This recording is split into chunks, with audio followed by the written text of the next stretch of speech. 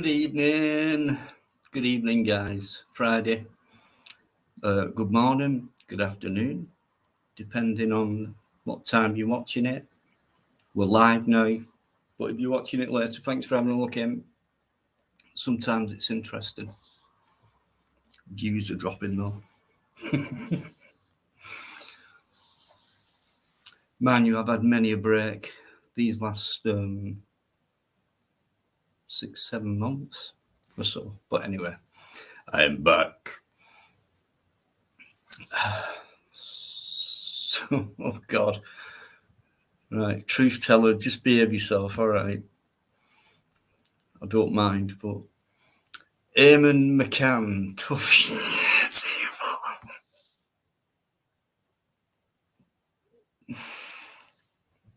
That is the greatest opening comment I've seen on a live, and no offence to Yvonne on that, but Eamon, straight in there. Cheers, mate. Come on, the Ireland. Yes, so we are. DJ, how you doing, DJ Hertz? Ali, thanks as always. Superb. Class 1. So is UK Transparency.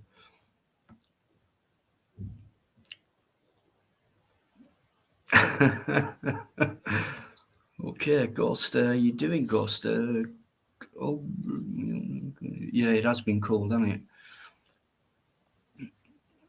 I suppose this time of year can get boring. Man, any day can be, can't it, really? Then you go through them long periods of boredom, don't you? Let's not be bored tonight. You'll be back at 9:30.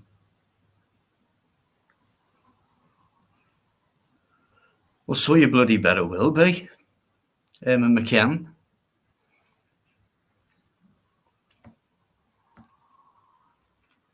How you doing? Thanks for your comments.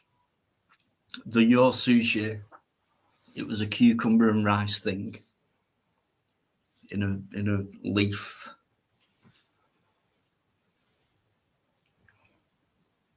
How you doing, Libertarian? Good to see you. All good, thank you.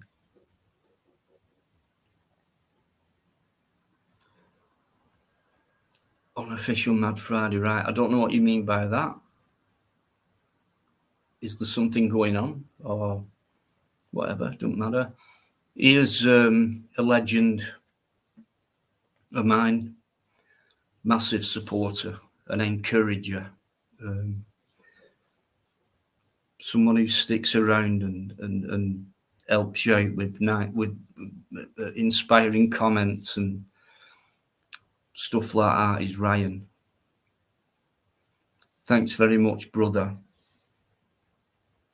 for popping in, mate. Thank you.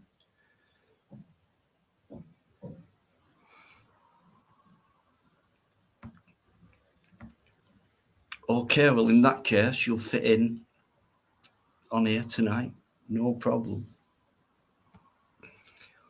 Patsy Kelly, how you doing? Really nice to see you in the lovely Patsy. Barking Mad as well, how you doing? Bolton Moocher, I think you knew. Forgive me if you've been in before, but I'm not far from Bolton. And I'm a moocher.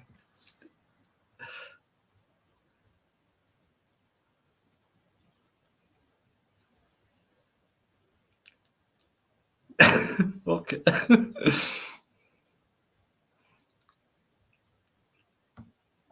Listen, you're not going to let this go, are you? It's not as if I ever mentioned anything about a 24-hour live. But for some reason, you seem to want me to do one. I don't... Oh, God, that'd be so difficult. It would have to be done for a special reason, I think. I don't know. Maybe helping someone out or something like that. And I'd try my best, I suppose, if it were for a great cause. So you and your 24-hour live, yeah, really.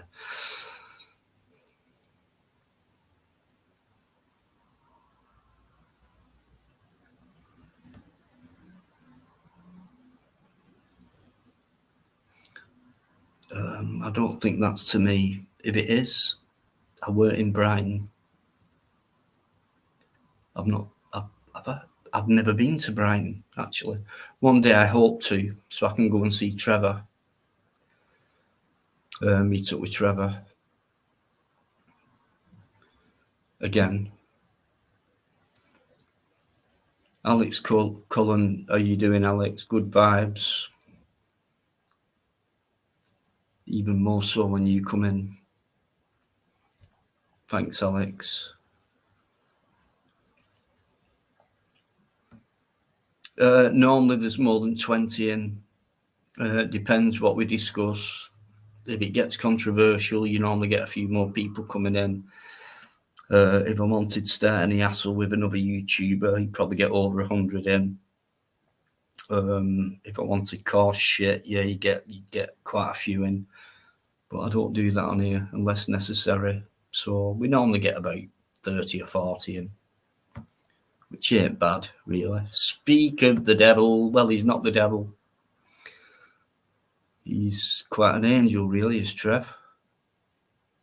Trevor, how you doing? Just been talking about you.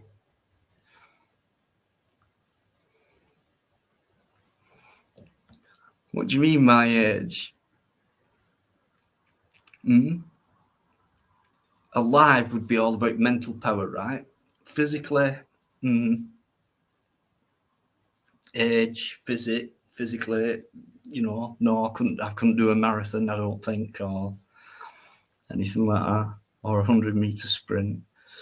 I can walk for hours, though. I love walking. Yeah, Trev. Yeah, we'll do it. Ministry of Madness, how you doing? Good evening to you as well. Biker should be on in a bit, guys.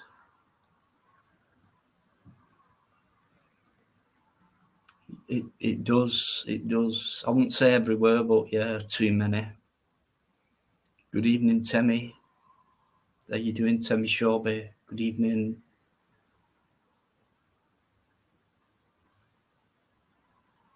Okay. Speak of the devil. The other devil, that is. Which is our biker, of course.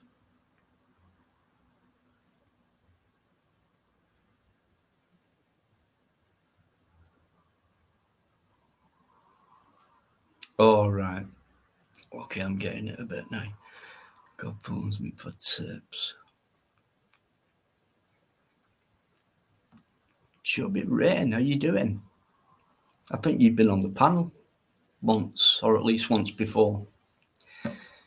Chubby. Yeah, I think it was the same conversation that night as well. How you doing, mate? Thanks for coming in.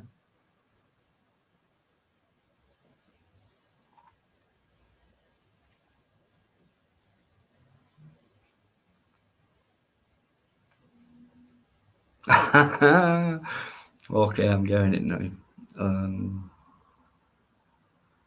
No worries. Okay.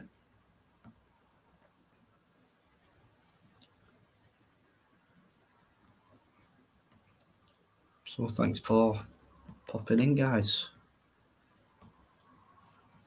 I'll put the link up.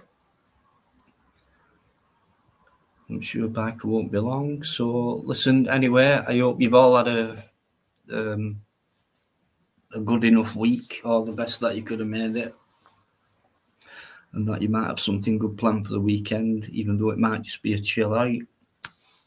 That's excellent enough. Why not? Obviously, this business of Christmas coming up. So what? 16th today, 25th in it. So Friday, Saturday, Sunday. So it's a week on Sunday, is it? Have I got that right? So yeah, next weekend there'll be all kinds of celebrations going on, no doubt. People doing it in their own different ways now.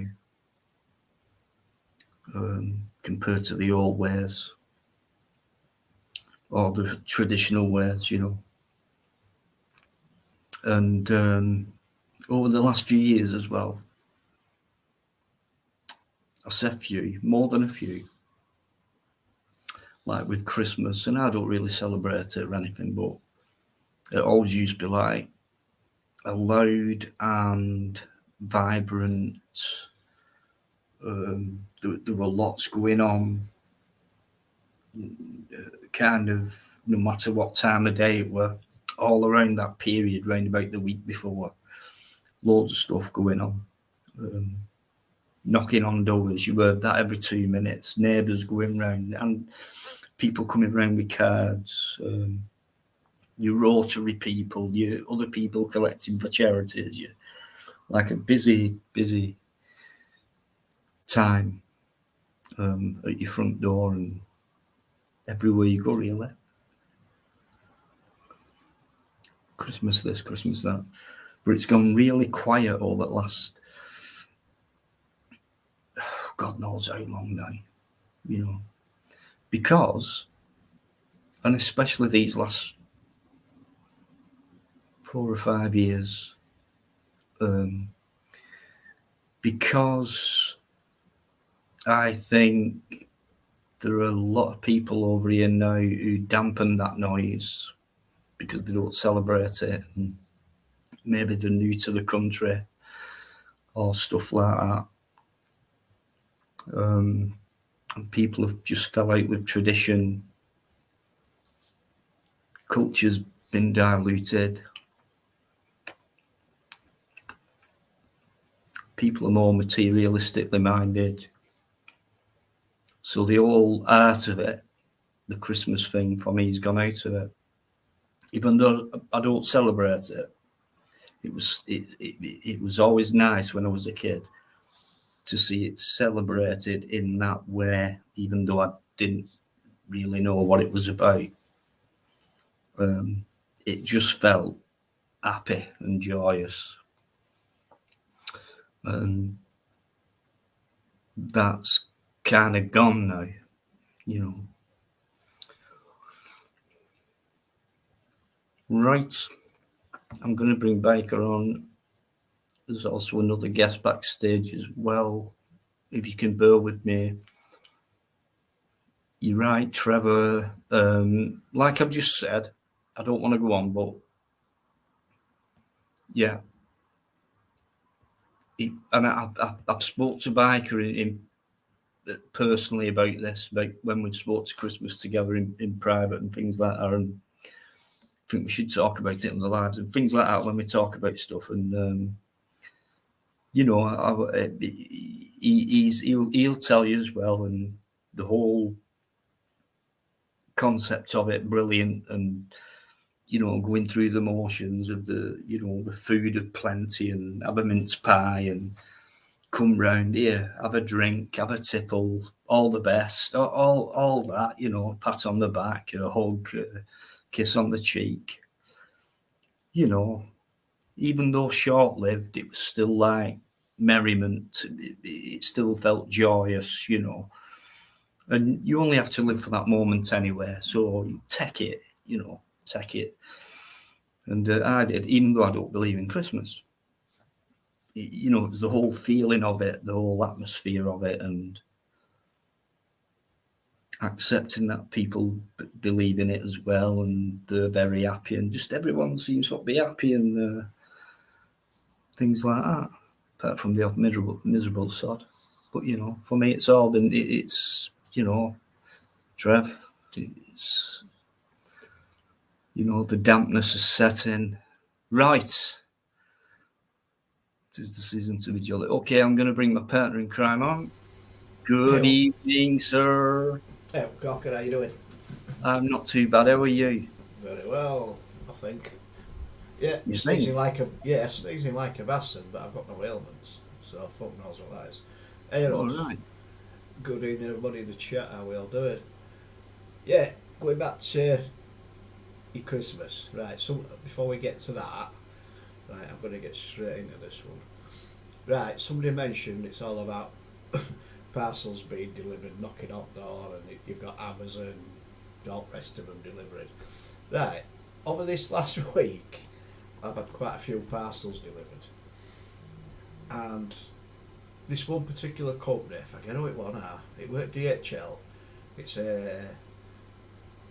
Hermes, that's it. They use private vehicles, right? Knocked on door. Package for so and so. Yeah, okay. Can you just open your door and I'll put it on your doorstep so I can show I've delivered it? I went, you what? Says if you just open your door a little bit and I'll leave package on the doorstep so it shows that I've delivered it. Says, but how's that showing you've delivered it? Well, your door's open and so obviously someone's opened the door and I've delivered it. I thought, okay, I can see logic in that. Brings it in, says to Alice, told her, and she went, oh yeah, they do it regular. Oh no, all right. You know, Amazon pulls up a couple of hours later and says, oh, package for so and so. Yeah. Hands it over. He says, do you mind if I take a picture of you with the package? I went, fucking too right I do, mate. Says, you're not taking no photograph of me on my doorstep. Oh, we've got to do approved delivery. Says, you can fuck off, you're not taking no picture of me, not on my property. And he got right defensive, well, I can't deliver it then. I said, well, it's in my hands, tough shit, fella. How do they think is that proves delivery? You could be a neighbour, a brother of the recipient, yeah. Whatever. And yeah. That's all they wear. Yeah. God, even postmen are doing it now. Fucking ridiculous. How much do they want on us? First Amazon delivery I've got. I mean, when I get packages sent from Manchester area, I always have to sign for them. Right, I don't know why, I've always got to sign for them. Maybe because I sent recorded delivery, I don't know. But I always sign for them. Not a problem with post office, a quick squiggle on the little monitor thing, and that's it. But that's it. No, try UK to me. No, I won't let him take a picture of my package.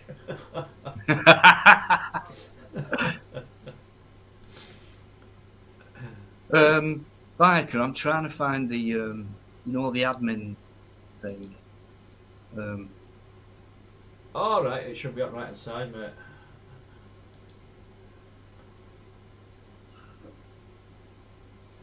Top right hand side somewhere, drop down arrow.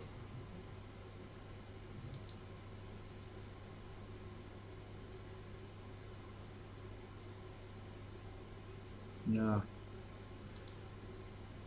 It's somewhere in there. Yeah, just try and find it. Should be ran AF and SG, not sure. So banner time. Is that you?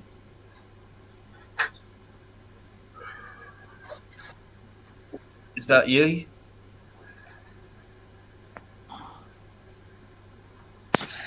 Is that you? Hello.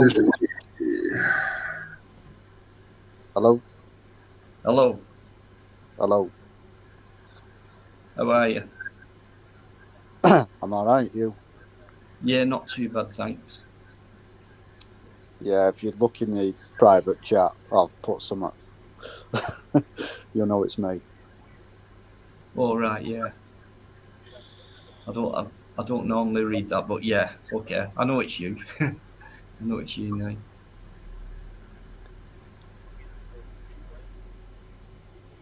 Special delivery, good one. Street Madness. SG, no. No, you'd have been on straight away.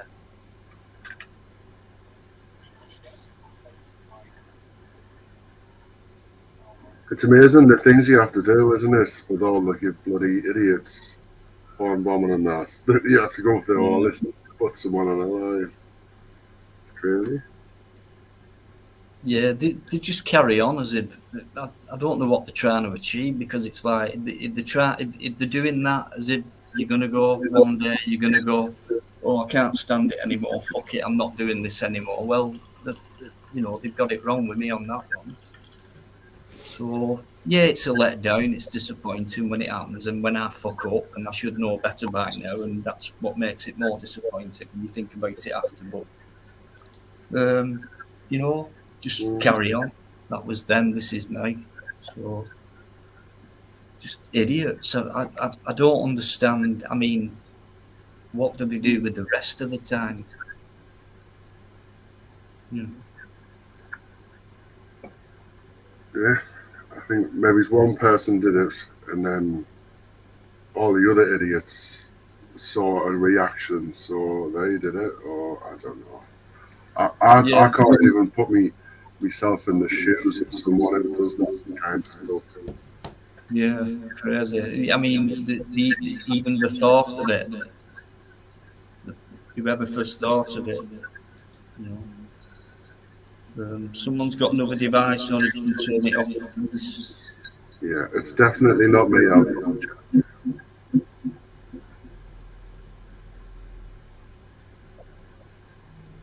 But yeah, I mean, if you get a kick out of it, Yeah.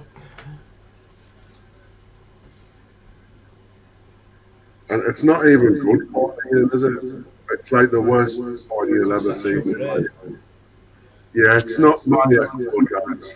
There must be someone else just as well. Don't know, I can't say all that. No, I'm not recording any. He has done. I'm just talking about it. Yeah, put it in early. Yeah, it is him. I know his voice, mate. That's him. I'm the real That's him champ. that's supposed to have tried hacking Dean now last time he came on. Well, I'll mute my mic for a minute. yeah, I thought it was you, mate. Teflon, I've seen you there. How you doing, mate? Ministry of Madness. Was that you backstage a little while ago? You, there's room if you want to come on.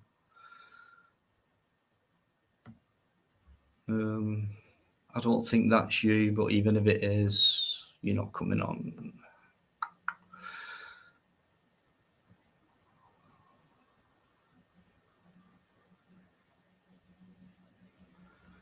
Paul Hutt, how you doing? Good to see you as well. Yeah, who mentioned something before? Where was it? It was something to do about the post. Yeah. So, well, not just the post. Right, we still got echo.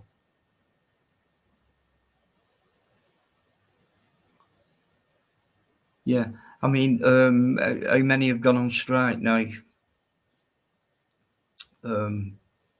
You know, how many important important businesses, stroke companies, stroke public services gone on strike this time of year?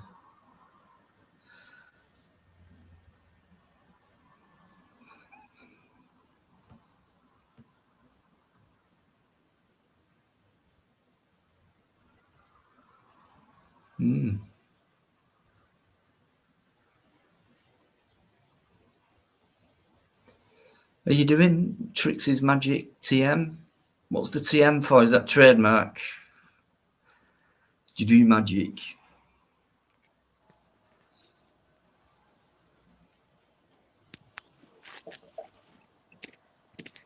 Got someone back. I think it's yeah. These strikes are not good. Like, yeah, I know they're not. They're not. I posted a parcel off on a Saturday. Not was it last Saturday? No, the Saturday before, and the recipient only got it on the Friday, I think, after. And I posted it second class signed for. Ridiculous. If anything, I think at least they should pay you back your postage. Well, if you pay for the service, mate, you would think so. I mean, what if that package was important to someone? No, it's not necessarily a present, is it, or a gift, just because it's a parcel. Yeah. No. Ridiculous. It's like no one cares anymore. All they care about is money, and even the ambulance service, I believe, have done some striking. No, they ain't got on strike yet, mate. They are doing. It's NHS They're about to, yeah, doing staggered strikes. It's like post office doing every other day, apparently. yeah. NHS did one yesterday. They're going to do one tomorrow, and I think they're staggering it each day as well. Yeah, causing a quick- lot of problems. A quick question: anybody hear any background noise coming from me? No, you're fine. Like a fan sound? Like Just Oh, keep yeah, ta- there's a, yeah, keep there's a- talking. Just say 1, 2, 3 or whatever. 1, 2, 3, Say it again. 3. 1, 2. Yeah, it is.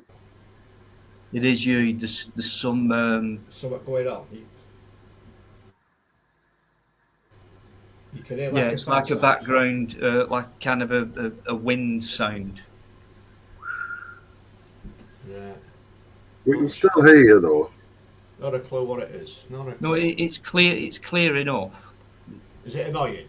Yeah, there's no echo or anything. It's just a bit of a background draft noise type thing. Right. No, it's alright. I increased. Yeah, like a fan noise. That's Right. more like the best description. Truth Right. tell, a fan, like a fan going on or something. Yeah, Right, I increased fan speed on computer earlier. It might be that. Let me just could sort be that that. out. Yeah. Anyway, it's clear enough. Rug Ops, how you doing? Thanks for coming in. All these strikes are manufactured to post office, NHS, etc., into privatisation, which means to me, if that's true, it means the government are putting these people in that position to strike in order for the government to gain that goal of getting everything privatised. Well, they had 30 billion to spare when they were putting all the COVID stuff out. You know. It's crazy. Imagine being in that position. Like when I heard ambulance drivers, I thought, well, these are people who work in care, and you got paramedics in there as well as people who do lowercase things, but it's a very important job because it can save lives, etc., and things like that. It certainly helps people in a lot of circumstances, being minor circumstances. It still helps people out, and they're still there for it. Okay, sometimes they're slow at getting there.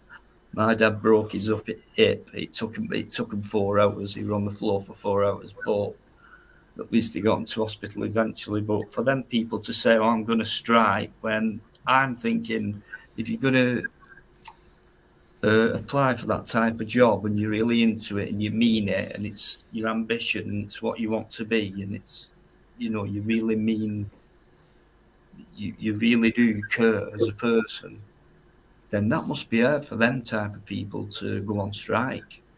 But then I still think that they're the ones who work in that industry, like they do in any other care industry. There's still many of people who don't care and just go ahead for a different ambition of their own, which is a selfish one. I think the NHS, mate.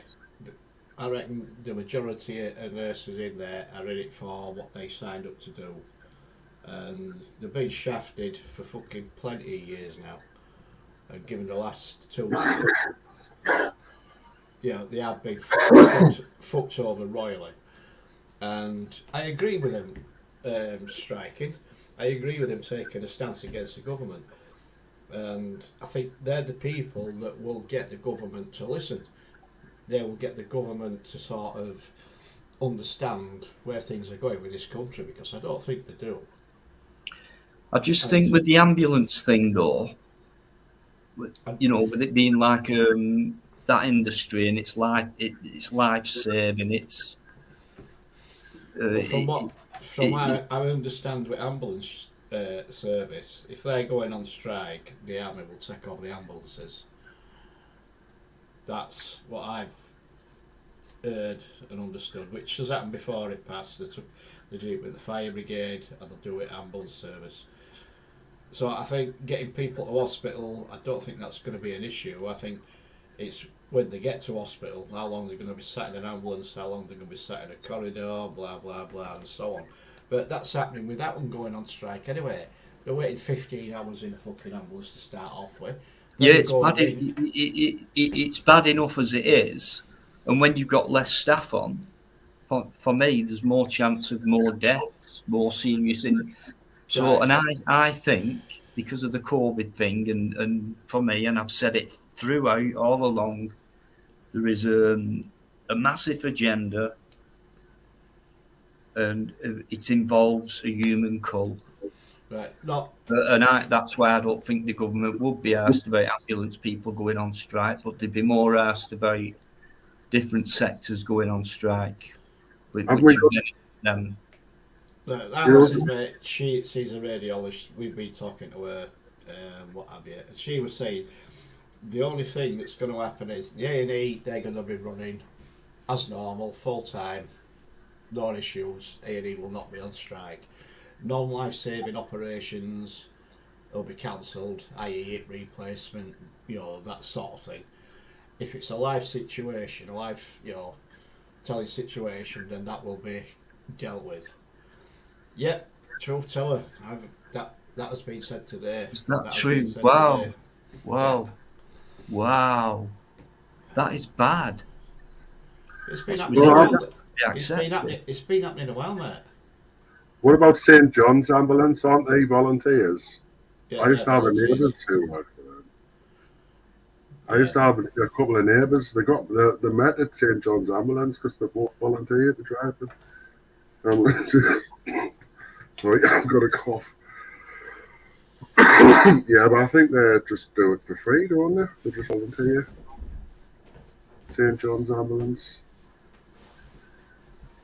Rugopshire, the old fourth industrial revolution. I'm going to have to read up on it again, but little bits of it I remember, and I think just the basic overview of that book of his, that fella's fucking mindset and the way he's powered on. Klaus Schwab. Yeah, it's worth reading again. That's worth going through again. Frightening. Yeah. I was thinking about starting a petition, ban the World Economic Forum, ban the organisation. Would that work? Because we don't elect them, but they control our governments. Yeah, you're right. I mean, a petition, I'm pretty sure there's been some already, mate. You know it's going to go nowhere, basically. Yeah. But that power, they're already fucking a generation or two in front, really. The thing is, the people who will read the petition are the people who are in the World Economic Forum. See, this is where it needs to come from, because you've noticed in the past they brought this new name out, whistleblowing, and you got the nurses and doctors, and you got the other top professions, police and things, whistleblowing on the colleagues and things like that. And for me, that did sort of make a difference, does make a difference. But not good enough, not enough of them. And some of them were that frightened they've had to go anonymous, change their identity and the name, things like that. That's how bad it's been for them, but they've done it for the good cause. Hoping that they can change things, and it has changed things, but it's just a very small percent of us now what have woke up from what we've been told from that compared to what we used to think before, which is good. But how do you spread that information and that passion further and faster throughout people? That, for me, that's something to think about. How do we do it faster? How do you market what we've said? How we've whistleblowed? What only so many people have heard it on such a thing, or even on mainstream media, only a few million people might have heard it out of so many more that need to know. How do you go about something so massive? if we all share information, I think that's the key. Someone asked me this a while. My mum actually said, why do you do all this? You know, and I was like, we share an information that's so important. Because if we don't do it, people will just watch the mainstream media. There's such a massive alternative media now, and it's growing every day. That's a good thing, I think. For me, you've got to watch the mainstream media, but not like,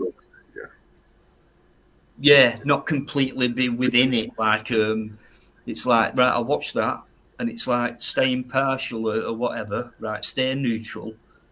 Okay, I've watched that, but yeah, I've listened to my friends, I've listened to Chubby, I've listened to Deanology, I've listened to Biker. They said that the other night on that, right? So I've listened to them. It's different to what they said to me, so I'm going to think about it. That's the first point of call, thinking about it and then deciding. But don't think too long into it, because it's quite obvious what's going on. You know, research whatever the mainstream media throws at you, and you'll find that it's been diluted and convoluted. It's so obvious as well, isn't it? It is. That's what I mean. It's obvious to us, mate, because we did what we need more people to do now. We did it a few years ago. Let's say a few years ago. So yeah, it's just we were in the same position as people are in now, and if we were capable of waking up, then so is anybody else. But always keep trying. All right, it feels like we're pissing in the wind, and we are. But what's the point in giving up? Just do each other's bit. We're all in a certain position. Some people are in powerful positions who could change a lot of things, maybe overnight. But then again, a lot of them people, and it's been proven in the past, who've tried to do that have been murdered by suicide, etc. All that kind of stuff. So it's tough.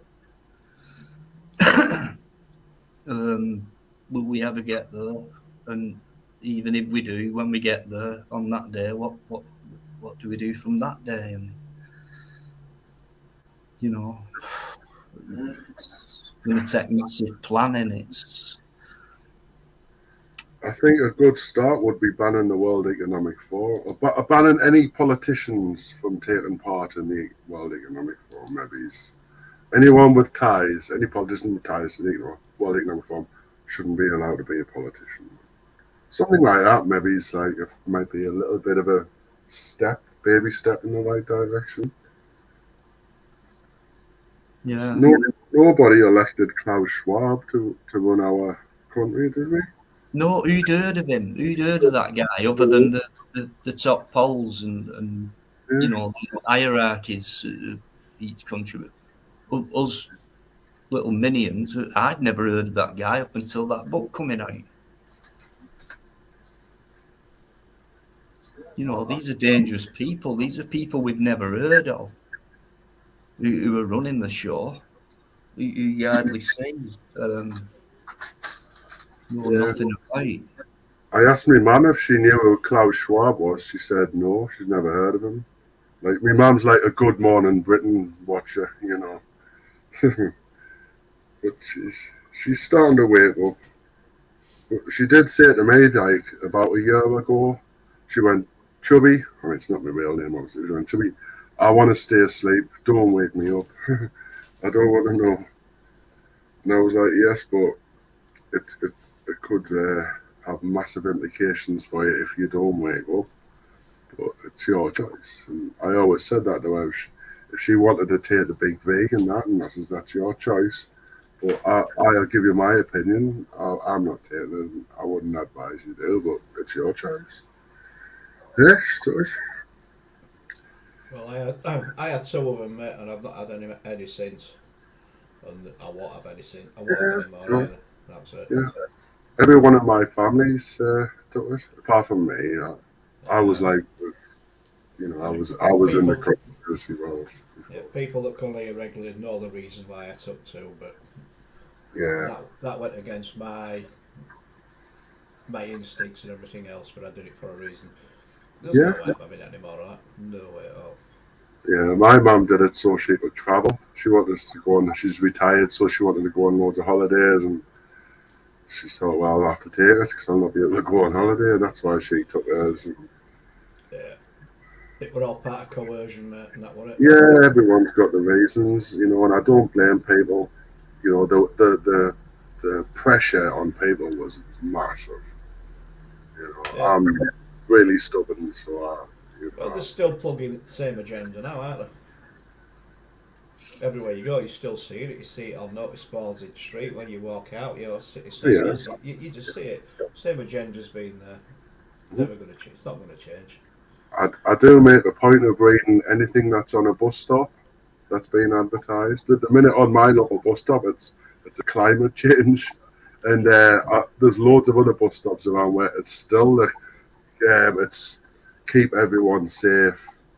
You know, all the COVID rhetoric that's been put out over the past 3 years, it's still going, like you say. You must live in a decent place, mate, if that's the only adverts you've got on your bus. Because when I leave our village, I go into the city.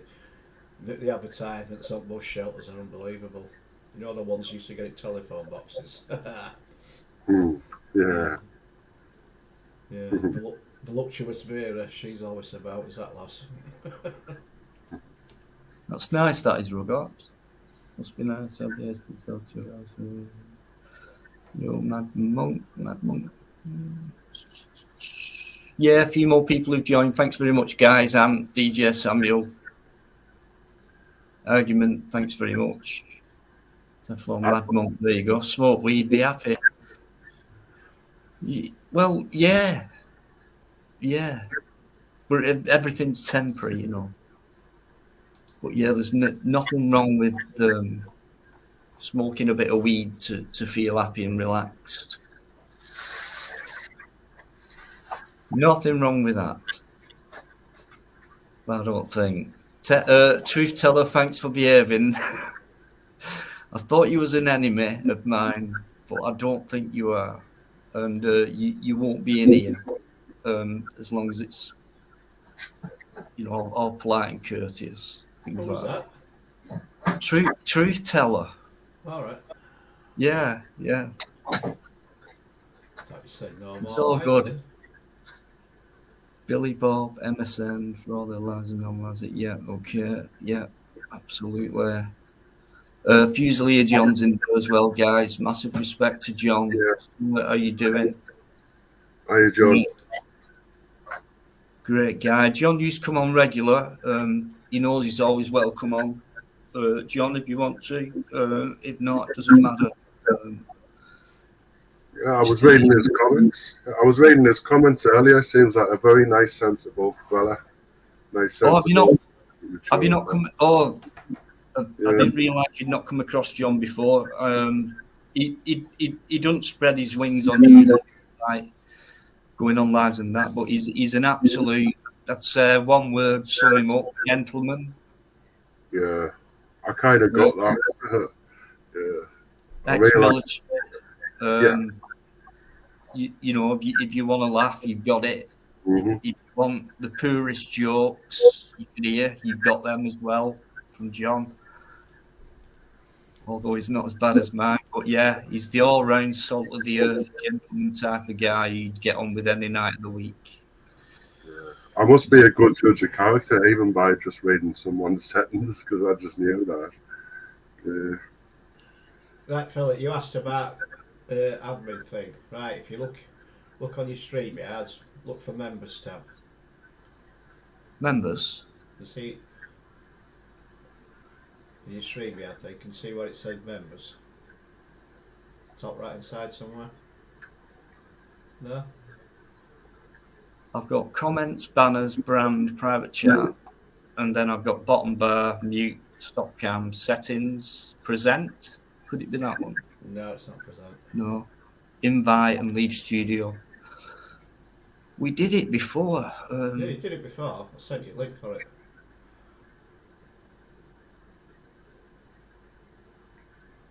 All you got to do is click the members tab in your StreamYard dashboard. It's there. Somewhere. You find it. Don't worry about it just yet, mate. Might be on that. If you find Just it. while you're doing that, an easy question. What's your favourite Christmas songs? Favourite mine's- Christmas song? Mine's definitely the Pogues. I forget the title. What's the title of that? The bells ring out at Christmas Day. That one. I believe in Father Christmas. Is it that one? No, It's I an don't Irish think so. one, isn't it? It's Irish. Yeah, they actually got some lyrics banned because they mentioned the word faggot in one lyric line. It was the Pogues. The bells ring out at Christmas time. I forgot. Oh God, right, I've got to type that in. I'm going to Google it. The Pogues. Fairy Tale of New York. That's what it was. That's the Is that one. what it's called? That's the one. Fairy Tale of New York. Kirsty MacColl was in it as well.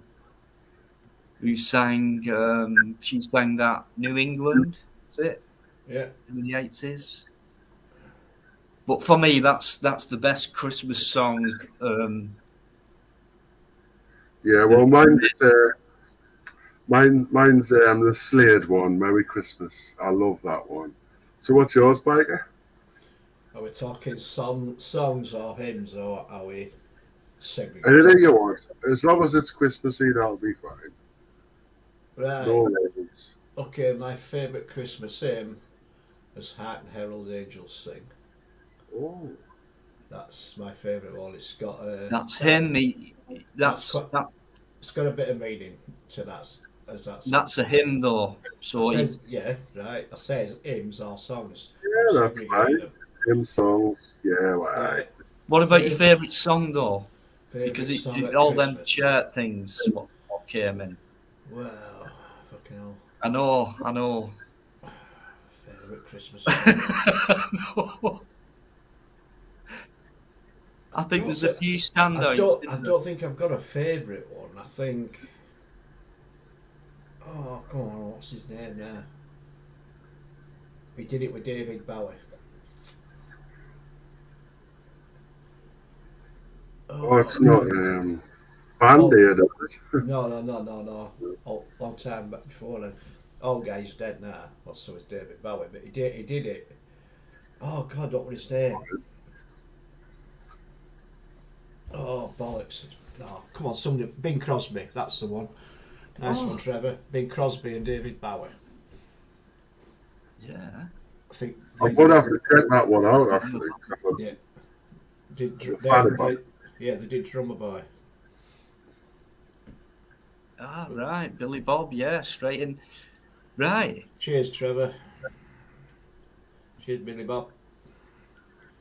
Yeah. Argument got it as well. I wouldn't say that was my favourite, but that's the one that sticks in my head. Slade, so Merry Christmas, that one. Argument. Yeah, probably one of the most popular. That one as well, Wizard. Wish it could be Christmas every day. That's the one. That one. And the George Michael one. Yeah. Or was it Wham or George Michael? Last Christmas. That one always seems probably one of the most popular ones. And then the Band-Aid. The absolute shit. Oh, God.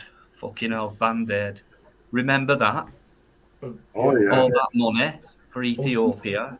Who's that screaming bitch that makes the money just out of the Christmas song once a year? What they call her? Yeah. War is Over is another great one, I'd try to say. Yeah, it is actually that. Yeah, I like that one. John Lennon, yeah. Come on, who's that screaming bitch that comes out once a year? That's the Mariah Carey. Cheers, Trevor, you fucking on board tonight, mate. Yeah, Mariah Carey. She makes her money out of that song every single year. She makes millions out of it. Radio Few Men, new name to me. If you've been in before, forgive me, but thanks for coming in. War is Over. Trevor, forgot about that one. A bit too sullen, I reckon, for Christmas. I reckon that's why people didn't really... Did it get to number... It must have got it top 10, that. But, This is Christmas. War is over, and the thing is, it isn't, and it wasn't, and John, I think he meant well, but he weren't No, in but if you remember, reality, really. if you remember the video from that song, it was about World War One when there was ceasefire on Christmas Day. Germans and English played football on battlefields. Aye. And I do remember that story. That Yeah. that video was shown over the song, Mhm. and I think that's where the title came from. War is over, because it was for a day. Mm. Peace to Interesting. all, peace to all men. Is that true, Eamon? Well, I believe it is. If you put it in there, non-jokingly. I mean, Shane McGowan, he must be. I'm guessing late 50s, mate. Eamon, late It's- 50s, early 60s, maybe. It's going to be nearly 70. It's got to be. Well, I don't know about. No, it's got to be Well, nearly 70, mate. Well, could be. Yeah. Fucking hell, they were older than me when he sang that. Well, I mean, what's up with him, Eamon? It's poorly. I know that. What's he poorly with?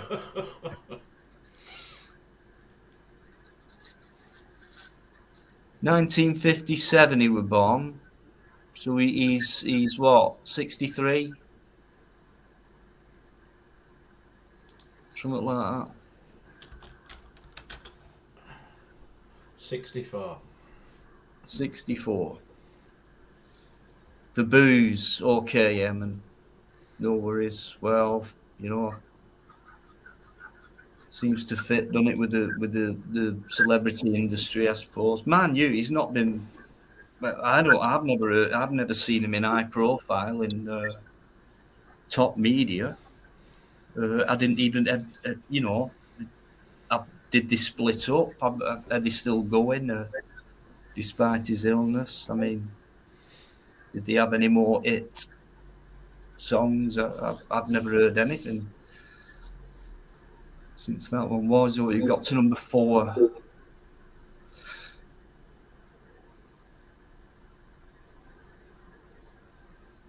Right, truth teller, yeah, that's a good one.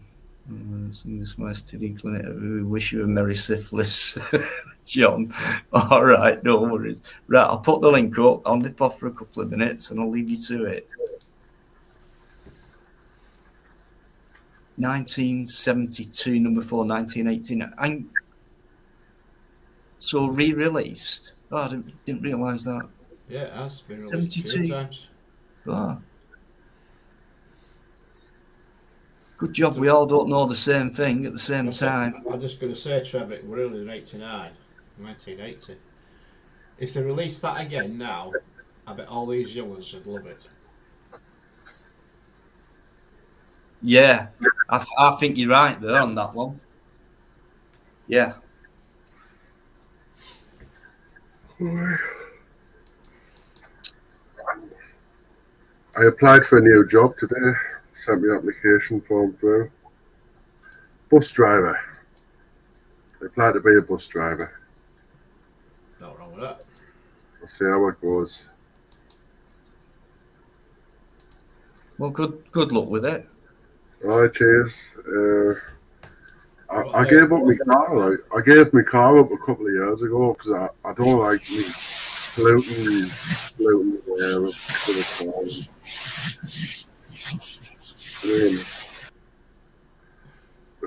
If I get this job, I'm going to have to stop smoking weed because I think they do random drug tests.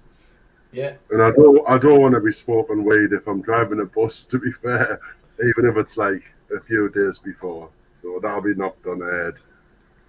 I know they do a weekly drugs test, and well, it depends which company you work for. Weekly drugs test, and they do a daily breathalyzer. Oh, that'll be fine, yeah. Because like I say, if I'm driving a bus and I've got all them people on under my like safety net, I'm going to be safe from them. Cranko.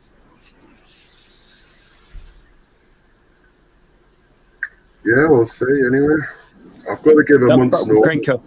It's going to be at least a month before, and they do like CRB check as well, so that's meant to take weeks. I'm currently just working in a call centre. I want something different. I've worked there for 20 years, so I just want something different now. Well, almost 20 years. So we'll see what happens. I think there's been a lot of people I've noticed, like on Facebook and that, people have just started to think about a change of career. Right, on it career I changed when I retired, took early retirement, mate. Fuck it now. Uh, That's it, that's me done. so what was your, your job? Not previous job.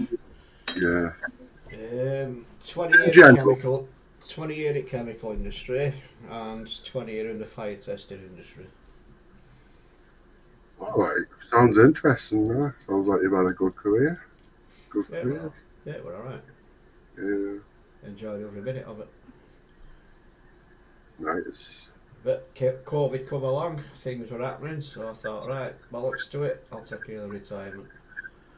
Yeah. I'll definitely take another retirement myself as well. I've got good pensions, so I thought, why not? Quite good. I'm not happy in a call center. No, I won't be. I mean, I love helping people. I love it when they ring up and I help them, and then they're like, "Thank God that's all done." Before they go, and I'm like, "Well, that's good, but I'm not really satisfied in my job, so I'm looking to do something else." So I think, I could sit in a place like that and just take phone calls all day. I couldn't do that. Don't know. I need to use my brain, use my knowledge and everything else, not just sat at a phone. I need to be hands on. yeah, uh I say I'm just not happy in my job, and I always said if I'm ever not happy, I'm just going to go and find something else. That's exactly it. If you're not happy in what you're doing, just Yeah, get up and go. like I say, I have worked for that company for 20 years, but I've done a lot of different stuff. Like I'm primarily an IT guy, but I'm stuck in the bloody phones at the minute, and there's no way out. So I think I'll just try something brand new. And it was one of my friends rang us, and I was saying to him like, I'm not really happy in my job anymore, but I don't know what I want to do. I like dogs and animals, so I was thinking I'll work in a zoo or kennels or something. And I applied to be a volunteer, but they said they were absolutely full, and they had a long list of volunteers. That's how everyone wants to work with animals, basically, even Yeah. for free. So that's out the window. And then I thought, well, because I've given up my car in the name of I think everyone should give up the cars. I don't like cars on the road. I think that they should all be gone, and I think everyone should just use public transport. It would help the environment. When I say I'm not about climate change, I'm not about pollution, because there's so much pollution. I think it's got a lot to do with everyone getting cancer. So have you noticed how when cars exploded in the world, everyone started coming down with cancer? It's got to have something to do with it. It's all connected. So I gave up my car, under that belief. Well, where I live, I couldn't give up my car, and I can't rely on public transport either. Yeah, I mean, I go shopping for my mum 2 or 3 times a week, and without my car, I won't be able to do it. yeah. And I also thought that the money's really good now, because they've given bus drivers a massive pay rise. They were on around 20 to 21 grand, but now they're giving them £26,000 a year. That's like if you've done a year's worth of bus driving, you're going to 26 grand, which is what my manager's on. So I'll be on my manager's wage just by doing that, and I would enjoy it as well. Well, the buses that run through my village, they've been on strike, and that's a Arriva. They've been on strike. Don't know how often do it, but they just don't turn up, and that's it. They're on strike. Yeah. Public transport's a fucking waste of time to me. It really is. It can I'm be. Yeah. I'm not a fan of Arriva. Yeah. It can be. Arriva's buses are like filthy and they're just the clackety, rickety crap, and they're never on time, and it just doesn't seem like a good organisation. So I'll tell you what's annoyed me with trains is that when it's that hour of the morning, well, them hours between 7 and 9, and they charge you extra for the tickets because it's them working out. They know people are commuting and things like that. The last time I went to Manchester during them hours, they had a 2-carriage train, which each carriage holds it's somewhere around 40 people. 44 seats And on them, isn't there? yeah, and then everyone's crammed in like fucking cattle. They're paying all this money and they're crammed in like cattle. And it's not the way to travel today in this so-called sophisticated rail network we've got. And they're going on strike for more money, etc., etc. It's not as good as they make out. And it pisses people off. It starts them off on a bad day. You know, if they're going to work or whatever, they might not perform as well at work. You know, they've had a shit journey to work and they've had to stand up all the way. Ridiculous. When it comes to them hours of a day, even coming back during the commuter times coming back, you know, the between 5 and 6 or whatever the hours are, rush hour, you know, finishing work hours, same again. Absolutely ridiculous. You know, and yet they put these 4-carriage trains on and double-decker buses when it's they're not needed. It's like you're not going to get many stops or on a bus. Not many people are going to be getting on at that hour.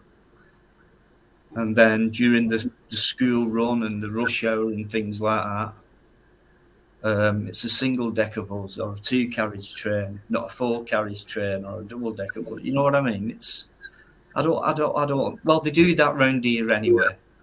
So, Mark Unsworth, how you doing? Good to see you. Starting getting worried about you. Good to see you back, mate. Hope you're okay. Thanks for coming in. Bring back horse back.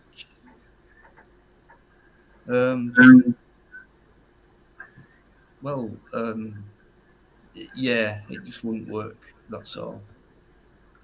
If you love animals, you work in a zoo. That's a fair point, Chubby.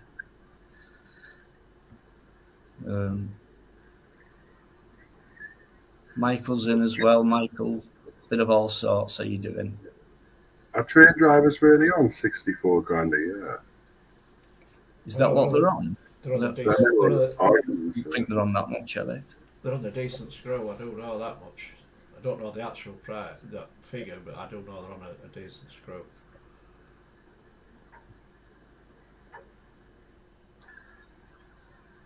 See, when all the trains are going on strike or what have you, it's not the drivers that's going on strike, it's the actual staff.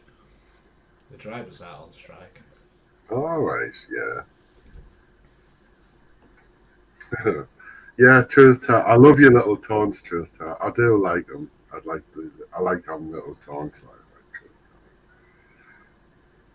Yeah, I'm not going back to playing in a band. I did that for 25 years and I'm through with it. What did you play, mate? What instrument, sorry? Guitar, bass guitar, and keyboards. I enjoyed. Mostly, I played guitar, but I enjoyed the bass guitar more. So, what kind of music, or was it varied, or? Well, I love punk music, so I joined a good punk band. I played in a mixed covers band, which was just things like Stereophonics, the Foo Fighters, and stuff like that. And I joined the club circuit as well. I was playing like in club bands and playing things like, well, I had 2 women singers. So we were playing all like Bananarama. Niggers, Hitler, ISIS, terrorism, Hitler, niggers. Yeah, I get Hitler, ISIS, terrorism, but knickers, where does that fit in? Niggers. I like knickers. Yeah, knickers. Yeah. Black niggers. Black knickers. I like white knickers. Pollywogs. I like red ones. Gollywogs, what? Them on Robertson's jam? Yeah, they're all right. Jigaboos.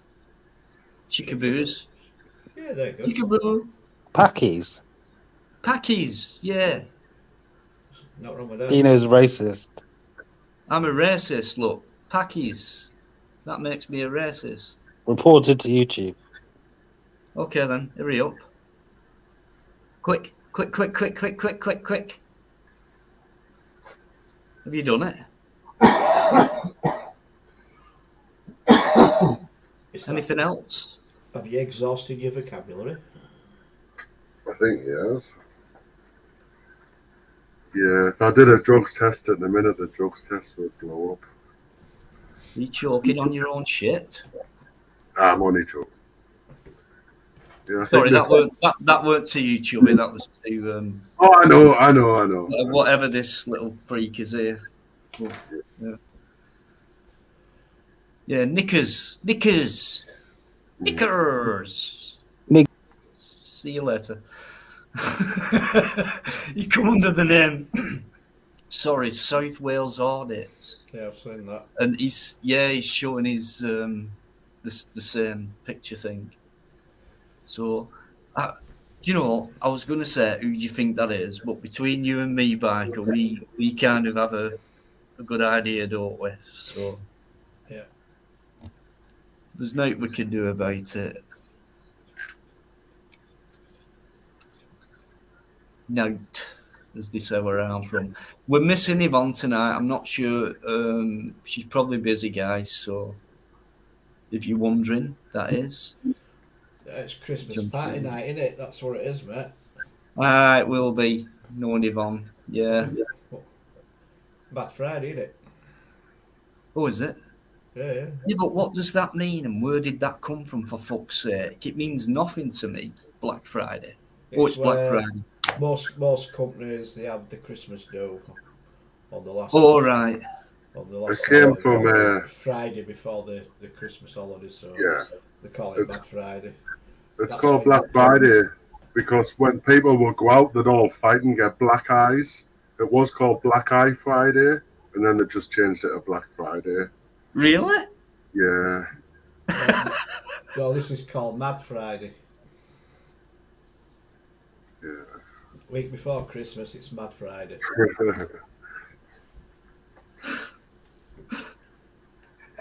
They give these days these names, and people, they go out and celebrate them and buy cards and presents and drink and spend loads of money because it's this certain day, what's called such a thing. It was my Friday, it was my Christmas do last week, and my manager was like, "Are you coming to Christmas do, Chubby?" I was like, "No."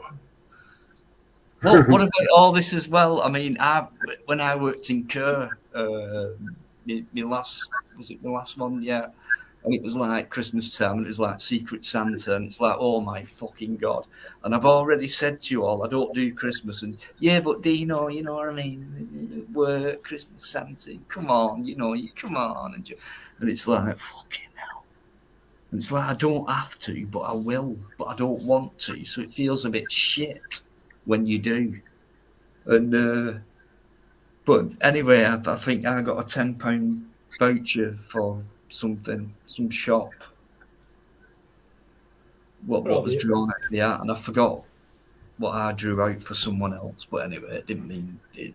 I know they used to do it at a place where I used to work, and there was one supervisor there, and she was an absolute bitch to this lad. She really was a nasty cow.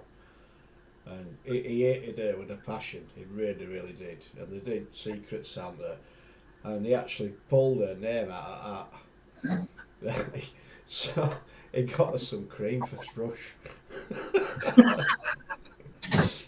and he wraps it up obviously it was there, and she fucking, everybody gets to open it all at once. In the same room, and you can have a giggle and a laugh. Everybody's got all these funny presents, whatever, and she opens hers. She's got a fucking tube of cream for thrush. Oh my god! Everybody knew where it had come from, but nobody could prove it. It was fucking brilliant. It really was. I suppose if you can do it that way, it's a bit more fun. Yeah, it was classic. Her face was brilliant when she opened that present. It's fucking tube of cream for thrush. Really. EA Audits has come in to say hello, guys. Please check his channel out. Enlightened Audits. He's a good guy. He's a mellow guy. And he's welcome on here. So how you doing, mate? I hope you're well. Yeah, if you're not getting notifications, unsubscribe and subscribe again. Basically, what happens is it's like a pack of cards. If you're a new subscriber, you stay on top. If you're an old subscriber, it stays at the bottom. That's why you're not getting your updates. Wow. It's good advice, that, Eddie. I was wondering why that happened. I know nothing. Yeah, just unsubscribe and subscribe again straight away. Then next time you'll get a notification. To be honest, listen, True, honestly, right? It cost me more than that. And all I got was rice and cucumber and some leaves, and a bit of salad. It's true. Check it out. Yo Sushi, check the menu out. They do have a vegan selection. It ain't much, just like everywhere else you go, there ain't much, but there you go. Yeah, but you can. What dog have you got if it's 8 weeks old? I didn't know you got a new dog. I bet you've got one similar to what I've got, haven't you? Me Sambo. He's called his dog Sambo.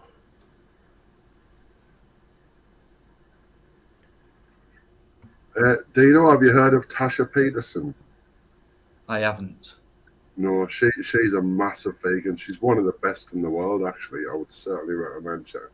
And she wears, she goes to, like, when she's protesting her veganism, she wears knickers and a bra. And it makes people watch her, you know what I mean? And look at her sign. So, but she's bloody beautiful. And so, she got a YouTube channel. Yeah, you just check out Tasha Peterson.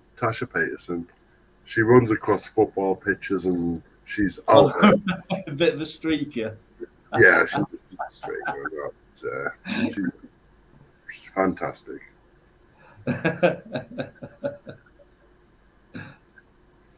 I'll check it out. Yeah.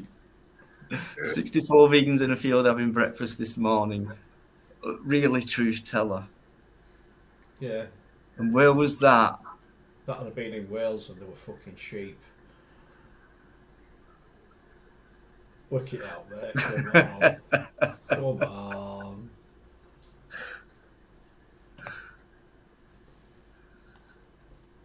Right, so yeah, I'll nip off for a minute. And golden retriever biker.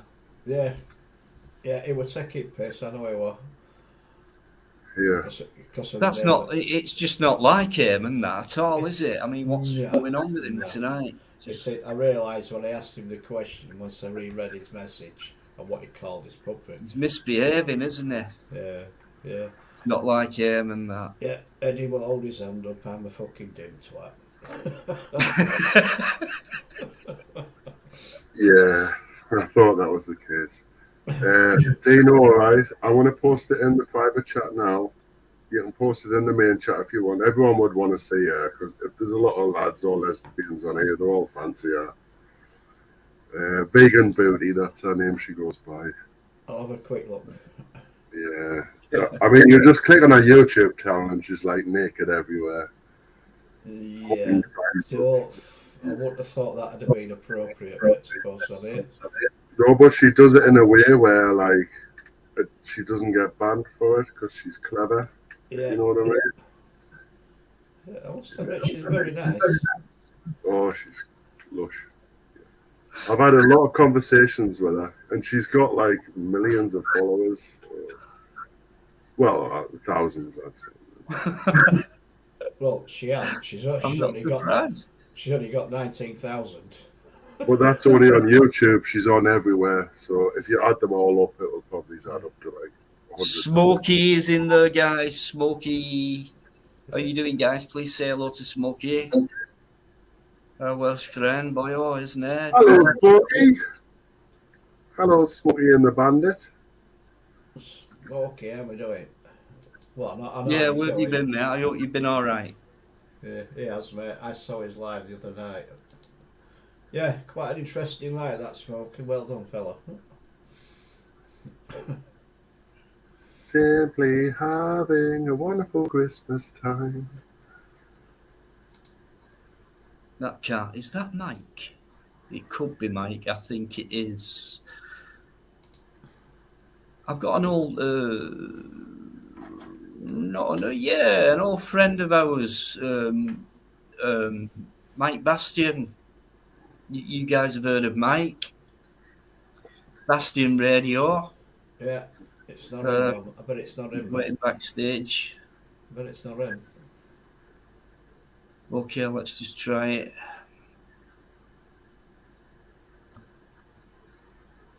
Yeah, I think you can do it. Merry Christmas, ho ho ho! I don't. Can you hear me or see me? It's all gone blank. Yeah. No. No, it's definitely me. I'll touch my nose. Look, I'll touch my nose. That's me. I'm not going to porn bomb you. I don't have porn anymore. I gave that up a couple of years ago. That's no worries, Mike. You've got something else on the record. We got echo. Hold on a minute. Is it because I've got YouTube on still? Nope. Is that better, Dino? Hello, mate. Is that better? Well, kind of, because you've gone. No, I didn't mean it like that. Put you back on. That's you've gone again. Oh, I don't know. It's the effect I have on people. That's it. Just because I've got my Christmas jumper on. Look. Ho Oh, right. How you doing? Long time no hear. Am I still echoing? Yeah, still echoing, mate. Has it still got echo? Oh, for God's sake. You know me and my technical abilities here with this bloody studio. Hold on a minute. Got too much going on. There's too many buttons and switches. Yeah, but I'm only using the mic and the camera. I'm not even using none of these. It's just the simple things. Do you want me to try and sort this out and come back? Hang on. Just mute YouTube. Do you want me to sort this out and come back? Dino? Yeah, of course. Yeah, okay, I'll pop back. I'll try and sort this echo out. Okay, hey, cheers. Sorry about that. Okay, I'll see you in a minute. Okay, see you in a bit. See you then. Bye. Okay. Yeah, Mike, as some of you know, irregular, he used to come on with food, controversial, blah, blah, blah, things like that, but a nice guy. So, yeah, good guy. Look forward to hearing what he's got to say in a bit. He's got his Christmas jumper on. I've got a pretty similar kit. Not as much as what he's got, but I've got some good kit. Yeah.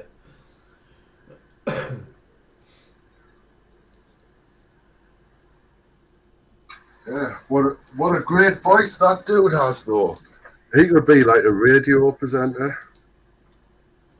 Hence his name, mate. Radio Bastion. Ah, there you go. He does have that touch, I must admit. He does have that touch of DJism, if you like. Does Mike? Yeah. He's got that distinctive voice as well. Bikers, put the link up, guys. You know you're welcome on here. How's Wales doing with the weather? Yeah, Smokey, how is it in Wales, by the way? Because I know Biker and myself, either side at Pennines, we've had it fairly icy. Yeah, we've had no snow yet. You've had no snow. We had -5 on. But we had Wednesday night, Wednesday early morning, Thursday. We had -9 last night. it was still fucking -9 this morning when I went in car. I couldn't get it car, the doors were frozen. I had to pour some warm water on fucking locks Yeah. and doors to get in. There's a lot of solid ice still knocking about on here, pavement Yeah. wise, etc. Yeah, And do you know then? It's Do been you know what we're forecast that thinking we're going to get today? it tomorrow and Sunday. Yeah. You know those where you go along on the pathway, and then where there's a crossing, or sometimes in between crossings, you get these pebbled Yeah. platforms, what they're built in for blind people. So when they step on them, these bobbles, they feel it under the feet or something. That's what they were supposedly designed for. But I've noticed lately, most of the path has cleared away naturally from the ice and that. But those little areas, those platforms, they've kept the ice on them. Right. So I've got a public service announcement. It's just a very short one. If you walk your dog where there's been loads of grit, right? Dogs are renowned for licking the paws, and if they lick the grit off the paws, it'll make them sick.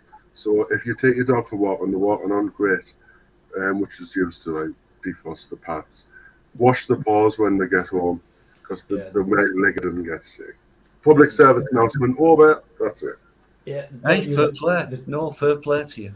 They don't use grit anymore, mate. It's salt. Salts, yeah, that's the one. Yeah. Yeah, that's the one. The grit used to have a chemical additive with it, and that's the reason why. Right.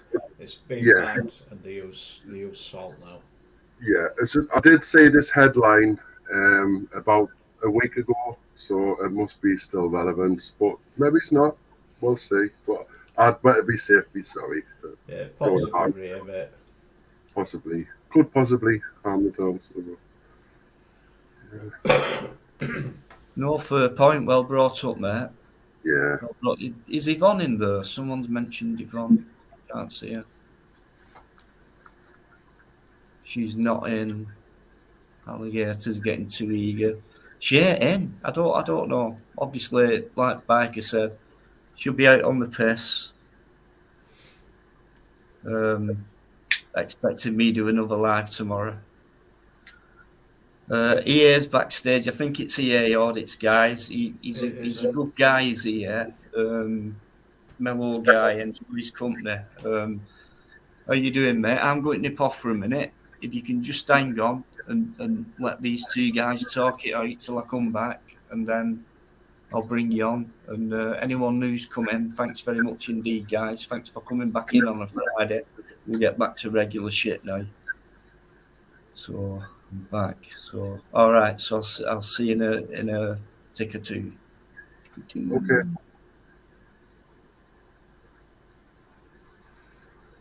I thought you were bringing EA on. Yeah, if you look back, I said when I come back. Bikereddie, have you ever heard of the biker rally called Storming the Castle? No. No? Are you a biker? Yeah. You must be from are you from south or north or east or west? Well, not east, because you'd know about it. Yorkshire, mate. Yorkshire. Well, you must have heard of Storming the Castle, that is. It's almost at Yorkshire. No, never heard of it. Oh, check it out, man. You are a biker, yeah? Yeah. Yeah, Storming the Castle. That's what a festival. I used to go every year. Oh, you're talking about rallies? It's a biker rally, yeah. It's right. one of the best ever in the UK. So. People come from other countries just to go there. And I think last bike rally I went to, that were Donington, and that were Nog-Rock rally. Oh, right. That were in probably mid 80s, something like that. That was the last one I ever went to. Right. I would highly recommend. It's at Whitton Castle. Have you heard of Whitton Castle? Nope. No. Yeah. It's just Bishop Auckland. Have you heard of Bishop Auckland? Yeah. Yeah. Yeah, it's Whitton Castle's there. So. Right, fair enough. If you ever hear it's always the first weekend in September. Highly recommend that if you're into biking. Yeah. Yeah. And you get some brilliant bands. You get all the best bands in the Northeast. I did have it on my bucket list to play there, but I never got the chance. But I did play. I was in bands with all the musicians who played there, so I was happy enough.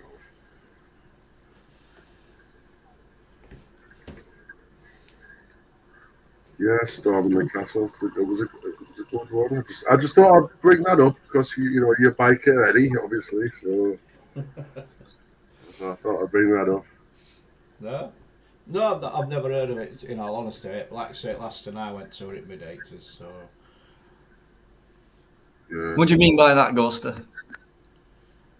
Put the porridge on. Smokey's cold. He must be. He needs the porridge. Nothing wrong with a bit of porridge with oat milk. A treacle. Oh. Yeah, porridge and treacle. Can't beat it. Porridge is the job, says Eamon. It's got to be proper oats though. You can't use that fucking ready break shit. What do you mean by? Do you mean like what's it called? That Scotsman, that Scots porridge oats. Porridge oats, that's the one. Yeah. As in proper oats. In Porridge, guys, to stay warm. Right, I'm going to try. Mike's back there. Mike, how you doing? Hopefully, we're back and we're minus the echo. That sounds a lot. I think that we sounds are a now. lot better, does that fella? Oh, is it sure? Oh, fantastic. Hope so. He's blanked me out. I know you don't want my fat head on the screen. That's what it is. No, it's not that. I've got someone else. I think it's here. Yeah, it is me. Great stuff. Okay. Is this the new screening process, Dean? Yeah, I've got to put this on because of all the bomb bombing, etc. So, I've seen what's been going on, yeah. Eddie, how are you, mate? You okay, Eddie? I'm all right, mate. How yourself? I'm all right, mate. It's just fucking everyone else. Know the feeling. Chubby, how are you, Chubby? You all right, mate? Hello, mate. Nice to meet you. I've only heard of you tonight, and I've been watching for like sort of 10, 15 minutes, and I take it you into underwear or something. That's the impression I got, that's all. Oh, well done. I think he said black knickers. Oh, black knickers, right, okay. Yeah, I think. It was knickers, yeah, okay. Yeah. Got that. Prolific vegans who wear underwear to get noticed. Not me. Hello, that feeling. Oh, you're vegan, Dino, aren't you? You're not yeah. the proper sausage, no? Proper sausage. What's proper sausage? Oh, proper meat sausage. You don't like the meat. So you're talking German here now, aren't you? I mean, you can't stay over. Well, I went into my German mode because it was a bit of an interrogation. So you are not partial to the sausage. You don't know. You will eat the bratwurst. I will turn on the bright lights in a minute if you And don't the want to. fricadelle is very nice. It's nothing like being stereotypical guys and people, whatever they call it. Stereotyping, that's the word I was looking for. I was going to ask what's the best vegan cheese, Dino, and then I thought maybe it's Dick cheese vegan? Hold on a minute. I've got some. Fucking hell. Hold on a minute. I'll back in a second. I've got some proper sausage somewhere. Hold up. I'm fucking Don't hell. get undressed, mate. I was going to say, I thought you were going to stand up and fucking drop his strides. Yeah, then. so like that. Sorry, yeah. I'm going too far now. Sorry. I'll reel it in a bit. I hear some strange noises. So don't worry, I'm not stripping off or anything. Right, there we go. Being on the German, my camera's off still. Hold up a minute. Being on the German theme, you cannot beat the proper Bavarian sausage cheese, yeah? Right? Nothing like a cheesy sausage. That's what that is. Don't Smoked. advertise, mate. Don't advertise. Turn it round, turn it round, turn cheese. it round. That's what There it it is. is. I can't have the shop name on it, but there we go. Bavarian smoked cheese. Yeah, it's nice. Because isn't it's it? Christmas, I fucking love these. I've even ate 6 already. Look at these pigs in blankets. Are you cooking them? No, I've already done half the packet tonight. Yeah. You're not eating them raw, are you? No. Go in the air fryer and give them a go. But Oh, you're an air fryer guy as well, mate. Oh yeah, now I am totally converted. Yeah. Got one about Fucking love 6 it. months ago. I couldn't get a Ninja because all the Ninjas had sold out, so I ended up with this Tefal thing. Do you remember the advert where they had all the big, long, bald heads, the Tefal adverts? Yeah. Well, I'm getting there, but my head just went that way instead of that way. Yeah, I've got a Tefal one, and it's fucking brilliant. I love it. It's got a rotisserie in it as well, so you can stick a chicken in there and rotisserie chicken. Got a posh one, right? Yeah, I think they're brilliant. I really do. Yeah, really good. Yeah, and it cuts all the fat. Well, this is why I look so trim now. Have you not? I noticed you didn't say, Dino. Oh, Mike, you look like you've lost some weight. Well, I did say that. Well, it's not that, Mike. I think it's the jumper. What doesn't do you any justice? No, it's red. Red's not my colour, mate. But I thought I'd better get in the spirit of things anyway. Well, it I does think look a bit red is baggy your on you, colour. I that's just the think it's the jumper. reindeer what spoils it for you. It's normally my face that's red, the blood pressure. But since stopping doing some of the broadcasts that I was doing, my blood pressure's come down a lot. Good stuff. Yeah, I did notice that jumper looks a bit baggy on you, mate, so I can see the weight loss there, mate. Love you, Eddie. Love you. Love And you. I've moved up this way now. I'm not too far from you, Mr. Eddie. Yeah. That's you. Well, I'm sort of in between Newcastle and, how can we put it? Let's say North Yorkshire Moors. Right. I moved up sort of, what was it, third quarter this year. Loving it. Right, so are you near North Yorkshire than Newcastle, yeah? Sort of in between, very much in between. Right. But not Darlington. Okay. You don't want Darlington. Yeah, so no, I'm loving it. Yeah, I mean, half my family's from West Yorkshire anyway, so I'm getting to see a lot more of them as well, which is good. Good stuff, yeah. So Can't beat West Yorkshire, mate. I can't be a pant Tetley. Have you noticed, by the way, Biker? I have, mate. Thank you very much. Thanks for mentioning it. The flags are expanding behind you as well, because you used to have. You realise how hard this is for me, mate? I mean, I'm a Lancastrian. If there's any Lancastrians watching now, I've not seen any abuse thrown at me because of it. Now, normally there would be from a true patriotic Lancastrian, just like Biker is Yorkshire. But I'm just showing my respect for that country, like Ireland and Trinidad, because Nigel and I could have a flag from many places, showing my respect back to people who So you've finally shown your respect this week after 6 months of having it blowing your fucking nose on it. Yeah, but the thing is, it took me about 25 washes to get all the fucking snot out of it. That's how much you respected it, you little bastard. I finally got it clear. What? I had a cold. What, for 6 I couldn't months? use tissue. That's far too valuable. I'd rather You've use hidden it a little bit in the background there, Dino, though, haven't you? It's sort of hidden in the back there. It's not quite prominent. Yeah, that's it. Yeah, I just thought I'd give it its right place. Please respect that. Coming from a Lancastrian. Takes a lot. I mean, would Biker do that for me? I don't know. They're too fickle in Yorkshire, you see. That's the trouble. Too fickle. Fickle, I haven't heard that word for years. Fickle, yeah. That's what my brother used to call me when we used to wind each other up as teenagers. You'd like call each other. It's an old English word, mate. You remember one of them old English words what we used to have? Yeah, it was. And I don't know where he got it from. 14 years old, and he got a nickname for me called Thickle Mickle, because my name's Mike. He used to call me Thickle Mickle. And I was like, Thickle? What the fucking hell's that? And obviously your first thought is, it means thick. But I don't know. Yeah, it's an old English word. But where he got it from, I don't know.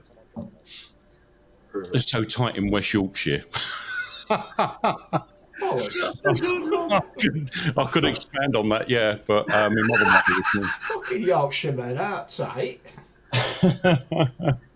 Yeah, all right, so you can join in the conversation anytime you want. Eamon, You can't get a bloody word in it. It's trouble is me and Mike. That's it. Oh, when it sorry. gets No, I better. apologise. I've been taking a back seat for a long time. But can I just thank you, Eamon? I love you, mate. He says I've lost 2 ounces since he's last saw me. Eamon, you fucking creep. Fucking love you. No, you're looking well, Mike. I'll give you that, fella. Without a doubt. Yeah. I just wish I felt a bit weller, but yeah, you know what it is. It's yeah. I'm okay.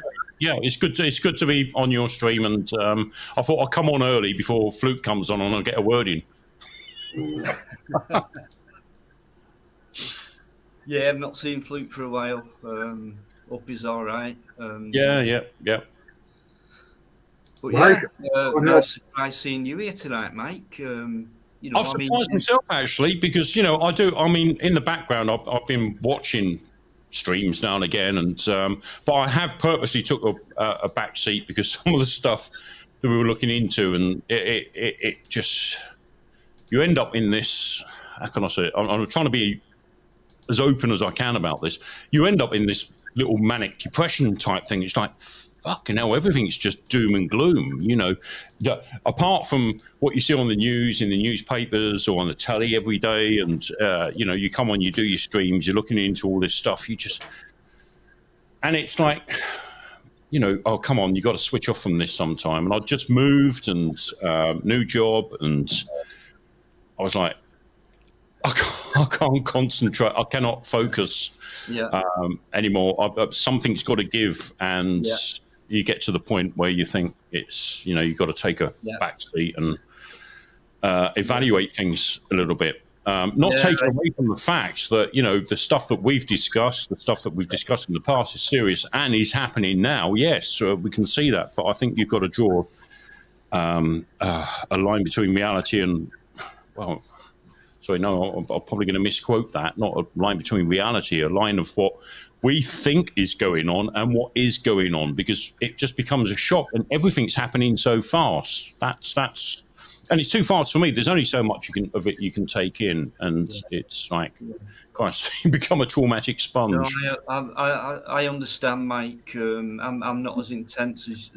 you are when it comes to the news and the latest updates on things and the details of things. But I'm always interested in at least the overview of it all, and willing to talk to yourself or other people about it and put my own. I'll be honest with you, Dino. Do you know, a couple of years ago, I mean, Fluke would come on my channel and we'd be heavily looking into the WEF 2020, 2021. And it was like, this is just like some fantasy. No, this won't happen in our lifetimes. This is well down the road. And when you're actually looking at that, and it's only a space of 6 months that things are changing, and what you've sort of looked at on their website and what they're saying is actually starting to happen, you start to think, no, this is happening, and it's happening now. It's not happening in 2, 3, 4, 5 years' time. It's happening now, and you're witnessing it. And I think what I found hardest to cope with is not the fact that what we were looking into is actually starting to happen, is that so many people are accepting it. Yeah, turn something off, Matt. You've got YouTube going on in background, cut. I've just muted you, Mikey. Yeah. Sorry, that was me. Yeah. No, I brought you back on, but yeah. Yeah, no, I got a phone call, so I got cut off. This is well down the road. Sorry. And when you're actually, I can hear myself now. What's going on? It's a nightmare. And what the voice of doom. Yeah, turn YouTube off. It's on. Yeah, if you turn YouTube off, it'll. Sorry. Yeah, that's better. No, you're there now, mate. Nice and clear. Yeah, sorry about that. It's all right, mate. How you doing? Good evening to you. Thanks for coming on. Good evening to all there. And Mike, you're coming through nice and clear. Annual EA audits now. Nice one, mate. How you doing? Yes, all very good, very good. Yeah, you got a good setup there. Good mic. Yeah, it's not only one of these road things, but yeah, it's all right. Yeah, it's not bad. Yeah, I've got to get myself a decent mic because It ain't the mic. It ain't the mic. It's how I set it up. You see, and I tweak it. That's the secret. That's bullshit. Well, that's bullshit, by the way. no, well, I'm just like, I was listening to that Mr. Beast, and he's only like sort of 25 or something, maybe even younger than that. But he was saying about sound in like his videos, and it's like it really is. He says it's like 2/3 of the video. Oh, it is. Yeah, because people are willing to tolerate a certain, if a video is degraded, but what they're not willing to tolerate is sound, unfortunately. And that's where I fuck up all the time. Yeah, same here. Yeah, I know. But they're quite expensive, aren't they? It goes from sort of cheap and doesn't work to like expensive and, well, expensive. Yeah, if you look back on my old Bastion radio days, well, I did do literally everything on the cheap. I bought £7 microphones off of eBay, and it's more hassle than it's worth. You end up spending double. Like they say, you pay cheap, you pay twice, and it is true. I don't go to the top pro end of everything. I'll go mid-range, and it is better. It's less of a headache, but I still manage to piss it up, mess it up. So. So which one would you go for then if like you're out? Because I've got this phone and it's terrible for wind, and obviously I lose a lot of content through that. Well, I think the ones that are winning at the moment with sound are the ones with these. I don't know if they're Bluetooth or work through the Wi-Fi, but they're these little Rode wireless microphones, and you get like a little muff thing that goes over it, and they seem brilliant. I think a lot of the auditors use them. I think PJ and DJ audits use them, and in windy conditions they sound brilliant. So I mean, I don't own one myself. I haven't got one, but from what I've seen on some of the other channels that use them little Rode wireless microphones, the little square things, I think they sound brilliant and they sound really good. Well, can I here, right? I've looked into this. Do you know what? If you've got a phone and you're going out auditing with an iPhone or a smartphone, there's a way that you can have a wind blocker, right? And you know how you do it? I typed this into YouTube, how to wind block a phone when out in the wind. And what you do is, when your nana used to have them curlers in the hair when they got to sleep. Oh, Yeah. That was the YouTube tutorial. What you do is you get some of them off Amazon or wherever, and it's like £4 for a pack of 10. All you do is you cut it in half.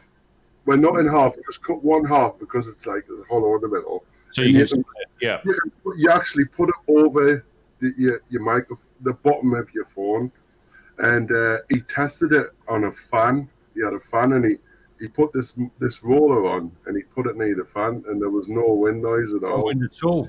Well, when you think about it, these big boom things that they cover microphones with, they cost about anything from £200 to £300. Yeah. That basically all that is on a much bigger scale. So it makes sense that would work. Just it's on YouTube tutorial. The keywords are windbreaker. I'm sure Dino's got some. Dino could try it out for us for that hair. When you do your hair, on a Sunday night, you get the rollers out. Yeah. No, I'm scribbling away, so that's brilliant. That's brilliant because, I obviously want to keep the costs down. And, I mean, when they say you're doing a channel on a shoestring, that has literally been the case. Like, as the police were trying to undo the knot of a piece of shoestring that was holding on to the gimbal that I had at the time, that got smashed, the camera got smashed, then a camera afterwards got smashed, and the gimbal got snapped. But fortunately, the gimbal was just a piece of cane. Sort of wood. Oh, what was it like? Like a gimbal you've made? It wasn't like an electronic gimbal. Yeah, and SIA security guards grabbed hold of it and snapped it. Bastards. Yeah, I know. Yeah.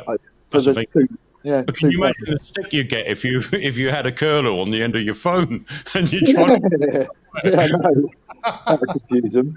What, don't you put anything over the curler? You just put the curler over. That's it. Some of it's got like a film thing around it, isn't it? The curler. Just check out. There's a live tutorial on YouTube. Just type it in windbreaker for mobile phone fix.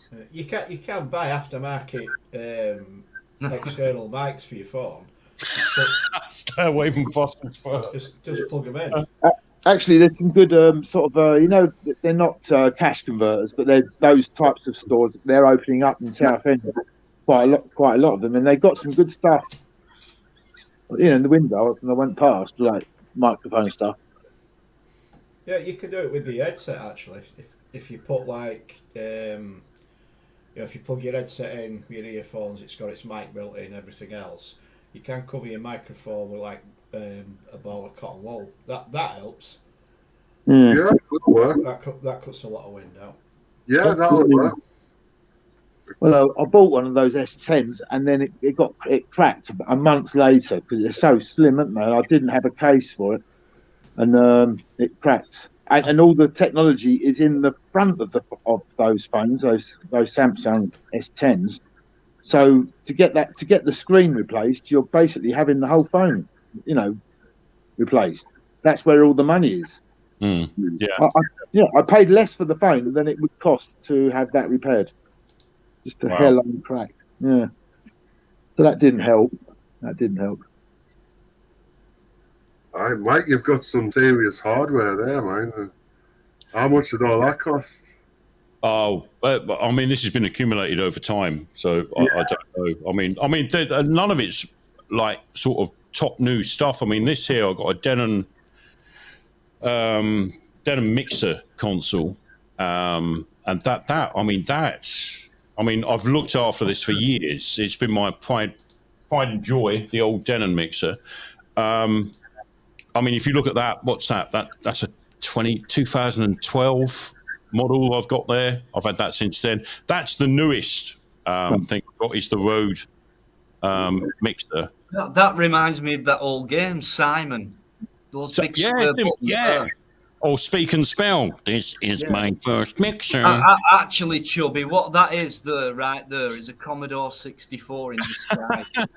Well, it's got the soft keys. No, it's a ZX Spectrum. What are you talking about? And that's just audio processing stuff. And a beer. That's the important bit of equipment there. Yeah. Glass. And an audio processor. Yeah, I do some radio stuff, so that's why I've got that stuff there. Yeah. I remember when I first started playing in bands, I was like, I was playing me goddamn hardest, playing me heart out. My muscles were aching after gigs.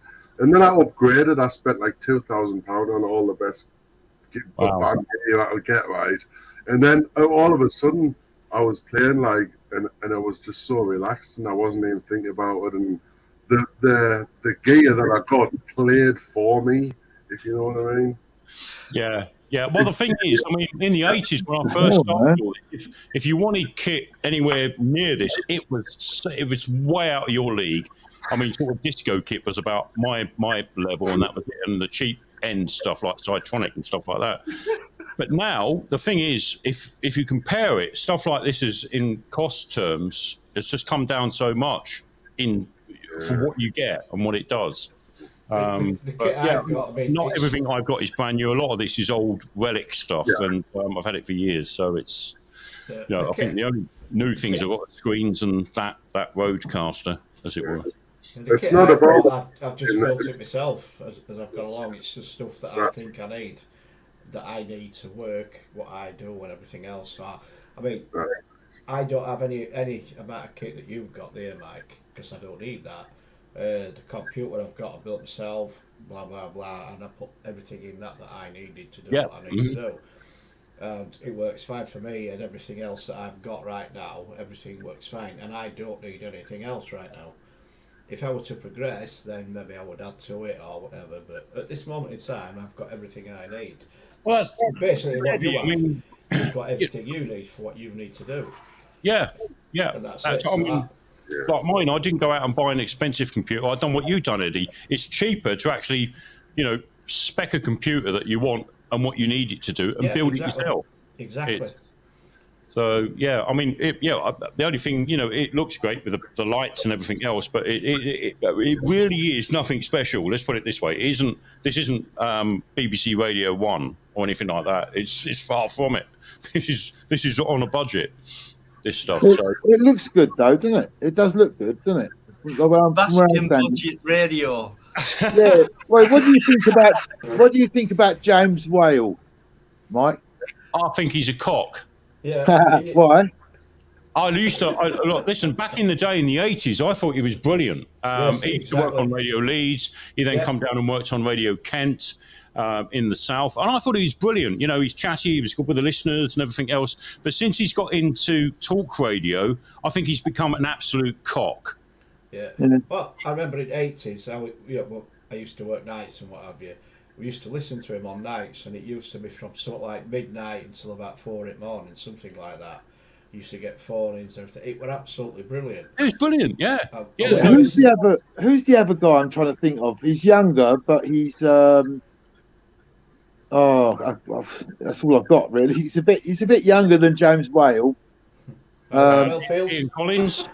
Ian Collins, brilliant. Yeah. Ian Collins, yes. Ian Collins, that's the one. Yeah, well, he used to live near me. He used to live in Pettswood. I used to live in Orpington, which is just basically up the road. And I bumped into him one night in Bromley Town Centre. And and that was in his talk radio days. And he's actually a very nice guy.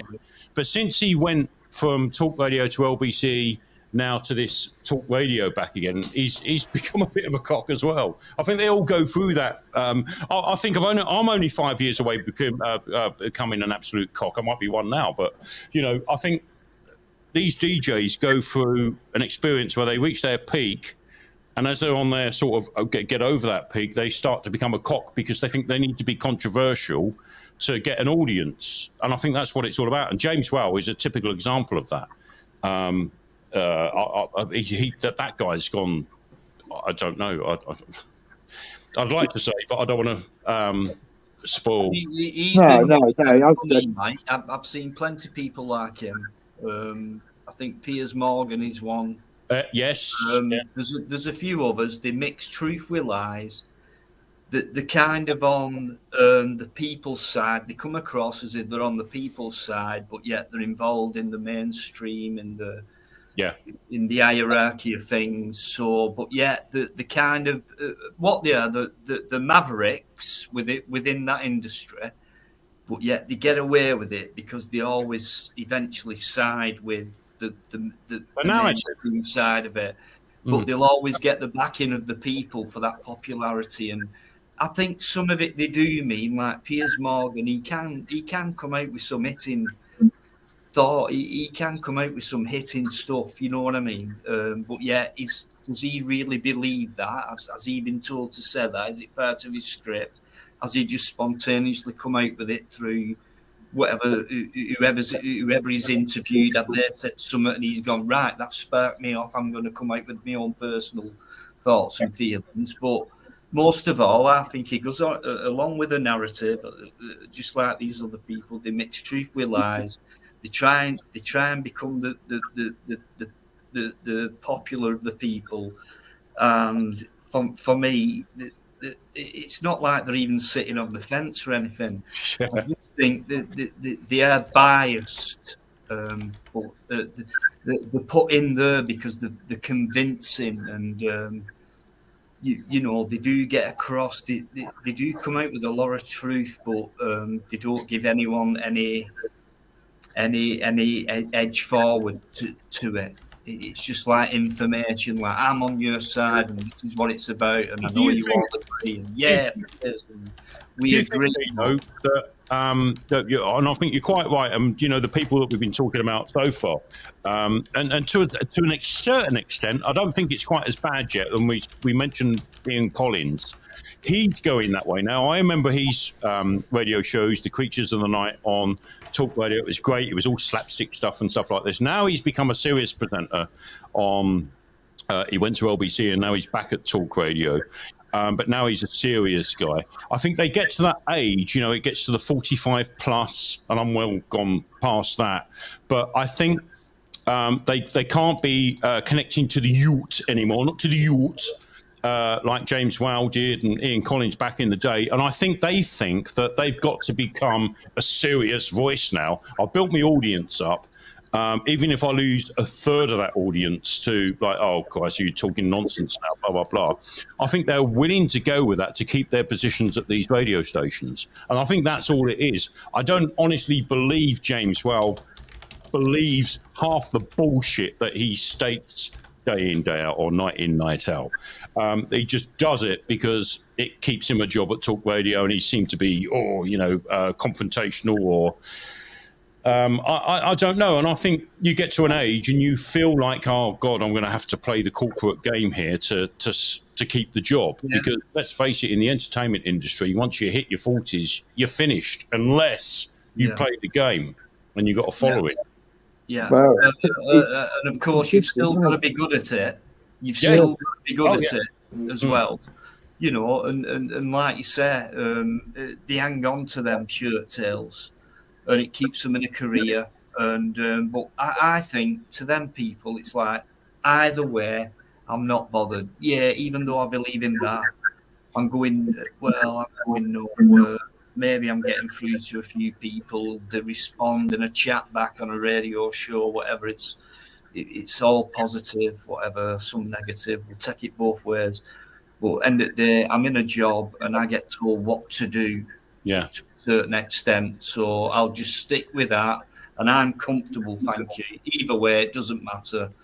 Even though I've still got beliefs in that, and even though I have bullshit certain beliefs into that to make my show work, or whatever, I just think they're not bothered. But it's really strange, though, isn't it? It's really strange that. Do you remember Dr. Kyle? Dr. Kyle on the Rod. Dr. Kyle on the Rod. I can't remember his second name now, but he was on the Radio 4, right? Oh, Rod. Oh, I know what you mean. Not Rod Hull. Rod. No, that's what I was going to think. You know what I mean. Rod's company. And he was a good presenter. He was good, wasn't he? That Scottish bloke. And Dr. Cole used to come on once a week, right, for an hour. And I never used to miss it. And I never used to plan. Isn't that strange that I was never sort of planning to listen to that? You know, and it was on, I don't know, once or twice a week. Dr. Cole, or whatever, through the night, you know. I just thought that was weird how I'd always catch that Dr. Cole, an Australian bloke. Rod Sharp. And what do you think about the fella that's replaced him? And who's that? Remind me. Bio or something, his name is. Oh, God, on Radio 5. He started on Radio 5, didn't he? Yeah. To me, that's just a box tick. Sorry. And I mean that bluntly. It's a box tick. He's not a pioneering presenter. No. He's very middle road. And a bad choice. Very, very. What shoes to fill, though? That's the other thing. I mean, to replace like Rod Sharp and that. But why didn't they pick someone like Ian Collins? I don't understand. Well, Ian Collins went against BBC, didn't he? He had a fallout with the BBC after he went to LBC. Well, that's enough said then for that. That's it. Has anyone got Mike's channel link, please, guys? Anybody? I got a channel link. Has anyone got Enlightened's channel link as well, please? That'd be good. I haven't got it anymore. It's gone. Chubby's as well. Chubby's been in there. Just, you know, if you've got them links, guys, anybody, thank you. Thank you very much. Yeah, you can. Because it's the day it is, near Christmas, we do want to know your audits and Mike's favourite Christmas songs. Oh, God. I can't, honestly. Mine's going to piss everyone off, but it brings back great memories. When I'm sorry, I'm going to sound like an old man there telling you a story, but I'll do a synopsis, right? When we were I was a late teenager, my brother was a bit younger. My mum went, right, that's it. This year, I fucked off cooking the turkey. We're going away for Christmas. Right? And we ended up going down to Margate and stayed in this hotel. And it was absolute. It was about night. Well, it was the year that Pink Floyd had "We Don't Need No Education," 1981 or 1980 or something like that. And you know me, and it was because it was such a change to me and the kids. 1976. Sorry, 1976, I think it was. I think it was 1980. Yeah, it was, but it might have been a bit later, because I'll tell you what, the Christmas songs that were out at that time, maybe that was just being played. It was early 80s, definitely early 80s. And we're down in Margate in this hotel. It was such a fucking crack. We all had a great time. And the number one then, I think it was Jonah Louie, Stop the Cavalry. And I'd heard that song for so much now. That reminded me of one of the best, because we went there 2 years running, the best Christmases I had. Yeah. See, this is going to give you wish I was at home for Christmas. Something like that, anyway. But yeah, that's my favourite. You liked that. Sorry? Are you saying that you liked that? And I still do to this day, because it gives me so many memories of that time. Yeah. Oh, I can't stand Christmas songs. But there is one exception, and I'd like it to be said loud.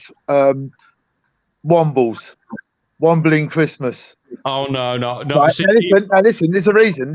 I've got an anecdote as well, right? And do you know Mike Batt? Mike Batt. Yeah, right. If you're good, I'm glad you don't know the name, right? Now, in 1971, right, before all this Wombles on TV business, right, the album The Wombles was released, right, and it's one of the greatest albums like of its time. It must be, right, for all the different like songs on this album, right. There's about 30 songs on there, maybe more, right, and it's I'm just wondering who that band were who produced and performed that album. You produced and performed what? The album, The Wombles, 1971. Like who the band were, who played the music, and who wrote it and stuff like that. It's accredited to this Mike Batt, but it doesn't make sense, does it? Well, what I've got here, hold on a minute. Let's just look back here. History. Wobbling free, the wobbles of well. Yeah, but think, right, you think about the introduction to that song when you're singing that Wombling Free, right?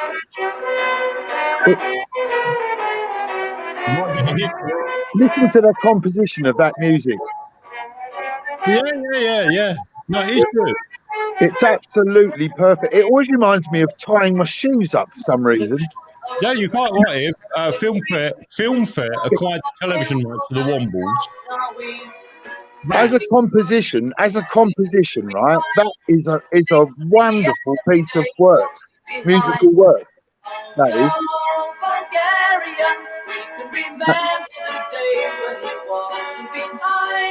It's like one of a kind, because it's not about love, is it? Like most albums and songs have love incorporated. It sounds like the Beatles. Who said the Beatles? Who said that? Who said that? Is that you, Tubby? Yeah, you're with me. You are with me. Yeah, if that is not the Beatles, I'm going to eat my hat on light. I've said it, right? I'm going to come live. If it's not the Beatles, I'm going to eat my hat. What do you think about that, Mike?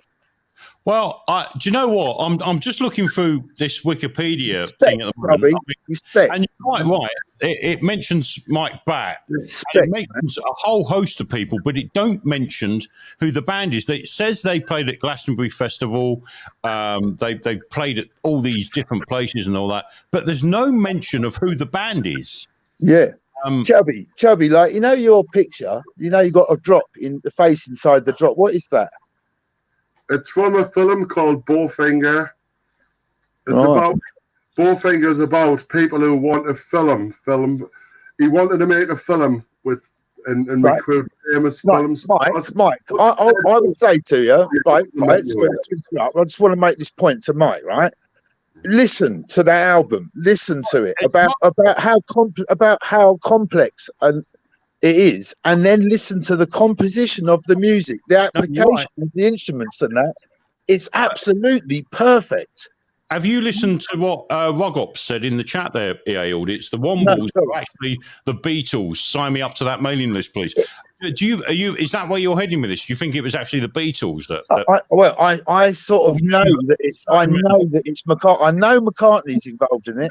Yeah. I don't know whether John. I think John. Well, it sounds like John Lennon was involved in it too. Definitely, yeah. It sounds. I know where you're coming from when you listen to that riff and everything, and all the composition of it. It does sound very Beatlish, doesn't it? It does, doesn't it? And it's so well put together. But you can hear the Beach Boys in there. You can hear there's all different. Yeah, the Eagles. You can hear that style. It's almost as if they sort of like people have popped in. Yeah, Dino. So it could have just been, a session that they were having, and then they thought, look, we got this, because like the story goes, right, that John Lennon had his mum used to read him this story, right? It's either him or McCartney, right? He used to read him stories about the Wombles, and that's where all the characters sort of come from and that. And I really can't believe that you've said that, Chubby, because no, sure. Sorry. Yeah. I was going to say it was Ragops. I'm sort of Wogops. Yeah. Sorry if I'm pronouncing that wrong. That actually, when I read that, I thought, fuck me, it is. It does sound like the Beatles. Rogops is on my wavelength. Rogops is a great musician. Yeah, Rugops. Rugops. Yeah. We said it at the same time. He realised it was the Beatles. I realised it was the Beatles. And for God's sake, I wonder, like, if because it's almost like the last type of album that are sort of like a great band like the Beatles. They've released every type of album, haven't they? Yeah, and then this would be their sort of like the jewel in their crown is the fact that like we made this, we wrote it, we released it. Everyone knows it really well and likes it, and yet they don't know who performed it. Of course, and by the mid to late 70s, it was like a cult TV children's program, wasn't it? The Wombles, bloody hell. I mean, you couldn't get away from it. Yeah, it was everything. It's a signature of the Beatles music. Whether it was, I don't know if someone can copy it, because that would be so. Who is the Beatles? The Beatles are the Beatles. Can you copy the Beatles? I don't think so. No, I don't think so. It's really weird, isn't it? And let's not even talk about the Moomins, because I don't even know what happened with the Moomins. Yeah, that was another acid trip. That's deep. That was. What's the Moomins? Hippopotamuses. Wow. I don't know what Moomins is. What's Moomins? It was bizarre. I'm sure Dino's seen it on a trip somewhere back in his past. A bit like Button Moon. Button Moon is like, what the hell's that all about? You know, it's. I think. Do you know where I've heard it said before? I can't remember where it was said. It could have been documentary or whatever, but they were saying there was this period where it came to cartoon shit and animation and things like that, and you had like Captain Pugwash, all them, and they all had deeper meanings. Like in Captain, a lot of them were psychedelic. Magic Roundabout. Magic Roundabout, yeah. I heard these were coming from writers and animators and things like that who were kind of like didn't mind getting off their heads at the time, but when it comes to serious work they could do it, but yeah, they still had that lingering trippy thoughts in their head and things like that, and they animated and written all these. This is what whether it's true or not, but Captain Pugwash, Seaman Staines, there was another character boy in there. Roger the cabin boy.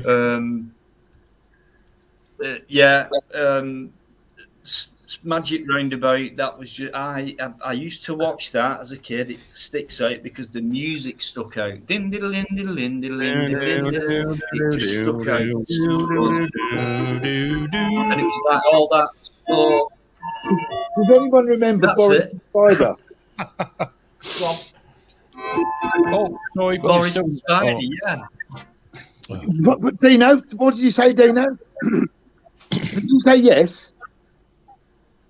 Yeah, Boris the Spider. I remember. Weren't that? What do you mean yes? not- What do you mean yes? What do you mean? No, Dino. Look, I've been going mental with this, right? Over the last sort of 5 years or whatever, I've been saying to everyone, do you remember Boris the Spider, right? And everyone's been saying, like, what are you talking about? I don't know what you mean. Like, as if, imagine if Magic Roundabout was suddenly invisible, right? It didn't happen. You'd be really freaked out, wouldn't you? Because you remember it so clear. I remember Boris the Spider. It was on a string, yeah? But wasn't that something to do with the Who as well? Yeah, it was. Well, that's all I can Yeah. find now. When I try and Google it to prove it to people, all I get is the Who song. Yeah, the John Entwistle, wasn't it? Yeah. Is that what you was talking about, Dino? Boris the Spider were part of the Who, weren't it?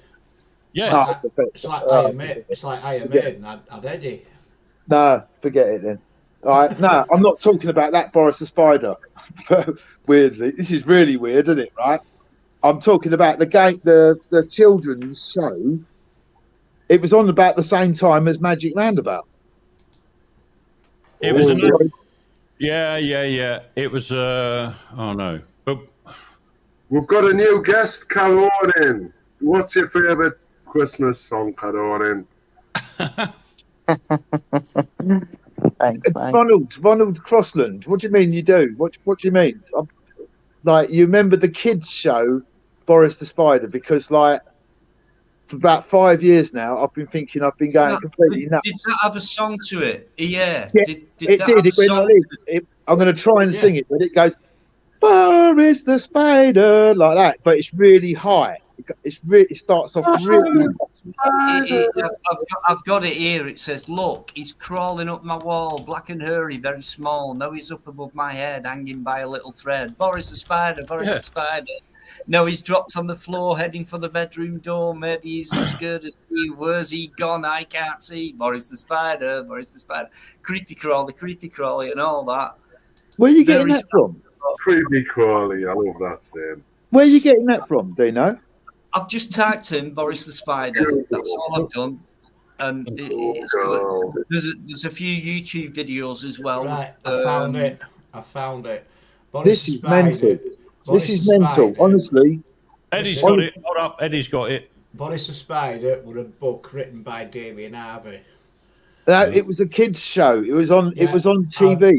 It was adapted to ITV in 1983. I can't believe it. I can't believe that. You know, because everyone was sitting there going, "You're off your neck. What are you talking about?" No, we don't remember. I remember it. Here we go. The Who. Yeah, the Who had it. That was the Who's version. No, I never heard the Who thing. All I'm thinking of is a spider on a bit of string. Right? So where is this? I can't find it. So all I can find is the Who. Oh, hold up. 1983, ITV. I've got a timetable here for Christmas 1983. And it's got cartoon time at 9:55 on Christmas Eve, and Boris the Spider is listed. That's all it says. At 9:25. Sorry. Hold up. The date is Christmas party. 9:20. Oh, sorry. 9:25. Metal Mickey. 9:55 cartoon time, and Boris the Spider. Yeah. Oh my God! There it is. 1983 Christmas. Eve.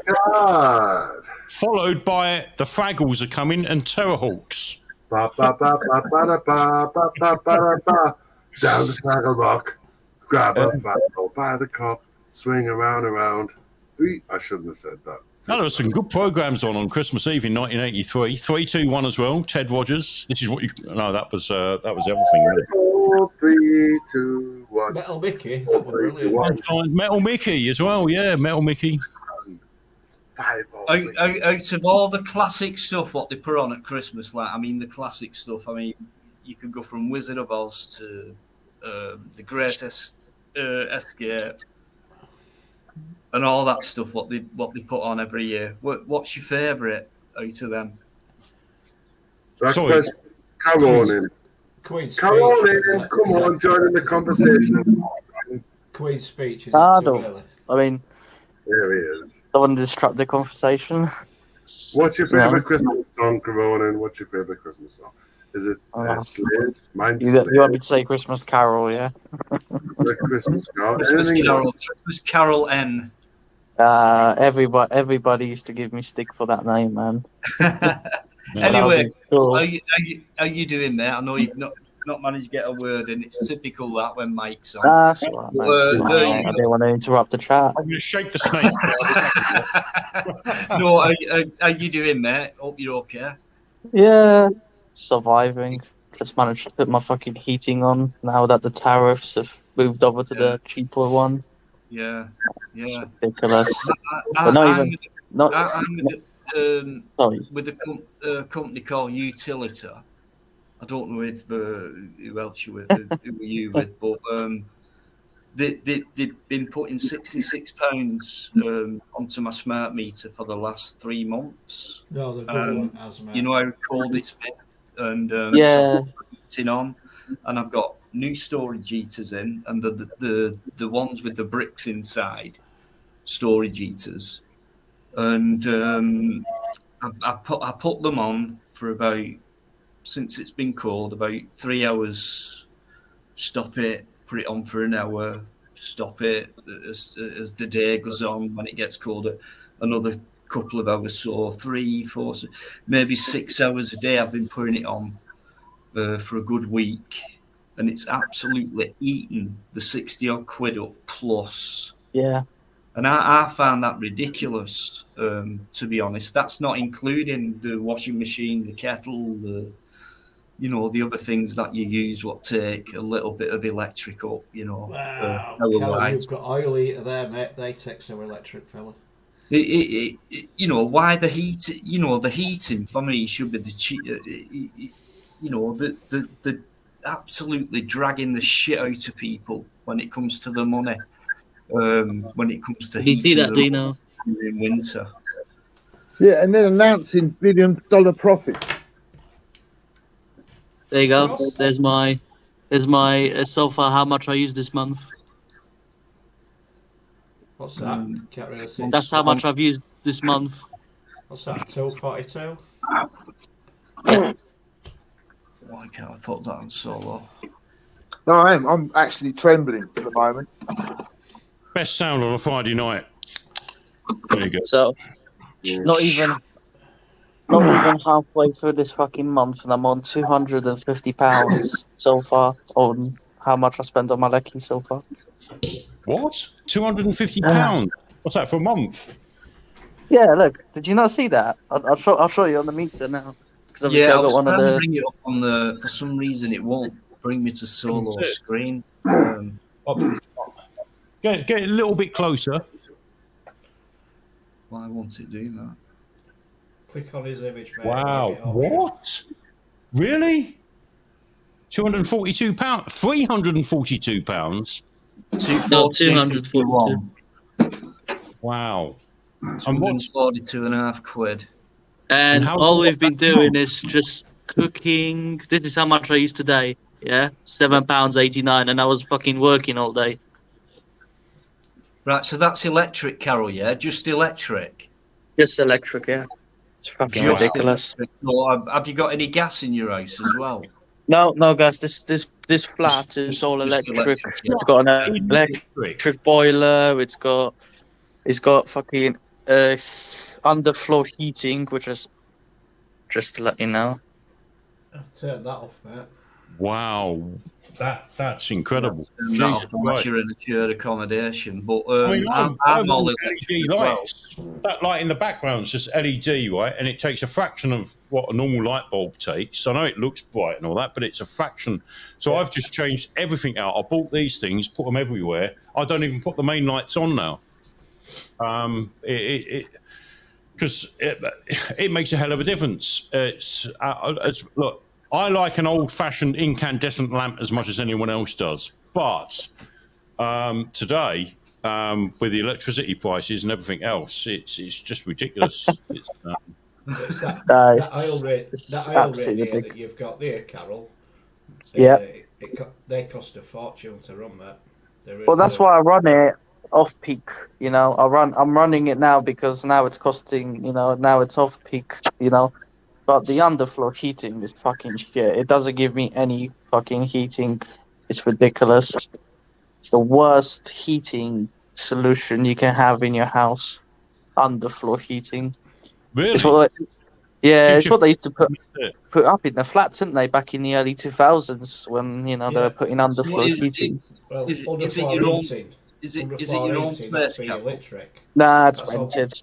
Can't afford my own fucking place. Yeah, underfloor heating, so if it's electric, it's going to cost a fortune. Modern day underfloor heating now is hot water.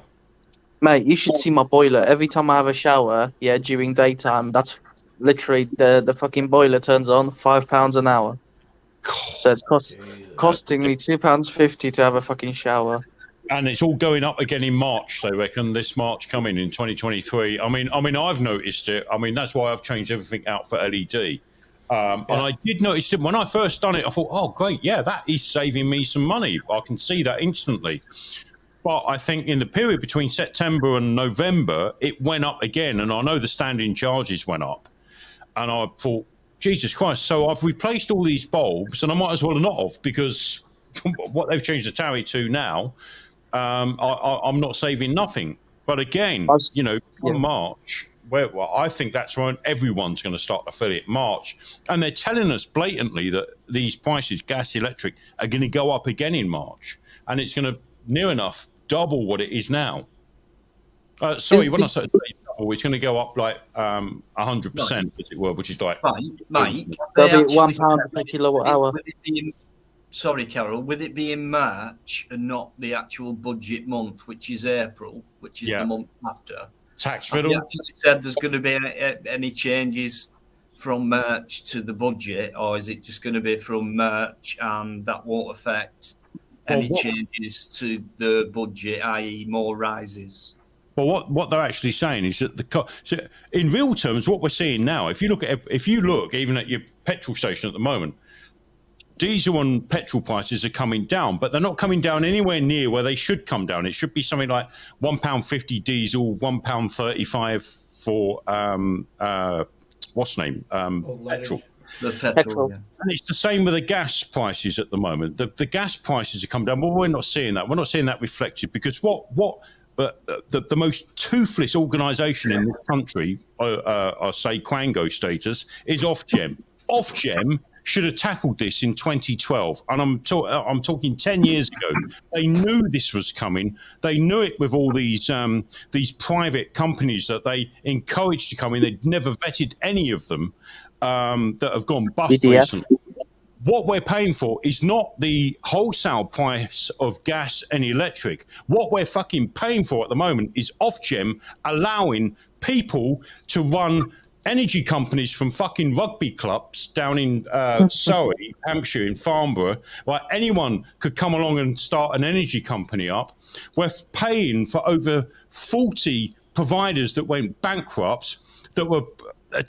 This is the joke of it, right? This is where people can't see it. They're paying these people that set these companies up. They set consultancy firms up, and they were paying the consultancy firms they set up via these energy companies, so that they were filtering money off. So they never lost anything. We're being told a sob story. Oh, all these energy companies, they weren't making a profit. Of course they weren't, because everything that was a profit was being fed into a secondary company, a ghost company, a consulting company that they'd set up in someone else's name. So they don't feel sorry for all these energy companies that went bust, because they made millions out of this. We are now paying for Ofgem's mistakes. Me, you, and everyone else are paying. This is where the cost of our energy is. France has capped their energy. They've told us throughout this energy crisis crisis that they've capped it. It will not go above a certain level. Every other country in Europe has done something to protect consumers. This is the most civilized country in the world. This is what we get taught every day in, day out. Oh, we're the best in the world. We're the most civilized country in the world. We are the ones being royally bent over and shafted because we're paying for all the mistakes of Ofgem, these quangos that the government appoints. Government appoint them, not us. They appoint these quangos, Ofcom, Ofgem, Ofwat, and all this twats. We are paying for their mistakes. And that's why our energy crisis in this country, it's not the cost of living crisis. This is two things. This is the cost of COVID crisis, and this is the cost of energy crisis. We've built windmills in this country. Windmills anyway. It's like fucking Teletubby land in this country. And at the moment, they're providing less than 2% of the energy in winter. We are being royally shafted. These windmills cost a fortune to maintain. This is why your electric bills have gone up. This is why everything's going up. Your standing charge is going up because we are being treated like twats. And all we do when it comes, it's only another £10 a month. Oh, it's only another £20 a month. Well, I'm telling you something now. You're going to be bent over and royally shafted until you can't take any more. And I'm telling you, 2023 is going to be worse than this year when it comes to them shafting you. We are being royally shafted. It's not happening in Italy. It's not happening in France. It's not happening in Sweden. It's not happening in Norway. It's not happening in Germany. They've capped all their fucking prices. We are being bent over and royally shafted. But the thing is, the British love it because, loose lips sink ships. What was it? Just get over it and just pay. It's only an extra £10. And we've done that for years. And here we are now. I can't afford it anymore. Little Johnny can't have his fucking breakfast in the morning. I can't do his school uniform. Well, I'm sorry. As much as I like to blame government, we got to blame ourselves a little bit here because we put up with it. Sorry, this is a massive rant, and I'm not going to have another rant tonight. Carry on, mate. Carry on. Carry on, mate. Pisses me off.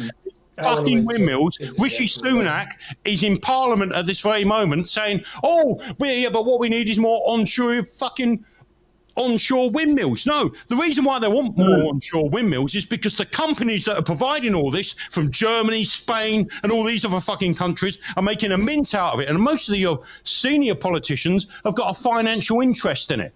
They're not. Do you not think we should go back into Europe? No. Because then you're saying about all the other countries, they've done something. That's all because they're part of the union, isn't it? No, it's not. No, it's something that they've done within their own. France, as much as we slag France off, France have always protected consumers. They've done that for the European Union. Germany was a bit loose on it, but they followed France's lead.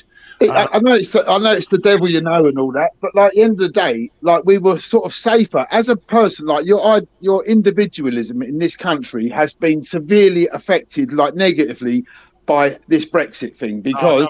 We've been left at when I look at, we were talking about, Dino, you was talking about Piers Morgan earlier on, and I can't see a difference really between him and someone like, who's the guy that, off the Top Gear, what's his name? Jeremy Clarkson, right? They're just the same sort of people that represent, they've got these politicians and that as well.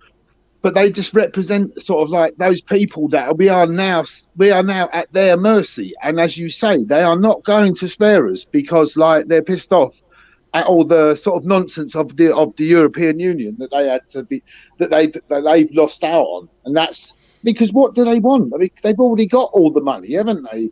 And yet they want to make all the money. What's going on? It's power. Is the next stage of it, and it is power. And the what we're going to see now is that once we get through 2023 and we realise the fact that people can't afford to put their heating on, people can't, then the government step in and say, well, what we'll do, we'll help you. And that's when the controls come in. So it'll be, well, sorry, but from 4 o'clock till 7 o'clock in the evening, we're going to have to cut your electricity consumption. That's the point of all these smart meters. Do you think the huge raise in the population has fueled the inflation. It's affected the whole infrastructure of this country, from health to education to housing to energy. This country's not kitted up for it. That was done deliberately. That policies were set to make that. The EU made sure of that. The EU made sure we were set up to fail if we ever left them, and that's what they fucking done. Look, listen, my point on the EU, and people might not agree with me at all, but listen, the EU are the Nazis of the Second World War that tried to win with tanks and battalions and armies and stuff like that. Well, them Nazis never went away, because what they done, they dressed them up in suits. The Americans took the best of their educated ones, like scientists, and took them to America. They then invented the EU. The Bilderberger group, and what we've got now, we've got Nazis dressed in fucking suits. We've got Klaus Schwab is a typical example. Let's listen to him, the leader of the WEF, Klaus Schwab. Right, his family were devoted to the Nazis during the Second World War. 4 businesses his family had set up, providing the Nazis with not just munitions. We're talking about fuel. We're talking about uniforms. That family went into everything. And here we got now Klaus Schwab. Who ever heard of Klaus Schwab until 2 years ago? Well, here he is now. He's at the WEF, and that guy is controlling this all. This is not. They were talking in 2020. We were doing radio programs in 2020, looking at the WEF website, where that Klaus Schwab was publicly stating in videos, which are still up on YouTube to this day, that saying that the COVID lockdowns has been such a good template for the climate lockdowns. We should be using them for templates. That guy's off his fucking head. He's talking about having microchips placed in people. Don't take my word for it. It's not conspiracy theory. It's on their fucking website, and it's on their own YouTube channel. It's actually already doing it. Can you believe that? It's actually written in the book as well, and he's gone as far as to say we're going into cyborgism. Oh, but Mike, you're conspiracy theorist. That's the way forward. We need more people to have more compliance, so it's not just people anymore. We're kind of moving you forward into a more cyborg, into a less biological being, but still being biological. But you know, where you but people have already started having them. Put in them. It's already going on Facebook and Instagram. Look at this. Their agenda is to go further than that. Brain implants is what Elon Musk is talking. And that's not conspiracy theory, because you go on Twitter, you follow him on Twitter. That's all he's interested in. Everything will become better once we've got implants. And it's like, well, I can see what they're doing with this, because what they do, they say with children with illnesses and neuro diseases and stuff. This is how it all starts. This is how the Nazis started it off. And look where they ended up, with experimentation on the disabled and the mentally ill back in the 1930s. Yeah, you know, people say, "No, history don't repeat itself. You're just paranoid." It fucking does. History is repeating, but this time it's on steroids, and they're wearing suits, not Nazi uniforms. Exactly. Absolutely fucking well said. And I think everyone understands what Mike means there. EA, is that you, mate? It is indeed. Right. Do you want me to bring you on as you are, or? No, probably not. Not naked, is it? Okay, I'll wait till you go back. No, that's better. Sorry. There you go. All right. I wonder what's going to happen once this £60 a month. This £60 a month thing stops, because obviously I'll get £60 a month for. Well, that nicely stops in March when the prices go up. Exactly. The government has said it's all going to stop in March, and that all they're doing is soft open you with this. And that's when they're going to fuck us even harder, aren't they? Oh, that's when they're going to royally bend you over. Yeah. It's like do you think it's a good idea to get rid of the royal family? Sorry, what? Like, you know, because you're saying about we're getting royally sort of done over. Yeah. Do you think it'd be a good idea to start like with a change in the constitution? I don't know if Mike meant that literally. No. I know, but it stuck out for me, because I think that until you undo that head of state, you're not going to be able to like undo the minions. Well, I don't. I look. See, I've always looked at the royal family as just the fluff and the unicorn aspect of the UK. It's always been the thing that we've paraded around the world. Oh, look The at Queen, the Queen, yeah. Yeah, the lot of them. No, the rest of them don't get any press around the world. Nobody knows who they are. Exactly. Yeah. So I think at this very moment in time, look, I'll be honest with you. I think it'd save us a lot of money if we got rid of most of them. I think it would make us a lot of money because, like, when someone dies, like an artist, like Elvis died and he sold loads of records, didn't he? And, it'd be the same with the royal family. If it was, see, the thing is, the thing that's going on, what we're witnessing at this moment in the MSM with Kate, Meghan and Harry and all this, this is a distraction. This is a distraction. If you've noticed, it's in your paper, it's on the radio, it's on the TV every fucking day. This is distracting you from what's really going on. I don't even know who Meghan is, to be honest with you. But like, at the end of the day, I don't know. But at the end of the day, like, it would be a good idea, I think, because you can't have the government, because it's their government, isn't it? I mean, this nonsense that they're not in power has it's just gone on for 400 years too long. Well, you said it yourself. Germany have done it, France have done it, Russia have done it. You know, like sort of Spain have done it. They've all done it. They've got rid of their sort of these outdated. To do with the royal family, as much as I detest them, this is nothing to do with look, every newspaper story, every TV, every radio story we're hearing today, that's in the last 3 or 4 weeks since Harry and Meghan have come out with this fucking Netflix shit. This is all what's going on. I'm not talking about any individual. I'm just talking about sort of like changing that constitution, and you can't go for the body of the snake. If you're the things that you've said, that thing you just said, you know, that sort of monologue that you just brought is absolutely, I 1000% agree with every word of it, yeah? And someone needs to keep saying it. We all need to be saying it, right? What you've just said. We all need to be able to say all those words, what you just said, right? They're really important. So I 100% agree with you.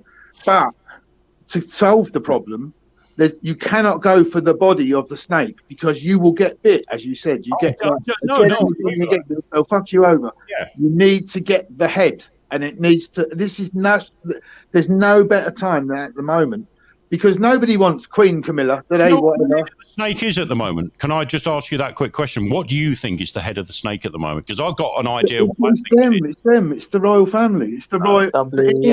That's what I want you to believe. It's the household, isn't it? What they call the household, and all the sort of the skullduggery that's going on in behind the distraction. That's not the head of the snake. That's the distraction. No. The head of the snake is WWF. Yeah, they're not the distraction because they're the head of the state, and also that they're there. They want you to think that they are, but they're not. Yeah, the government come and go, but this constitution thing, like, they've been there for 400 years. No. And they're imposters. They're not the rightful heirs to the throne. So why would we have not the rightful heirs to the throne on the throne in the first place? Because we know that there was an illegitimate child in their ancestry even before Henry VIII from that. You know, Tony Robinson explains it much better, but they are not. And somebody was saying about them in the war being good friends to the Nazis and that. Well, we know that the Saxe-Coburg Gothers changed their name in 1918 just to sound like less German because of the anti-German sentiment in the country. I mean, we know that because Prince Philip was visiting his brother in 1938, who was a Nazi officer. But listen, today, back here in 2022, I'll tell you something now. If we spent all the time addressing what we think is the right and wrongs about the royal family, where the people that are really pulling the strings here are just thinking, oh, this is great because the British are too worried about their royal family and whether they should have them or not, we'll just carry on what we're doing. And what they're fucking doing at the moment that's the body of the snake. Because, I know what you mean. You're saying, for example, the big corporations have engineered these crises, like the housing crisis, so-called housing crisis, and then there's been sort of this influx of people from abroad that they are now being housed in those houses that they've. So it's just been a scam, yeah.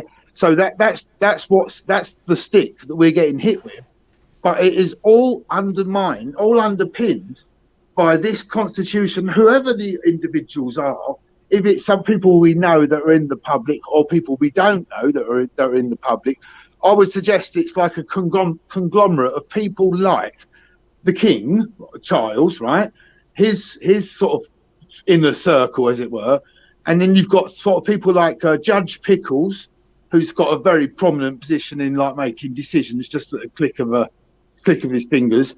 And you know, people like Boris Johnson and this Prime Minister now are very much the understudies for Kenneth Clarke, still there, you know, like a slug that's stuck on the back of a toilet. He's still there, isn't he? Like he's still pulling strings in the background. They're all there. They're all there. Yeah. Everyone's there. But the thing is, at the end of the day, I do believe that you got to take the decoration away from it all, which is the royal family and all that stuff. Because at the end of the day, I firmly believe Prince Charles, if you look back through his history, until the WEF come along and he started attending meetings there, I think they pull his strings rather than he pulls their strings.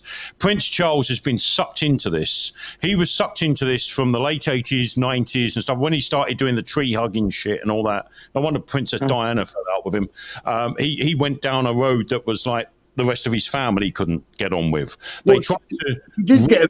She did get a little bit fed up when she got murdered. Yeah, yeah, exactly. Yeah. But what we're witnessing at this moment, I'm talking now in 2022, 2023. All this going on with the royals is a big distraction, and I think that needs to be. In a way, I could agree with that, because what would happen if you took away that head of state? It would just be like a cloak that's like being held up. We're all looking at this cloak. If we put that cloak down, then we would more be able to see what our problem is. But it's like I just can't see it happening while we're sort of like as we are. Do you know who we've got acting for us in the devolution process? Do you know it was cancelled in 2017. But in 2021, evil. It's called English Votes for English Legislation. They're going to be representing us in the devolution process. Yeah. And I'll tell you this much, as someone who is half Scottish, my parents, right?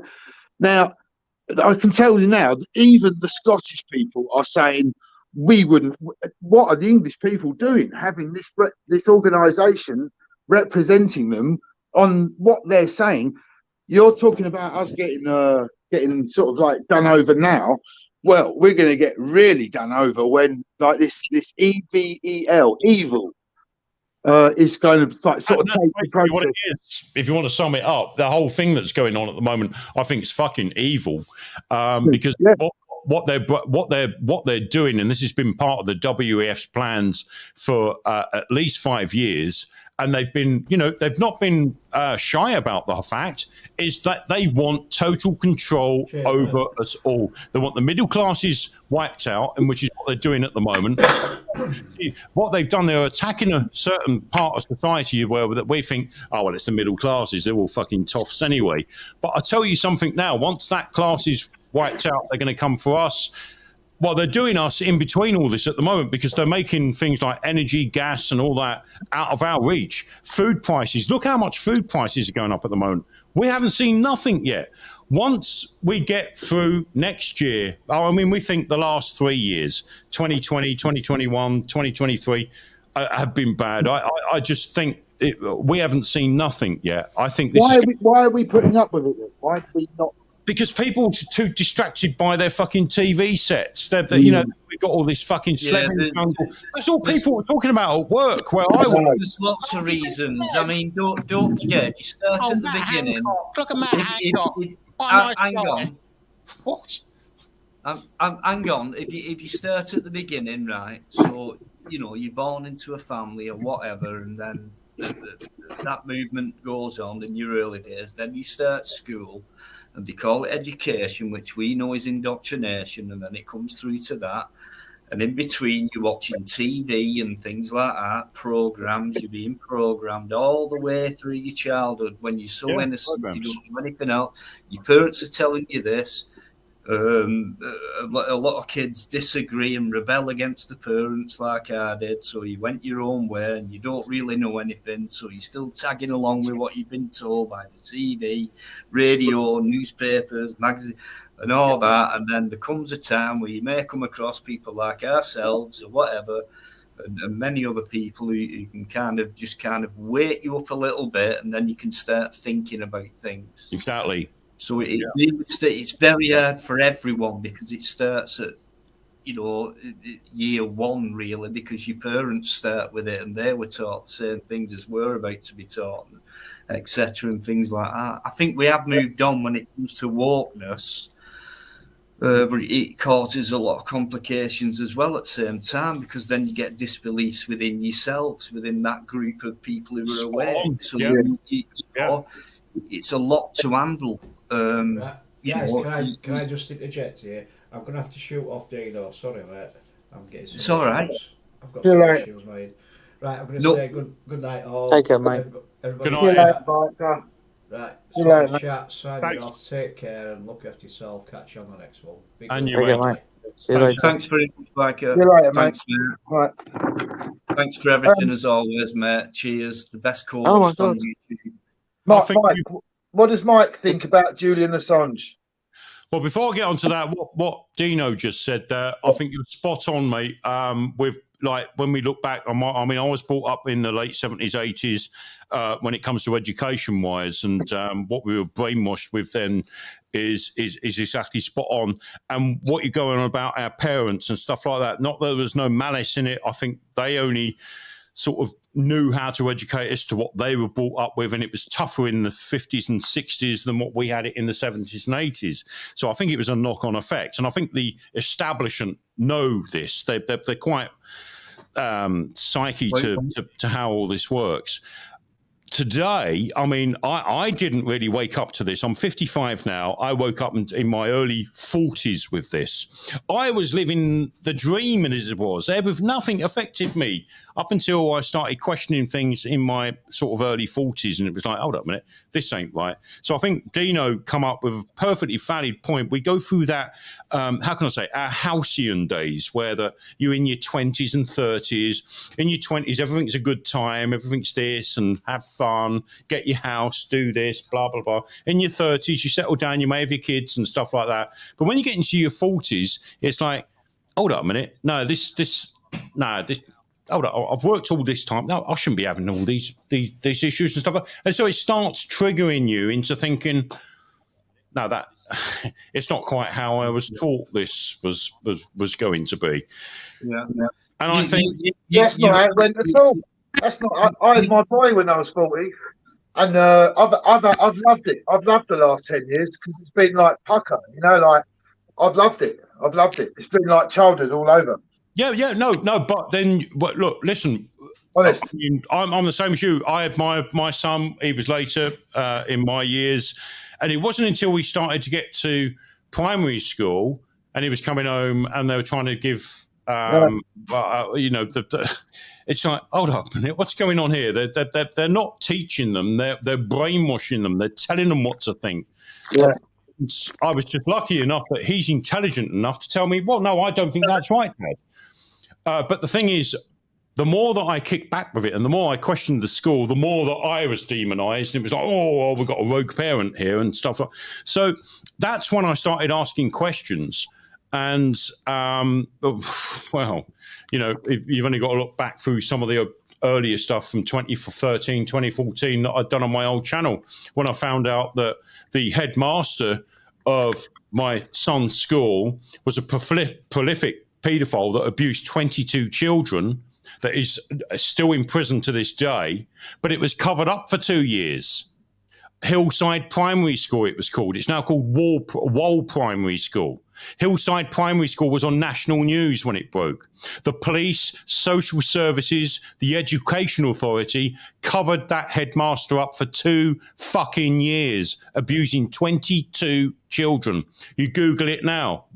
Which authority was that? North Somerset Council. And if you Google it now to this day and you'll read about the guy, and it come out 2 years after that, not only was that headmaster banging 22 kids in that school. Philip Judd, who was the mayor of Weston-super-Mare at that time in that same constituency, Philip Judd, two of the people that was in his Masonic lodge in Weston-super-Mare were also done and charged. This was 2 years after the headmaster got put away. They were found out that Philip Judd, who was the mayor, got put away as well in prison, and two of the people in his lodge, in the Masonic lodge, got put away. And I'm telling you something now, this is what opened my eyes up to it. It was 2012 when this opened my eyes. I went, well, what the fuck is going on? North Somerset, Avon and Somerset police fucking knew this was going on for 2 years. 2 years. From 2010 to 2012. The social services knew it was going on for 2 years. Mike, it's not a shock. It's kind of not a shock. It is, but it's not, because this has happened not just in Avon and Somerset. Yeah, it's happened in the royal family. Rotherhame, grooming gangs. When you look at Don't forget to mention them. Rochdale had a really bad time that time. Yeah. A really bad time, and it's still going through it as well, because these guys who were imprisoned were actually let free and were allowed within 30 miles of these people who they'd actually abused and things like that in Rochdale. And I was there to protest one day, saying, "How come you're letting these guys within this close vicinity of us again? We're in fear of attack again. I mean, what you fucking playing that type of thing?" And they didn't want to answer any questions whatsoever, the police whatsoever like that. And within Rochdale, the Lancashire police, that side, or Greater Manchester, they had a chief inspector who was involved in a paedophile ring as well, and that was a female. Absolutely fucking ridiculous. Do you know what shocked me more, Dino? Do you know what shocked me more? Right, despite the police ignoring it, despite the council and the social services and the teaching staff that were there, because they all the way the council dealt with it is, right, we'll sack all the teachers that were in. Whether they were involved or not, we'll get rid of them.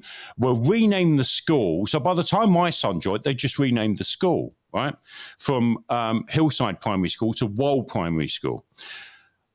And I didn't know anything of this went on until 2 weeks after this guy got put in prison. What shocked me more than all the cover-ups that happened in that school was the reaction to the parents of the kids that were abused. They said they'd done nothing. If it was my child, if my child was one of them 22 that was abused in that school, I'd be in that court, I'd go in, I'd be passive, but I'd fucking make a good go at that fucking headmaster. I'd do time for it. But not one of them parents that, they were going through counselling. And it was, hold up a minute, you're going through counselling. It's your kids that's been abused, not you. And the focus was on them having the counselling, and it's purely for one thing. That counselling was laid on to the parents to take the anger and the disgust away from them. Yeah, because it's built into the Constitution, isn't it? Like Jimmy Savile, like that's where they get these examples from people like that. From these are their idols. Like the royal family are their idols. That's their example. They're following that example. It's what they do. Yeah. Well, this is what I'm saying about the head of the snake. Like, if you want to stop these things happening across the society, you've got to change the entire system.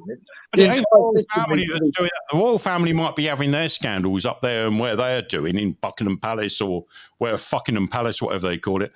But on a local issue, when it comes to communities, a small community like North Somerset Council and stuff like that, that ain't the royal family doing it. That's like you're talking about sort of royal mayors and stuff like that, mayors and people in office, right?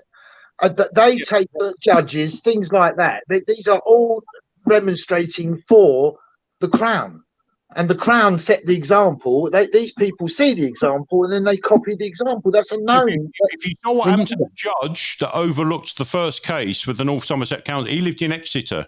Right. And there was he's acting for the crown, isn't he? They went down from Bristol and they went from Weston-super-Mare and they went down and they found out where he lived in Exeter and they were going to set fire to the place. The police knew about it, and this is the suspicious thing. They knew about it before it happened.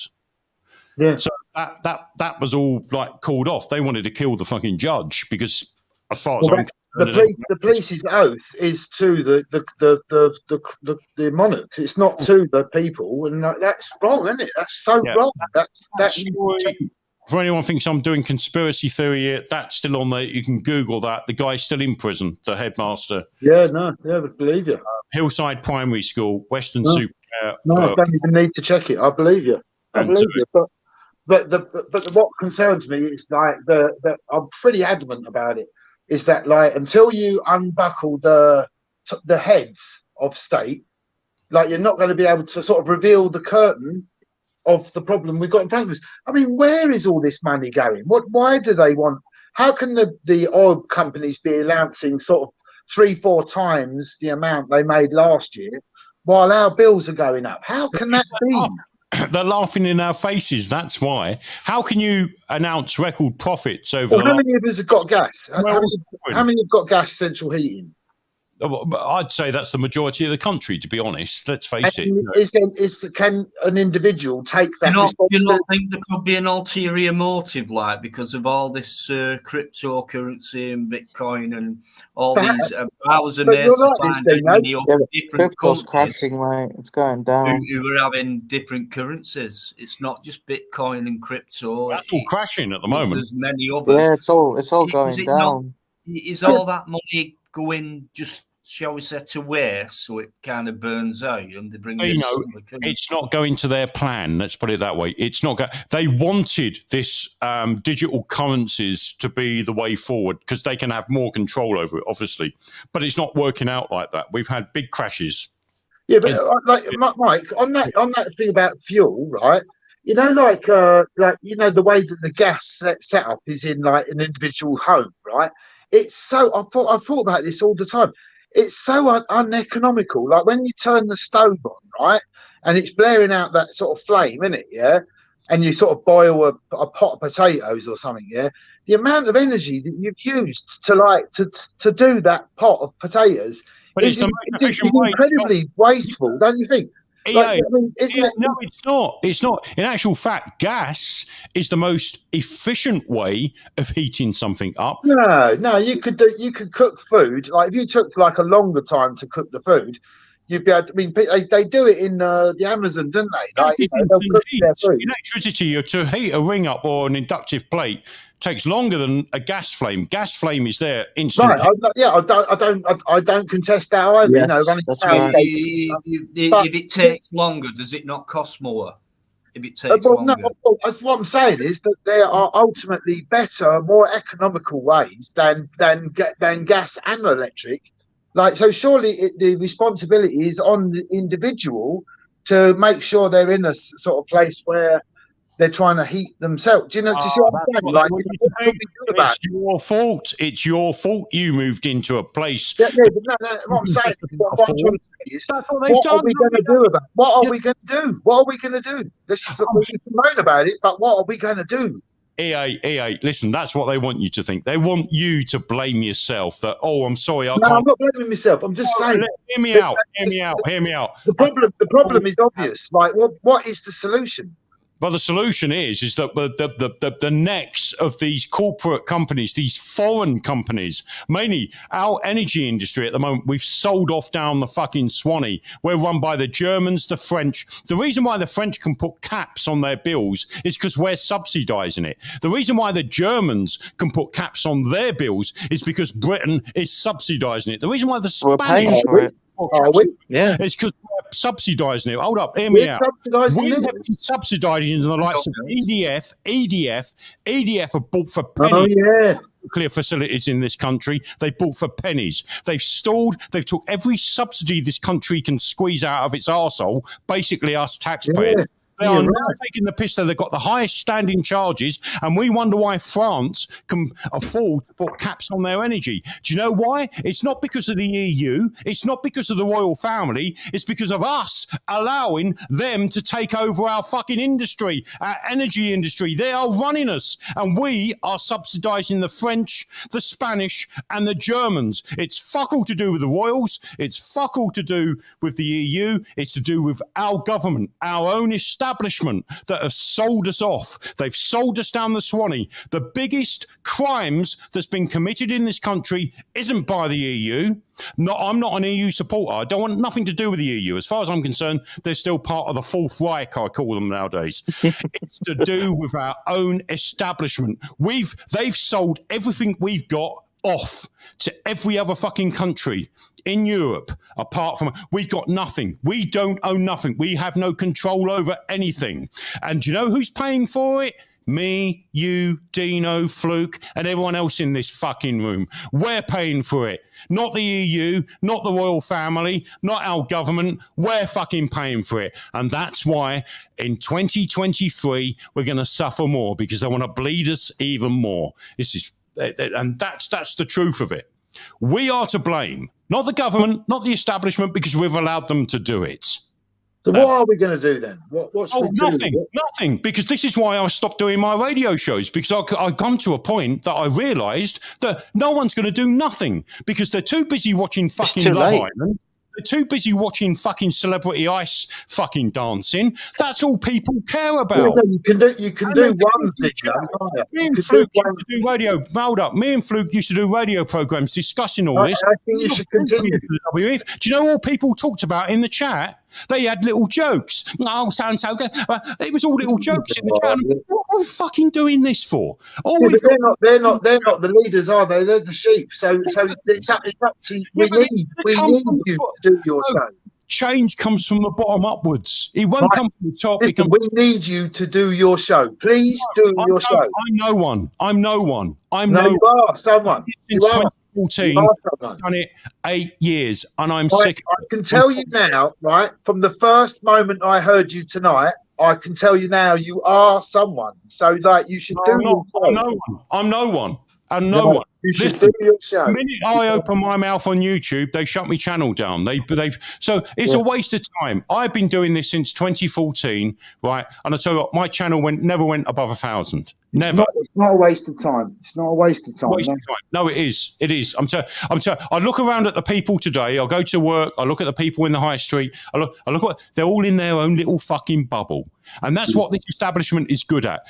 This establishment didn't get to have an empire by not being able to brainwash people. Let me tell you that now. This country's good at one thing. And the biggest selling products this country has got is bullshit. Because bullshit. No, it's not bombs, it's bullshit. Guns, I was going to say. Planet. Bullshit. We've sold it for fucking decades. We sold it from the minute that we had a Royal Navy that was capable of sailing around on the seven seas. The minute them ships were fucking let loose on this planet, bullshit went with it. And I'll tell you something now. The bullshit is stronger today than it ever has been. I was brought up in school telling we're the best in the world, we're the best. It's not until you live abroad and you go to other countries and you think, well, the rest of the world's got a lot more to offer. That's it, mate. Eamon. Sorry. Brilliant. No. Please don't apologise. Absolutely brilliant, to be honest with you. Great respect from the chat and great response from the chat as well, from what you've been saying. But it is, for me, it's not just, we fucked up. There is a one world order, in my opinion. No, there is. You're right. You're right. I'd listen, Mike. I'd listen. Because, you know what? You do remind me a bit of James Whale, in a way. Don't insult me, please. No, well, it's a compliment. He looks a bit like him. No, it's not about that. You know what I mean. Take the shekel. I won't take the shekel. That's the difference between me and James Wow. I might, be as fat-headed, bald-headed bastard like he is, but I won't take that fucking shekel. Fluke's going to probably have something to say on that. Shekel being the key words. I think we're being played from both sides here. The WEF are the people you want to look out for. We were talking about this 2 years ago. And do you know what? There's things, Fluke, what we were talking about, what we were looking into. I thought, this is way down the line. I'll be dead before this all comes in. Yeah. We're here now. I'm here not even fucking 2 years on, looking at what the WEF are doing. And let's get this straight.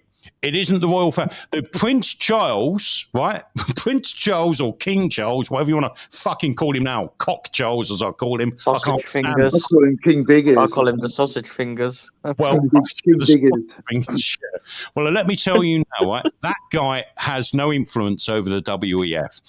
Who do have the influence is the WEF over not just the royal family, that's every prominent financial family. This is why they're called the World Economical Forum, because they have their fingers in every pie.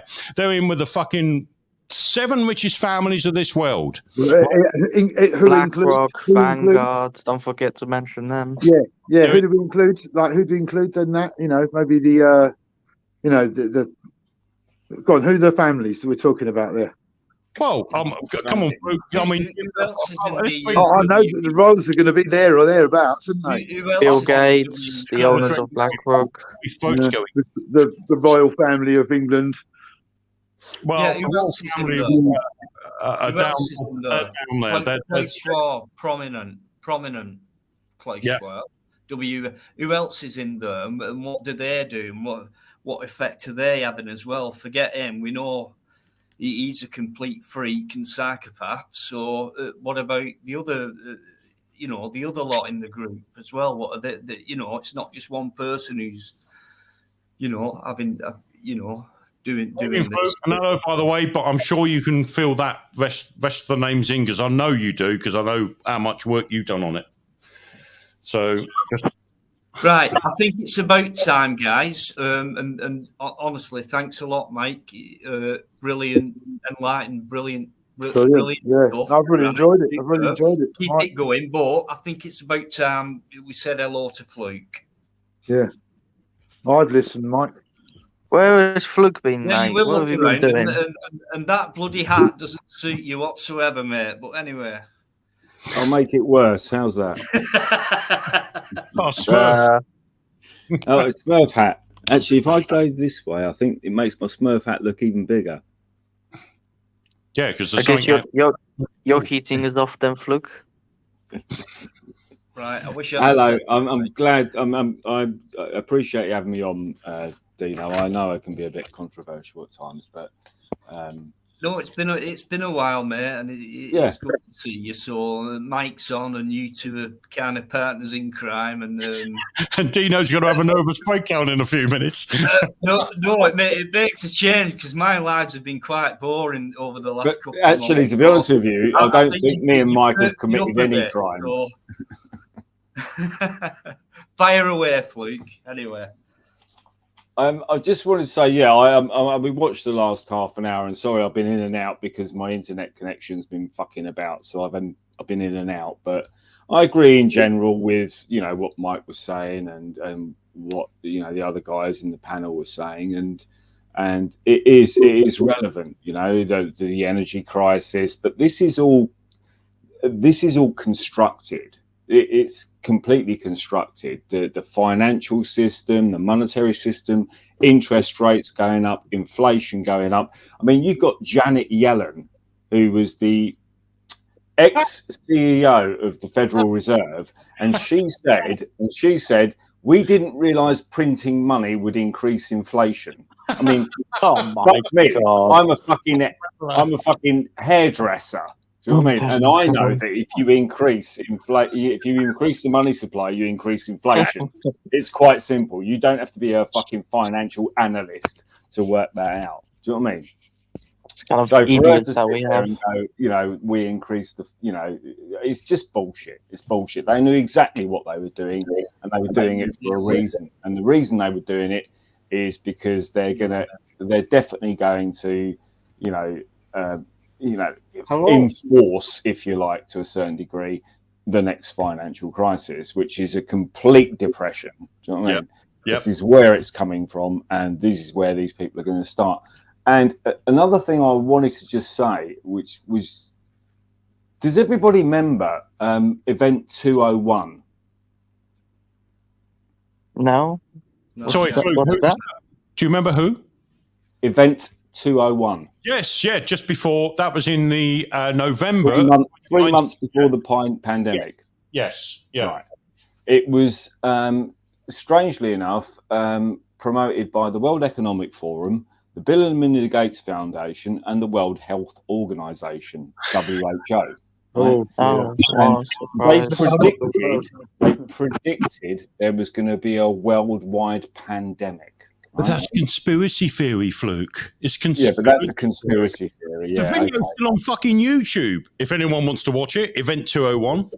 Right. Okay. And here you go. And yeah, I mean, it's up to you, mate. Dino, it's your live stream. I'll tell you what. Bring him on. If that twat comes up, I'm out. Has anybody heard of catastrophic contagion? Yeah, that was the film. The film, yeah. That was. Can I tell you what catastrophic contagion is? Well, what's 201? Because I don't know what this is. Event 201. I don't even know what. Event 201 was a planned tabletop planning exercise. How everybody would respond globally to a pandemic. Right. This was 3 months before COVID. Right. So you had the Johns Hopkins University, the World Health Organization, and the Bill and Melinda Gates Foundation, all conspiring to, do this planned tabletop exercise, right, about how they would respond to a pandemic. Can I share a screen for Event 201? Because this comes from their own website, right? This is the Centre for Health Security, right? And this is the video. So if people think this is a conspiracy theory, if I could share a screen with you. Right, can I just quickly come in? People know Crinkle's backstage. I know he's there. I've just flirted them and things like that. Don't worry, guys. I'm not bringing him on. I'm don't go anywhere. I just got to ignore the guy. Just wants attention. You know what I mean? What's he saying? Is he saying anything? What, can I put this on, Dino? Because this will just back up what Fluke's saying here. I'll put a share screen on. I'm not going to play it all. I'm going to play a minute of it. But this video, everyone can see. I'll put the link in the chat. This is from them themselves. This is from the WEF and all that conglomerate that Fluke was talking about. Because before he goes on, I don't want anyone thinking that I'm wasting their time, Fluke's wasting their time, you're wasting their time, talking about a load of conspiracy bullshit. This is from the horse's mouth, this video that I'm just about to show you that's on this screen here. And hopefully you can see it. I'll put it on, guys. So sit back. I don't think it's long. So just have a good. Well, it's 11 minutes long, but I'm going to play a snippet of it, and I'll put the link in the description. If everyone wants to watch the rest of it and be shocked, they can do it. But this is just a snippet of what they've done. This is from the people that organised it, the big organisations that organised it. So I'll whack this on.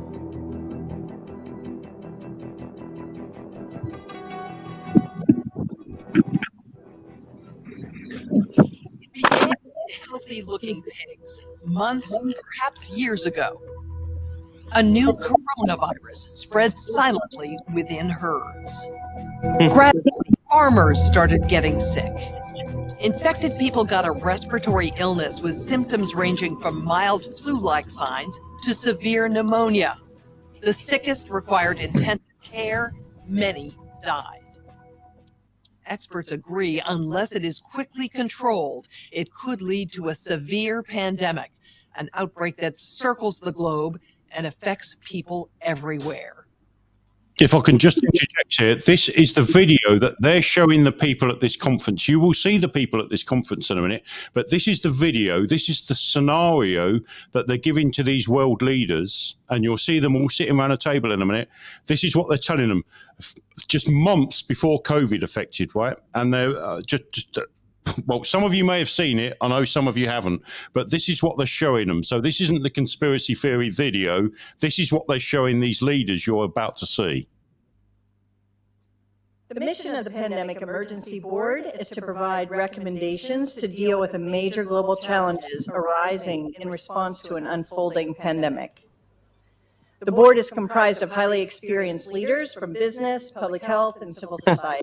Yeah. It's meant to be an exercise. The number of cases in 1 week and 16 times as many in a month if we are not able to stop the spread. That would be on the order of 500,000 cases, and it would continue to rise exponentially. In 3 months, we could be approaching 10 million cases. We're at the start of what's looking like it will be a severe pandemic. And there are problems emerging that can only be solved by global business and governments working together.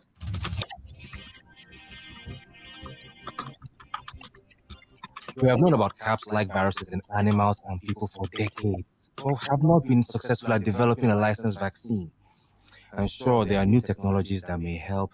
The vaccines. I am not optimistic about having a vaccine in time to be relevant during this pandemic. So the policy crisis in question for this board in this meeting is this: how should governments, business, and international organizations allocate and distribute pandemic antivirals and medical supplies to the people who need the most? We've seen work very well in the HIV field is in fact procurement for the Global Fund. So having a centralized mechanism, so financial... Johnson. There you go. So I don't want to bore you with the rest of that video. I'm sorry, people in the chat, that we had to show you that. But I know Fluke, right? Before Fluke goes off with what he's going to say, people are going to go, no, that's conspiracy theory. It's not. It's in fucking video. They actually put on YouTube what they were doing back in the October, November of that year with this exercise, right? This exercise, if you watch this video, it is the blueprint for what we went through in 2020, 2021, and this year, and what they got going on forward. I could show you videos from 2022 where Klaus Schwab from the World Economic Forum, who is part of this exercise, is saying, oh yes, the COVID lockdowns has been a very good blueprint for what we need to do for climate lockdowns. That's all out there. Look, don't call us conspiracy theorists, because they're all out there. And these guys are so sick, they put this information on YouTube for you to look at, but no one bothers looking at it. They're too busy looking at fucking Love Island. They're too busy watching people mincing around on a fucking dance floor. Celebrities on fucking dancing. That's what people would rather watch. They don't want to watch this shit. But they're laughing in our faces. They put it out there. They put it in the public domain. So, Fluke, I'm sorry to interrupt you, mate, because I know that you've done lots of research on this, but I wanted to show this, and I saw someone put the link in the chat there. Please go and watch this. I'm going to put another link out tonight that shows you to Klaus Schwab on him praising what we've done in these countries over the last couple of years with the COVID lockdowns, and what his plans are for us in the future. If you're noticing now, we're hearing stories about Oxford. We're talking about Canterbury, whether they're doing regional lockdowns now, whether you can't drive from one part of the town to another. 15 minutes. It's called 15-minute neighborhood. Well, this is all connected. This is where we're heading with it, and it's all about total control. I'm sorry that I butted in on this. I wouldn't say sorry, Mike. I mean, I'm looking at the comments, and like so many people are bigging you up for like what you've been saying, me included. Well, this ain't just me that found this out. I mean, me and Fluke done a lot of work on this over the last 2 years. And, we both went through this. And I just didn't want people in the comments when Fluke, I know what Fluke's going to talk about because I've heard this conversation time and time again. And I just don't want people going, oh, this is all conspiracy theory. You've already got that fucking twat. Theory, is it? The nonce in the background with his silly glasses and his hat wanting to come in to ruin this. Look, it's all out there for you to see. Sorry, Fluke, I'm not going to take any more time out of you of this. I just wanted to validate what you're saying before you start with that video. And I'm going to look for the other one from the WEF where Klaus Schwab wants to take this to the next step. I'm sorry. It was a good Klaus impression because I know who you're talking about just from that impression. Rugops says like good Klaus impression. Yeah, yes, exactly. Okay, I don't know if you want me to step in there or not or whatever. Well, I only put that on, Fluke, just as a precursor to what. No, sorry, I was asking Dino. Does he want me to step in or? Yeah. I mean, have you got something to say about that, which I'm sure you have? Right. Fluke, okay. not? I mean, now, if you go back to 3 months prior to COVID, you had the World Economic Forum, the Johns Hopkins University, and the Bill and Melinda Gates Foundation doing a preparedness worldwide pandemic tabletop exercise, right, called Event 201. And if you look at the logo that they had, it was like a world logo with lots of little dots all around it representing the virus, right? And here you go. This isn't bullshit, because here it is. I can share the screen if you want. Let me just go back to StreamYards. Share screen, present. Share screen. Shit, I've got rid of Mike. Share screen. You know what, Mike? Wait, Mike. Great tab. There it is. Hang on one sec. I think it might. You know what? You know what? You know what you were saying before. You know, like about. Right. I'm going to share this. There you go. Exactly the same fucking thing. That's exactly what Event 201's logo was. A world with a load of dots around it representing a virus, right? Are you sharing your screen, Fluke, because we can't see it? Yeah, I can see it. Like sort of like orange dots around the globe type thing. Yeah, exactly. Exactly. Yeah. And like, now, on top of that, catastrophic contagion is the word they're talking about, and this is in their own words a tabletop exercise, exactly the same as Event 201 in 2022, right? October the 23rd, 2022. The Johns Hopkins Center for Health Security, in partnership with the World Health Organization and the Bill and Melinda Gates Foundation, conducted Catastrophic Contagion, a pandemic tabletop exercise at the Grand Challenges annual meeting in Brussels, Belgium on October the 23rd, 2022. The extraordinary group of participants consisted of 10 current and former health ministers and senior public health officials, right? Now, these weren't public health officials from Spain and England and the US or Canada or, high level, probably, representative. No, these was the following countries that they drew their health ministers from: Senegal, Rwanda, Nigeria, Angola, Liberia, Singapore, India, and Germany, as well as Bill and Gates and the co-chair of the Bill and Melinda Gates Foundation, right? So hang on a minute. Does that not sound a little bit like Event 201? And that was in 23rd of October of this year. They're doing exactly the same thing again. Catastrophic contagion. Yep. About a virus that apparently is going to spread from Brazil. Where's all the local stuff that's happening in Brazil in the last 2 weeks? Yeah, been burning the forests, haven't they? Not the forest, it was the elections, because they had Bolsonaro is like, Brazil's version of Donald Trump. Not that if you believe in that left-right paradigm bullshit, that's entirely up to you. But what it was Bolsonaro was massively supported.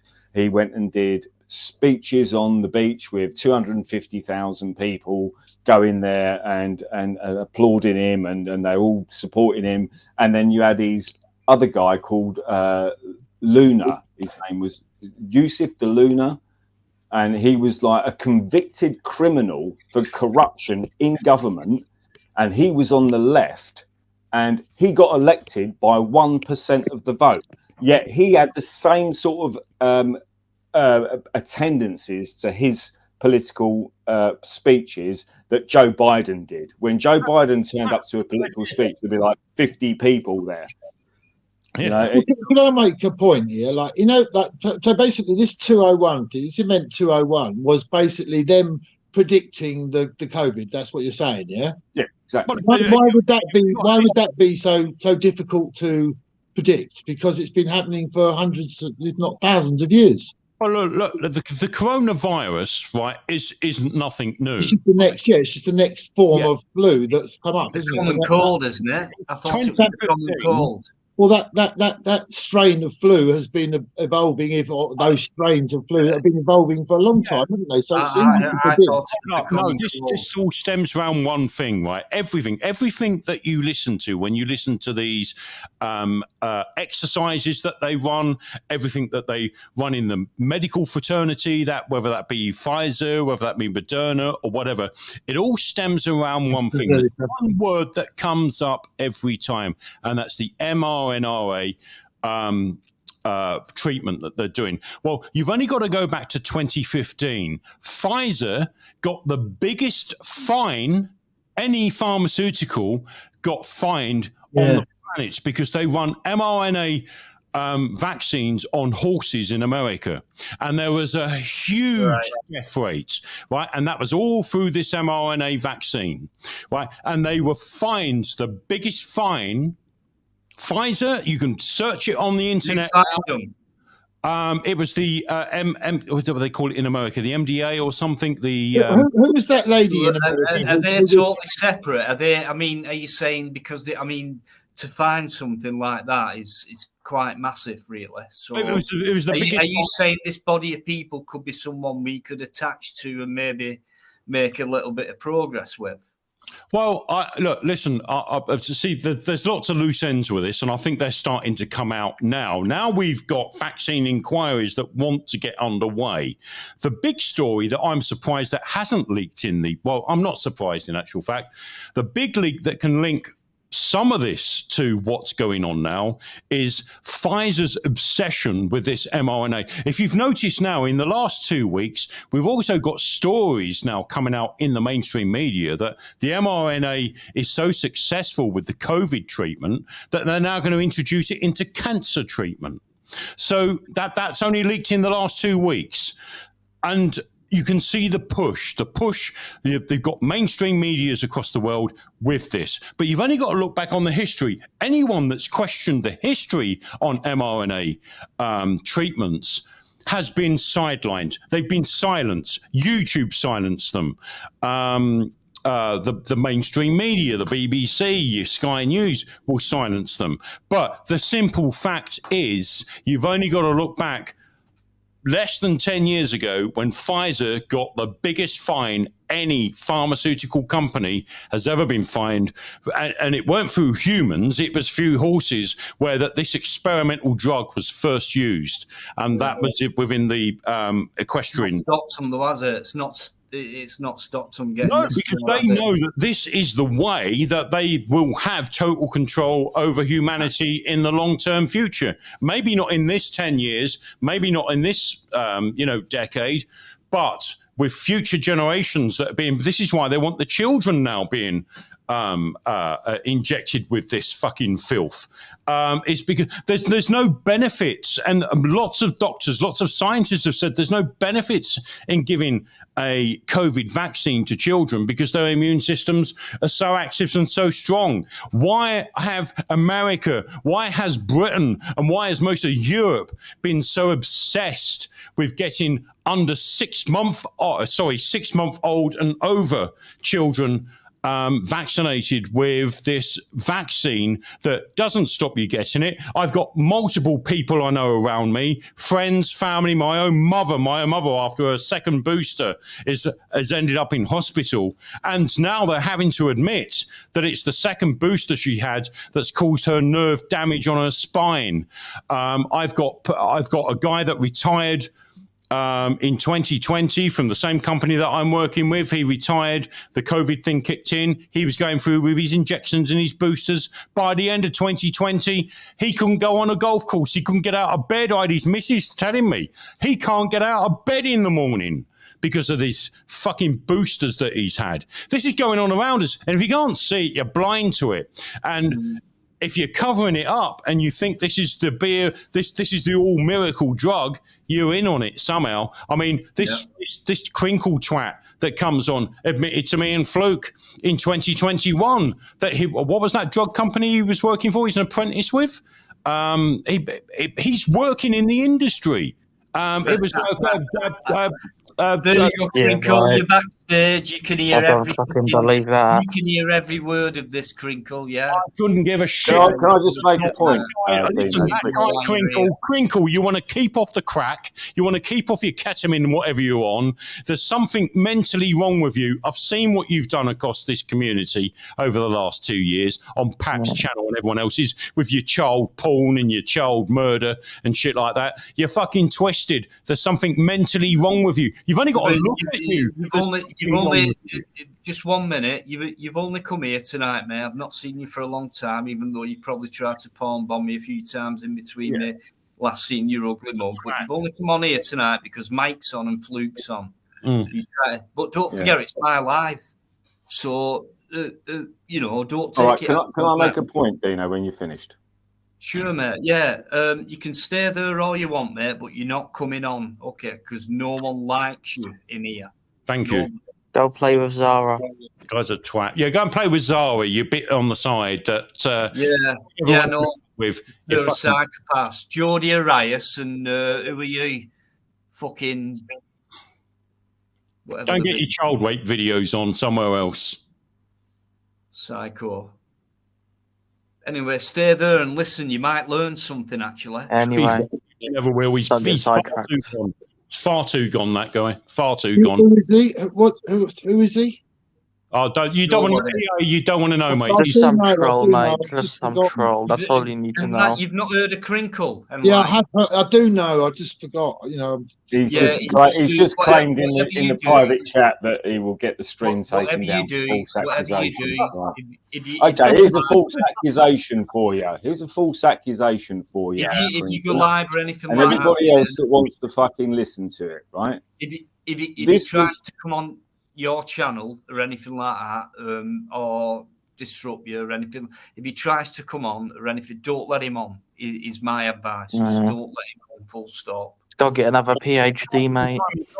Simon Sideways channel as well. He got involved with that. And the Simon Sideways gets like 500-600 listeners a night. And I saw Crinkle come on, and after 20 minutes, they were falling off his live stream by the hundreds. That guy is a distraction. I knew it when he used to come on my channel because we had a subject that we'd be talking about. This guy would take it off on a tangent and then he aggressively tries to win his argument with you, and he demonizes people, he name calls, he does this.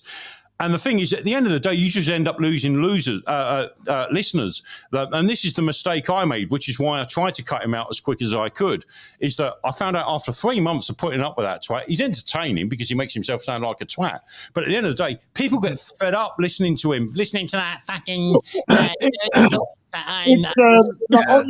online harassment. Can I just make a point quickly? Because otherwise we're just going to get into... Yeah, we're getting distracted. Crinkle ding-donging about nothing. Talking about him again, yeah. In the private chat, he says that I will get the stream taken down for false accusations, and then he says Mike and Fluke protect nonces. but hang on a minute, that's quite a serious crime. I mean, if that's not an accusation, then I don't know what is. But can I bring something to your attention? Well, let's get back to Pfizer. Child women. Crinkle. This is an article going back to The Guardian in 2009. 2009, right? Pfizer, the world's biggest drug company, has been hit with the biggest criminal, that's the most important thing, criminal fine in US history as a part of a $2.3 billion settlement with federal prosecutors for mispromoting medicines and paying kickbacks to compliant doctors, i.e. bribing doctors. In a blow to its reputations in the eyes of doctors and patients, Pfizer's pleaded guilty to misbranding the painkiller Bexadra. Withdrawn from the market in 2004, that's how long they've been doing it, by promoting the drug for uses that were not approved by the medical regulators. In New York's based company also settled civil allegations concerning improper payments to doctors who prescribed 9 other pharmaceutical products, although it continues to deny the charges. Under an out-of-court deal with the US State Department of Justice, a Pfizer subsidiary, Pharmaceutica Upjohn, is paying criminal fine of $1.3 billion, a record in American judicial history. Pfizer is also paying $1 billion in civil settlements to Medicare, Medicaid, and other government health insurance schemes to reimburse improper prescriptions. Prosecutors said that the payments reflected the size and seriousness of Pfizer's infringements. Tom Pirelli, an Associate Attorney General, said it was a victory for the public over those who seek to earn profit through fraud. Right? Pirelli said every year we lose tens of billions of dollars in Medicare and Medicaid finances to fraud. These billions represents healthcare dollars that could be spent on medicine, elderly care, and emergency room visits, but are spent on medicines and devices that are simply not effective for patients to whom they are prescribed. I think that kind of says it all. Now, if you trust the company to inject you with an experimental drug, and that company has already been the most fined in criminal history, right? Would you take a drug from that company? Obviously not. It depends what other influences you have outside of that. You're missing one thing, Fluke. They were pardoned. They were pardoned for this. They weren't I think pardoned. They get enough influence. They were criminally charged for it. Can I just say hello to 1984 TVs in the chat there? And thanks for your email a few weeks ago, mate. Yeah, I did watch through them. And if you want to bring any when I went through YouTube guidelines and policies, it were kind of like maybe I couldn't get away with it. No, I thought they were pardoned for this. I didn't know that. No. I'll tell you what. I'll give you an answer to that question. Right? They weren't pardoned. What they did was exactly the same as what Monsanto did. Right? They go to court. They plead guilty. They pay the fine, but then they can't be after the effect. That's it. It's done. They can't be criminally charged. Yep. Like in a private lawsuit. It's a bribe. This is exactly what happened with Monsanto. Monsanto went to court, pleaded guilty, right? And part of the plea deal for Monsanto for their glyphosate, I think it's called glyphosate or glyphosate. It was like something you put in the ground that's supposed to, healthfully, regenerate the ground. And it turned out it was completely carcinogenic, and anyone who went near this shit got cancer, basically. Mm-hmm. So exactly the same thing applies. So Monsanto went to court, pleaded guilty, paid $30 billion in fines, if you like, or no, it was actually fines, going back to the people that they compensation was the word I was looking for. Thank you very much. And what they did was they pled they had a plea deal with the government that they would pay those fines on the basis that they wouldn't have to withdraw glyphosate from the market shelves. They wouldn't have to change the branding on it to say that it was carcinogenic, which it was, and that was proved in court that it was, right? And they didn't have to fucking change any of their fucking policies regarding selling that product that they proved was carcinogenic. Yeah. So they could carry on selling it to the general public. That's how the criminal law works in America. That's how criminal law works in America. If you've got the big bucks, you can do whatever deal you want with the prosecutors, because the prosecutors just want an end to the story. Is what Same here, though, Fluke. The prosecutors just want a deal. That's what they care this about. This is no different to, this is the same thing with catastrophic invasion. This is exactly the same thing as Event 201. 3 months prior to COVID, Event 201. Here we are now on 2022, in October 23rd, 2022. John Hopkins Bill and Melinda Gates Foundation and the World Health Organization, the very same three people, three organizations that were involved in Event 201 are now involved in catastrophic contagion. Can I, Fluke? Can I just intervene there, mate? What Cool. you're saying is great, and I see all what me and Fluke are saying is fucking doom and gloom, basically. And it was, what was it, Tuesday this week? Dino, I don't know if you're there, Dino, and I hope you're listening, but I had a little shine of light. Not that I trust much that comes out of MSN, not much that I trust that comes out of Parliament. And I'm hoping, oh God, how am I going to do this now? Probably go for his toilet break. He'll be back in a minute. It's not that. Yeah, I'm hoping you can share a screen here because this happened this week. Oh God, I ain't got the option here to share a screen now. I'll present. There we go. Slides, no, share screen. Here we go. So it will be that one. So I'm hopefully when Dino shook his little willy after he's gone away, he can see this. There's an MP called Andrew Bridgen. Right, I've never heard of him. Apparently, he's an MP for Northampton, and he had time in Parliament to do his half-hour speech. I'm not going to play all that half-hour speech. I want you to look at this guy's body language. I want you to. I'm going to play, probably a couple of minutes of this. This is my own recording. I made a point of recording this on my own system from Parliament TV because I thought, well, let's see what this guy's made of. What is this guy's metal made of? And I was shocked that he's made this public and put this on public record from Parliament. And there were other MPs actually standing up after they heard what he had to say, supporting him. I think we're starting to see little cracks appearing with this whole COVID scandal, certainly with these vaccines. And this is one guy.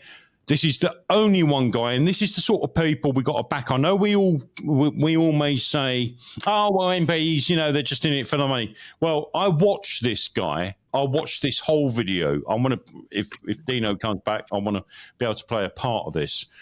There we go. And I'm just hoping that I can tell a bullshitter by the way they speak. This guy, if you listen to it, he's nervous. He knows he's going against the grain, but now this is on public record. This has been recorded in Parliament, and there's people's support going on there. Dino, if it's all right with you, can I play you a little bit of this video here? Just so off you go, mate. Fluke comes up with some great stuff. We've researched this stuff. My only hope is that there are people in some sort of influence that can bring this to I know with what I'm going through with my mother at this very moment, through her injuries that she's got, we're in a battle here. This is the only guy that's speaking up in Parliament at the moment that has had this put on public record, trying to share the people's fight. And before you play that, Mike, notice how empty that chamber is. Well, it always is. Yeah. When it comes to these after-hours debate, it always is. But there are a couple of supporters in there. But the important thing is this has to go on public record, and it got voted in within them people in there to go on public record. So it's got to go somewhere. This guy has got evidence now. He's got people coming out from the medical fraternity supporting him. And I think people will be quite shocked if they listen to this whole. It's Andrew Bridgen. I think it was Tuesday night or Wednesday night that this went out live on Parliament TV. It's there on public record. You can look and search this video yourself. As you can see, it goes on for what I've recorded 20 minutes and 50 seconds. I think it goes on for 30. But I captured what I thought was the relevant bits here. So, right, you've heard that from Mike, so just soak it all in and watch this, and then, opinions, thoughts, comments come after. I won't play it all because I don't want people going. No. Just play the bits you want to play, and then, Okay, here we go. Here we go, guys. Cardiologists a man with an international reputation, Dr. Asim Malhotra, published peer-reviewed research that concluded that there should be a complete cessation in the administration of the COVID mRNA vaccines for everyone because of clear and robust data of significant harms and little ongoing benefit. He described the rollout of the biotech Pfizer vaccine as perhaps the greatest miscarriage of medical science, damage to population health, erosion of trust in public health, and attack on democracy that we will witness in our lifetime. Interesting, Madam Deputy Speaker, there's not been a single rebuttal so far in the scientific literature to Dr. Malhotra's findings, despite its widespread circulation and it making international news. Before I state the key evidence-based facts that make a clear case for complete suspension of these emergency use authorization vaccines, it's important to appreciate the key psychological barrier as to why these facts have not been acknowledged by policymakers and taken up by the UK mainstream media. That psychological phenomenon is willful blindness. I'll just stop that there because I noticed, someone said in there, they hope this is genuine and all that. I wish I could play the whole video. I'm not going to, but when you see the emotion and you see the fear that goes into this MP's eyes because he knows he's going against the grain, this guy is genuine. And you can hear it in his voice, you see it in his face. This guy is genuinely, with the information that he's given out in this speech, and it goes on for 20 minutes, is everything that goes against the grain, and it's just his body language, his voice, and everything. I'm going to play it up to the point where you do start to see this guy starts waning because he knows he's going against the grain. This is when human beings, including in this case institutions, he's probably scared for his life. Oh man, feel safe, reduce anxiety, avoid conflict, and protect their prestige and reputations. There are numerous examples of this occurring in recent history, such as at the BBC with Jimmy Savile, the Department of Health and mid-staffs, Hollywood and Harvey Weinstein, and specifically in the medical establishment, the OxyContin scandal, which was portrayed in the mini-series Dope Stick. What's crucial to understand is that the longer willful blindness to the truth continues, the more unnecessary harm it creates. So here are the cold, hard facts on the mRNA vaccines and an explanation of the structural drivers that continue to be barriers to doctors and the public receiving independent information to make informed decisions about these vaccines. Well, I'll just play this paragraph and that's it, and we can discuss it. But if you want to see this, I'll put the link in the chat, and please do watch this, because if you think I'm exaggerating what this guy's bringing out, then you need to see it for yourself. But I'll just play this paragraph. I'm not going to play the whole 20 minutes. When was this? When was this? This was on Tuesday nights. This was Tuesday night this week. Oh, wow. That's not long ago. It's the rollout in the UK of the biotech Pfizer mRNA vaccine. We've had almost 500,000 yellow card reports of adverse effects from the public. Madam Deputy Speaker, this is unprecedented and is more than all the yellow card combined reports of the last 40 years. Such an extraordinary rate of side effects, which are beyond mild, have been reported in many countries across the world that have used the Pfizer vaccine, including, of course, the United States. Oh, my God. Of course, I'll give way to the honourable gentleman. Thank him for giving way. I spoke to the honourable gentleman beforehand. They know. Listen to this twat. My feelings about the vaccines. I'm a supporter of the vaccines. Many of my family are as well. But I understand where the honourable gentleman come from. I've had some constituents who have come to me, and both honourable gentlemen agree we need to ensure in this House we acknowledge risks and don't simply relegate them to fine print. It's absolutely right that those who are damaged by the vaccine should, of course, have the full support of their elected members of Parliament and, of course, the full support of the NHS. It's interesting that only a couple of weeks ago, I was interviewed by a journalist from a major news outlet who said that he was being bombarded by calls from people who said that they were vaccine harmed but unable to get the support they wanted from the NHS. And he also said that he thought this would be the biggest scandal in the medical history in this country. And disturbingly, he also said that if he were to mention that in the newsroom in which he worked, he would fear that he would lose his job. And it is this conspiracy of silence that we need to break. Well, I'm gonna stop it there. I'm gonna put a link in, if I can find it, to the rest of that video from Parliament TV. It's on Parliament TV. It was Tuesday evening this was done. Fluke, I saw you rolled your eyes, but you need to see the rest of this video because... No, I wasn't rolling my eyes over what he said.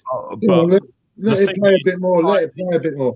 Do you want to play? Well, it's up to Dino. This is Dino's channel. No, I'm not disagreeing with what this guy's saying. I can play a lot more of this, and I think Let's hear him out. It doesn't come relevant until it gets halfway through this video. This guy gets nervous. You can see he's nervous. He starts sweating. Yes. He knows he's going against the grain, and he starts naming names. He isn't just saying, oh, this is a problem, this is this. He starts naming names. He starts naming names of doctors. He starts naming names of fucking organisations. Let's hear them out. Let's hear them out. I'll play a little bit more, but Dino, look, I don't want to take over this channel, mate. This is Dino, your... Right. But I think... See, do you know why I stopped broadcasting it? It's because I can't play this sort of stuff on my channel without people in the chat. You know, they have their little laughs and stuff like that. And I think, well, no one takes this seriously. What's the fucking point? I do take it seriously. Why haven't you got a channel up, Mike?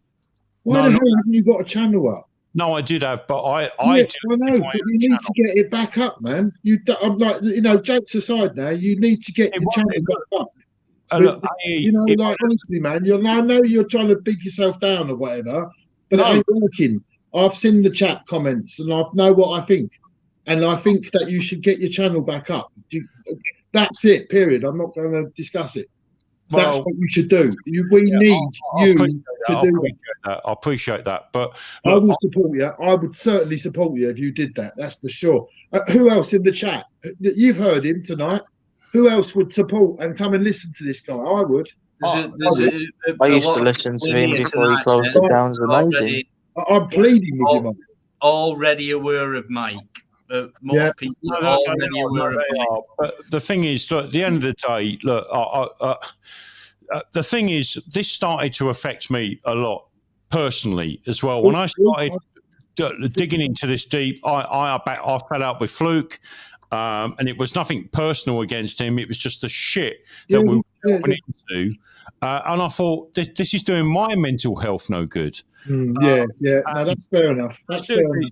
And I had to stop my channel because it was seriously not doing my mental health any good. I understand. To come on people's channels and have a chat about this, but I don't want to take over. So this is down to Dino.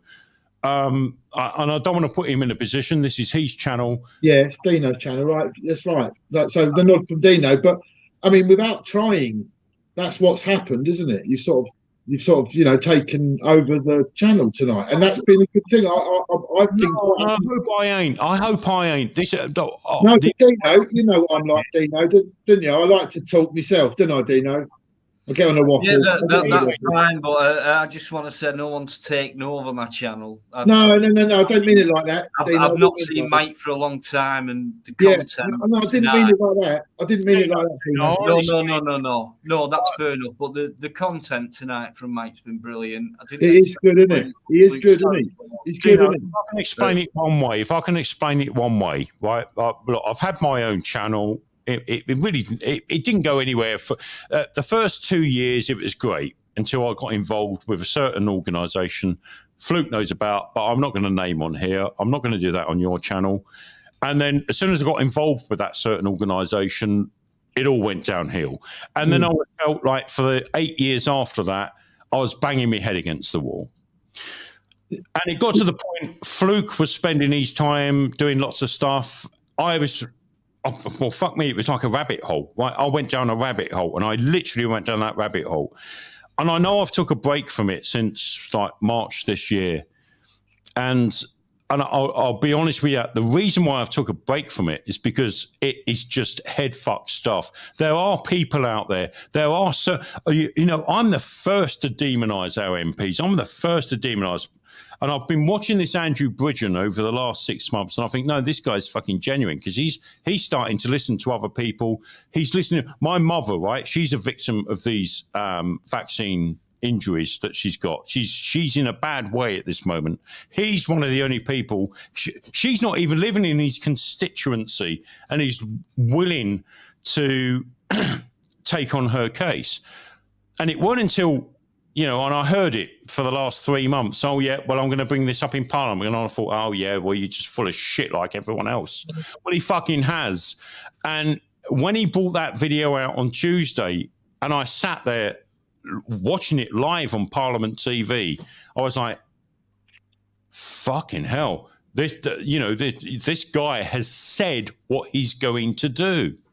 Not just to his constituents, but people up and down the country. But if you watch that video a little bit, I'm not going to play it on your channel. I've got a 20-minute version of it here. But if people go out their way just to look at Andrew Bridgen's little broadcast in Parliament, yeah, like you said, Fluke, there wasn't many people there. And yeah, but it's on record now. It's on record. And the people that are backing him, and there's some big names in there. There's people from, was it the MRHA in this country, which is the medical overview of people that have backed him, that are saying, no, we were pushed aside. Everything that the drug companies were saying was the gospel, when they knew that it was totally opposite. And that's why I'm on here this tonight. I'm not going to be. I'm not going to lie to you, Dino. It's just given me a little bit of faith, because it's something that I've not had in the last 6 months. I've just lost faith. I've lost faith in people. And I don't mean that about people that, you got your channel, Dino. I know Fluke's got his, and it's not people. I've got a bit of faith with people that can have a little bit of influence that just puts it out there. And I know a lot of people have seen that video, and I've watched Twitter this week, and that video has gone viral around the people that don't. Yeah, what's your channel, Fluke? It's right. Any mods in there? I know I've got a few mods in there. I know Trevor's there, and Trevor does some hard work when it comes to bringing links up and things like that. But I've not got many other mods in there. But if anyone can bring up any of these guys' channel links who's on the panel, I'd really appreciate that. Thank you. I think the answer to that question is I originally started as an auditor. So this is going back to 2017, and that's how I started on YouTube. It's a bit different now, isn't it? Yeah, well, completely different to now, but that's how I started. So a lot of my early videos would have been audits and stuff like that. I've been arrested by the police and all sorts of shit. So don't worry, if that's what you want to watch, then go and look at them. But I think the last, especially the last 3 fucking years has been purely kind of COVID related and overreach of government, and a complete violation of your civil rights and your freedom of speech, your freedom of expression. Because the fundamental point of this is if they can take away your fundamental right to freedom of speech, then every other right you have after that falls by the wayside. Because if you imagine the Second Amendment in America, which is the freedom to bear arms, freedom to carry your weapons, right?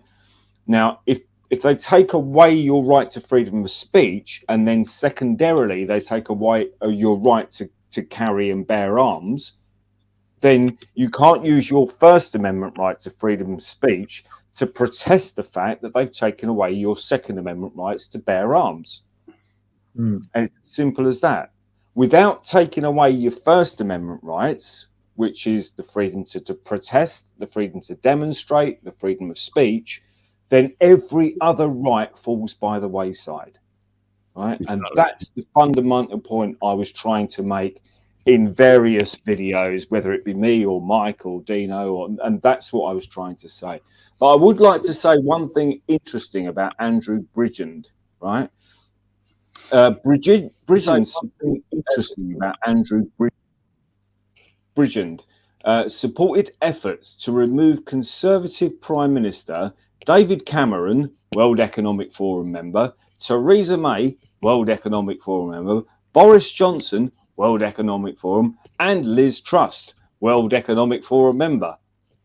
So, I mean, he tried to get rid of all of them. Yeah. Which is fair enough. Yeah. So look, Make him the Prime Minister then. You know, look. And the interesting thing is, I'm not saying about the.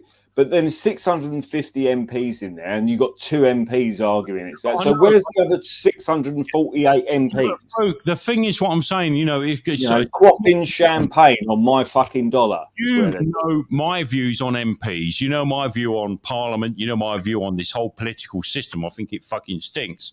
And it's not very often that I will play a video of an MP that I think, there's an ounce of faith in. And it wasn't until I looked into this guy that I thought, no, this guy's genuine.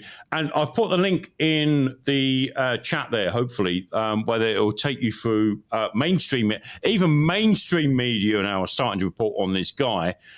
But it's not until you get through halfway through this video. I know someone said, you're going to play the rest of the video, but it's not my channel. I'm not going to do that. I'm not going to blank out Dino's channel. What a shame you haven't got a chance to set it up on there.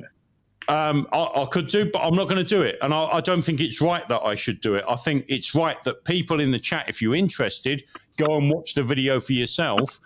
Take it offline because we've got lots of other things that we can chat about, but you need to look at it yourself and make your own judgment. I make a judgment how I look at people's body language.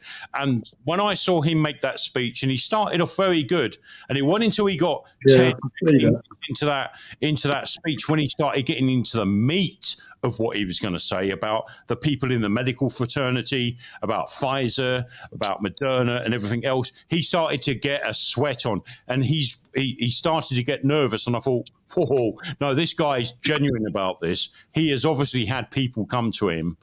I know my mother is one of them. I channeled her through this guy to get, her complaint in with the yellow card system, whatever they call it. And he was the only guy out of the NHS, out of even our own GP, he was the only guy that sent a personal response to my mother. And I thought, well, I'm going to listen to this guy. I'm going to see if there's any meat on the bones with this guy. And I found out 6 weeks ago that this guy was going to make this speech in Parliament. And I saw the manifesto that he wanted to bring up, and I thought, well, let's see if he does it. Let's see if it gets that far. And when he done it on Tuesday, and I tuned in, I recorded that whole stream, and then I didn't even get halfway through it, and I thought, fucking kudos to this guy, because he is saying, and it's recorded live on Parliament TV. It's now on public record. Speaker of the House had to record that as public record. That he's calling for an official inquiry into vaccine harms. I thought, fine, great, okay, that's good. And he's mentioned names of doctors that have been banned from the mainstream media that have been warning against this quite freely in Parliament. So you couldn't do that on Sky News. You couldn't do that on BBC News. You couldn't probably do that on GBN News, as free as they make themselves out to be. But the personal thing is that this guy, I know for a fact, is in personal contact with people that are on this yellow card system. This yellow card system is being buried. It's being buried. And it's not. He mentioned statistics about the SARS and all that, where that certain vaccines got banned in the past, where it was like 1 in 200 would be affected by this. Well, the statistics of people that are being affected by the vaccines that we've had in the last 2 years are much higher than the last 3 or 4 batches of vaccines that we've had for swine flu, bird flu, and what was that other nasty thing we had in the virus in the 90s? It's off the scale. So it's the thing. They've tried it so many times with so many different things. It's like, it was mad cow disease, wasn't it? Variant CJD. Then it was Zika. Then it was Ebola. Then it was swine flu. Then it was I know, bat flu or sausage flu or whatever fucking flu they want. Mad cow disease. I Asian think that's flu, what he's bird trying to say, flu, Mike. H1N1 and all the rest of it. Whatever they want to make They've up, been yeah. trying it and trying it and trying it over and over again. And it's just about conditioning people to be in fear of some sort of virus that the government's going to protect you from. Do you know what I mean? And it's nonsense. Climate change now. Climate change. Yeah, and now the climate change lockdowns. Do you know what they're doing in Switzerland now? In Switzerland, right, they're doing climate lockdowns, right, based on the fact that you can't use your electric car unless it's for an essential journey, right? When was does anybody remember essential journeys during COVID? 2025, which is great. Yeah, and all that stuff. Do you know what I mean? They're saying you have to. They're talking about closing shops 2 hours early to save electricity. Do you know what I mean? They're closing down this, that, and the other to save electricity. Do you know what I mean? I mean, they're just full of shit. I mean, this is the whole thing. This whole soon thing we're going to have because green it was always going to go from climate lockdown, it was going to go from COVID lockdowns to climate lockdowns. Do you know what I mean? And that's how they're going to separate it. You know, shutting down you have 2 hours worth of electricity in the evening because there's not enough electricity and we need to cut down the electricity to conserve the planet and all this bullshit. I mean, they're so full of shit, it's untrue. Fluke, hold up. Killing the planet. Not cleaning the planet. Saving the planet. Killing the planet. You know what I mean? It's just free energy as well. So if you think I would say it was fucking bizarre, but it's not. It's completely fucking predictable.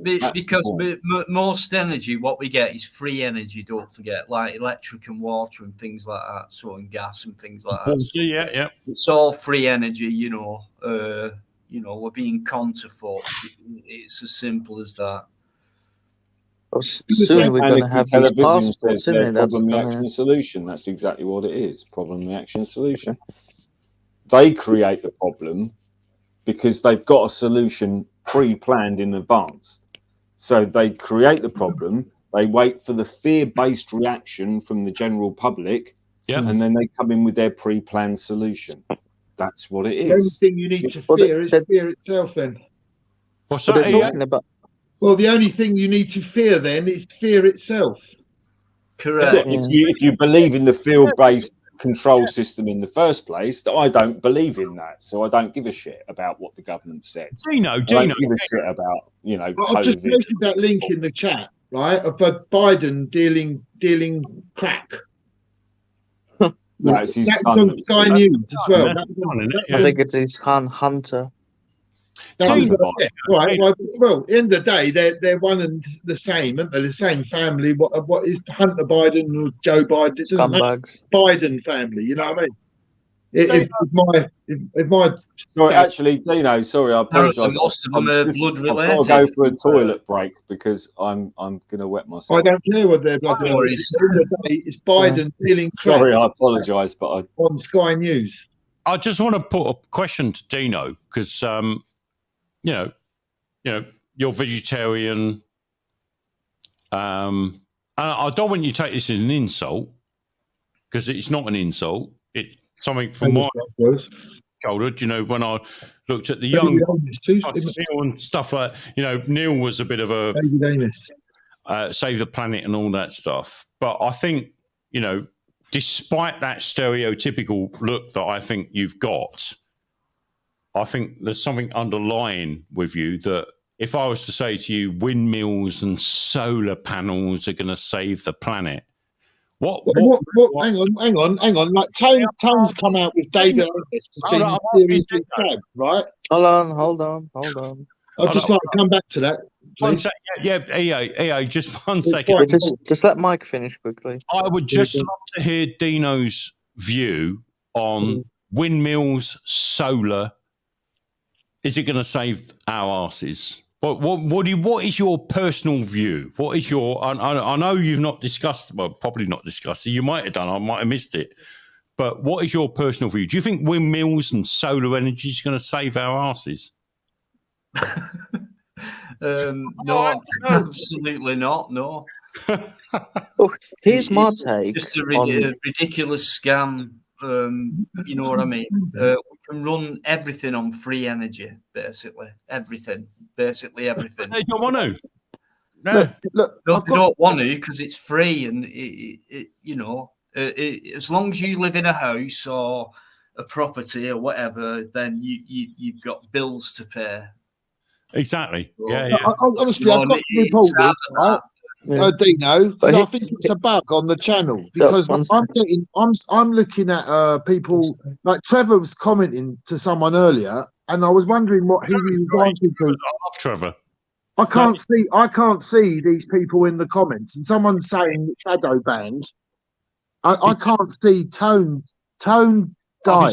He said you can't run a country on sunshine and farts. Which is right, so tone dial. What did tone dial say? Tonu dial. Yeah, tone dial. TONEDIAL. He's talking about SARS. He's talking what about did he say? SARS. David Amos mysteriously stabbed after seeking answers about. Right now, on my phone, I can see that comment, but I've not been looking at the comments on my phone. I was looking at it on my PC. Yeah, but I can't see. He's tone 100% dial. correct. What he said. David Amos No, mysteriously. hang on. Before we go on to that, I can't see tone dial on my computer. Is that normal? Well, you can see everyone else, but you can't see tone dial. Yeah. So you're tone deaf.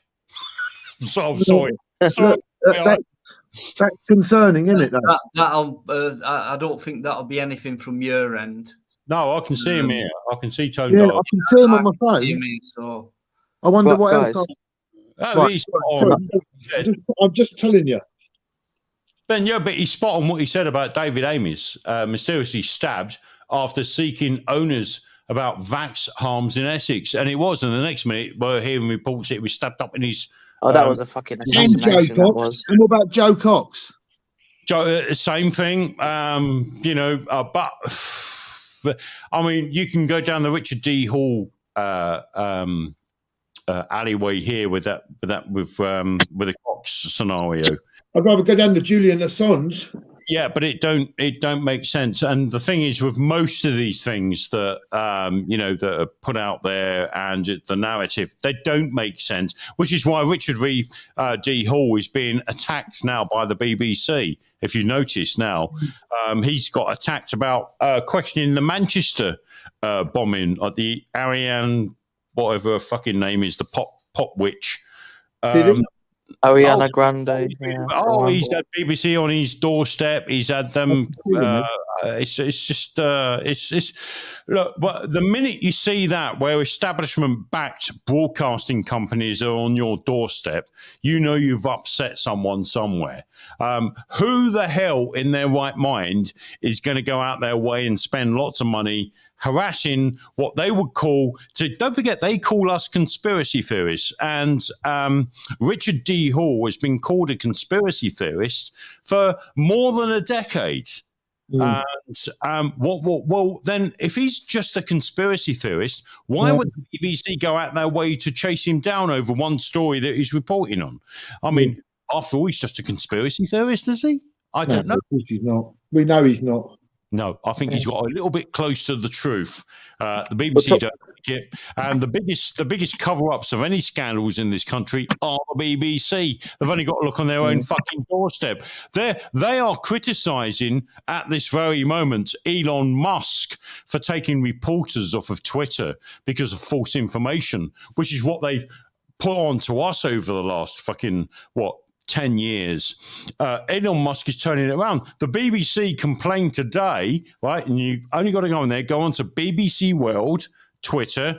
The BBC are complaining that Elon Musk have taken 4 journalists off of line because they are reporting false information. Well, and the BBC, this is what makes me laugh about the BBC. Right? They don't think about their own past. They don't think about their own situation. The BBC were the ones that covered up the Jimmy Savile scandal. The BBC were the ones that covered up fucking everything else, all the nonsense that are on their watch. The BBC are the ones that have had the biggest cover-ups on record in recent decades. But then they're quick to jump on Elon Musk, who doxed 4 journalists that were tracking his own movements. And it's like, well, hold up a minute. So are the BBC quite happy that we can track people's movements? But when it comes to the point that you track movements of your own employees, you get upset. No, you can't have it both ways. You can't have your cake and eat it. The thing is, I mean, I'm not a big Elon Musk fan by any means, because I know he's part of the inset fucking billionaire league, which is what yeah, he is. But at the end of the day, when you see the infighting between the conglomerates, the corporates, and the state broadcasters that all think they've got this power over us and everyone else, you've got to look at the hypocrisy of it. The BBC, over the last 30 years, have had more scandals under their belt than any of these what would we call commercial celebrities like Elon Musk or whatever. The BBC has got more to answer for. See, this is it. When you look at the Jimmy Savile scandal, what made me extra sick is when the BBC World Service reports on themselves, they go, well, the BBC today have been found that they're out of order or they're guilty because of the Jimmy Savile. They're reporting as if it's a different organisation. They're reporting on themselves, but at the same time, they're trying to brainwash the people into that, oh, no, this is something different. This isn't us. This is not us. This is something else. You've only got to look at the Jimmy Savile scandal, how BBC World Service reported on it, how BBC News 24 reported on it. They reported on it as if it was a third party that have committed these things on their watch. And it's psychology because it works with the people. It works with the nation. The nation actually think, well, oh, this is Jimmy Savile. Not the fact that Jimmy Savile worked for the BBC for 30 years and was abusing children on BBC premises when BBC staff knew that was happening. What the BBC tried to do is to say, oh, no, this was Jimmy Savile. It's nothing to do with us. No, he was fucking children on your premises in the back of a fucking camper van. On your premises at BBC Broadcasting House. He actually owned the fucking prison. Exactly. But the BBC will try to skew the story that, oh, it's nothing to do with us. This is all to do with Jimmy Savile. No, he was your employee for 30 years and he was fucking children on your premises. He was touching children on Top of the Pops in your fucking broadcast. He was fiddling girls on your fucking TV. Jim will fix it on the arm of his chair when he sat him on his fucking knee like Santa Claus does these days. The BBC will report today that Jimmy Savile touched children once on a certain birthday. Jim will fix it. But they won't make it. They will not take the responsibility that they allowed that. The staff, the production staff knew for fucking decades that guy was shagging children in his camper van on BBC Television Centre, Wood Lane premises for fucking 10 years. Prince Charles knew with the Scotland premises that's now like some sort of fucking forgotten land that can't be sold. Prince Charles stayed in the premises and lived amongst the premises Jimmy Savile had in Scotland, where the children were abused. And this is how the establishment turn it round. It's not just the BBC. I'm talking about British establishment. This is how they get away with it. What they do, they're very good with words. They're very good in brainwashing the nation. Well, it's not the British establishment, it was Jimmy's, but they wait for them to die. They don't do it when they're alive. They wait for people to die before they start making their allegations and covering their asses. Well, creature, can I just let Mike take a breath? I'm sorry. Just for a sec. By the way, Mike, your contribution tonight's been absolutely brilliant. I'm sorry, mate. I'm sorry. Everybody wants you to get back on track and start doing your own stuff again and being like this. And and just being yourself and coming out with so much stuff. What all you know. Attack, mate. I'll have an heart attack. I'll tell you. Well, anyway, just a middleman. I'm a bit confused by why Savile would be a middleman. Not sure about that. But anyway, who said that? I'll tell you what. The interesting thing is why Jimmy Savile was an intermediary between Prince Charles and Diana when their marriage was breaking up. Exactly. He was. So why would you have somebody like Jimmy Savile becoming an intermediary between Prince Charles and Diana over their marriage breakup? Do you know what I mean? Fuck no. That's insane. It's like that would be like it'd be like it'd be like saying I don't know, like okay, Prince Charles and Diana, we're going to bring Flute Dog in, and he's going to come and be an intermediary with your marriage relationship. I wouldn't have a fucking clue what your marriage relationship is. Well, it's like it's nonsense. It's nonsense. It's like the whole thing with when what's his name? John Lydon. When John Lydon exposed Jimmy Savile. I remember this one, Fluke. I remember this one. Yeah. And he said he's up to all sorts of sediousness, and he's a disgusting piece of shit, and blah blah blah. And he did this interview, I believe it was in 1973 or 1974 or something like that.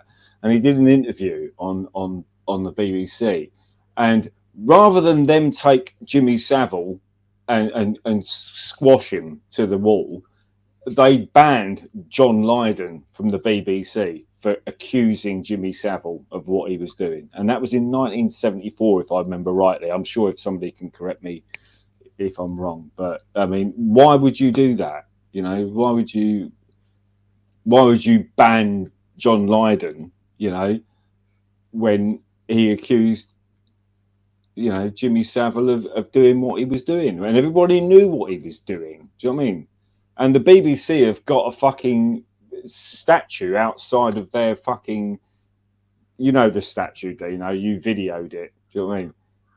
That statue outside of the BBC promoting a man that was, not only, sexually abusing his own children, but he was fucking his pets up the arse, basically. So yeah. And they refused to take that statue down. Yeah. I mean, what sort of an organisation does that? Ridiculous, backwards. No, it's a sick organisation. That statue at Broadcasting House is there for a reason, and it ain't just that statue. If you walk around the front of that building from south to north, as it were, you look at the sculptures around that building. They're fucking sick. Right? If them sculptures were made now and displayed publicly, there'd probably there'd be some abolition. Wild creature.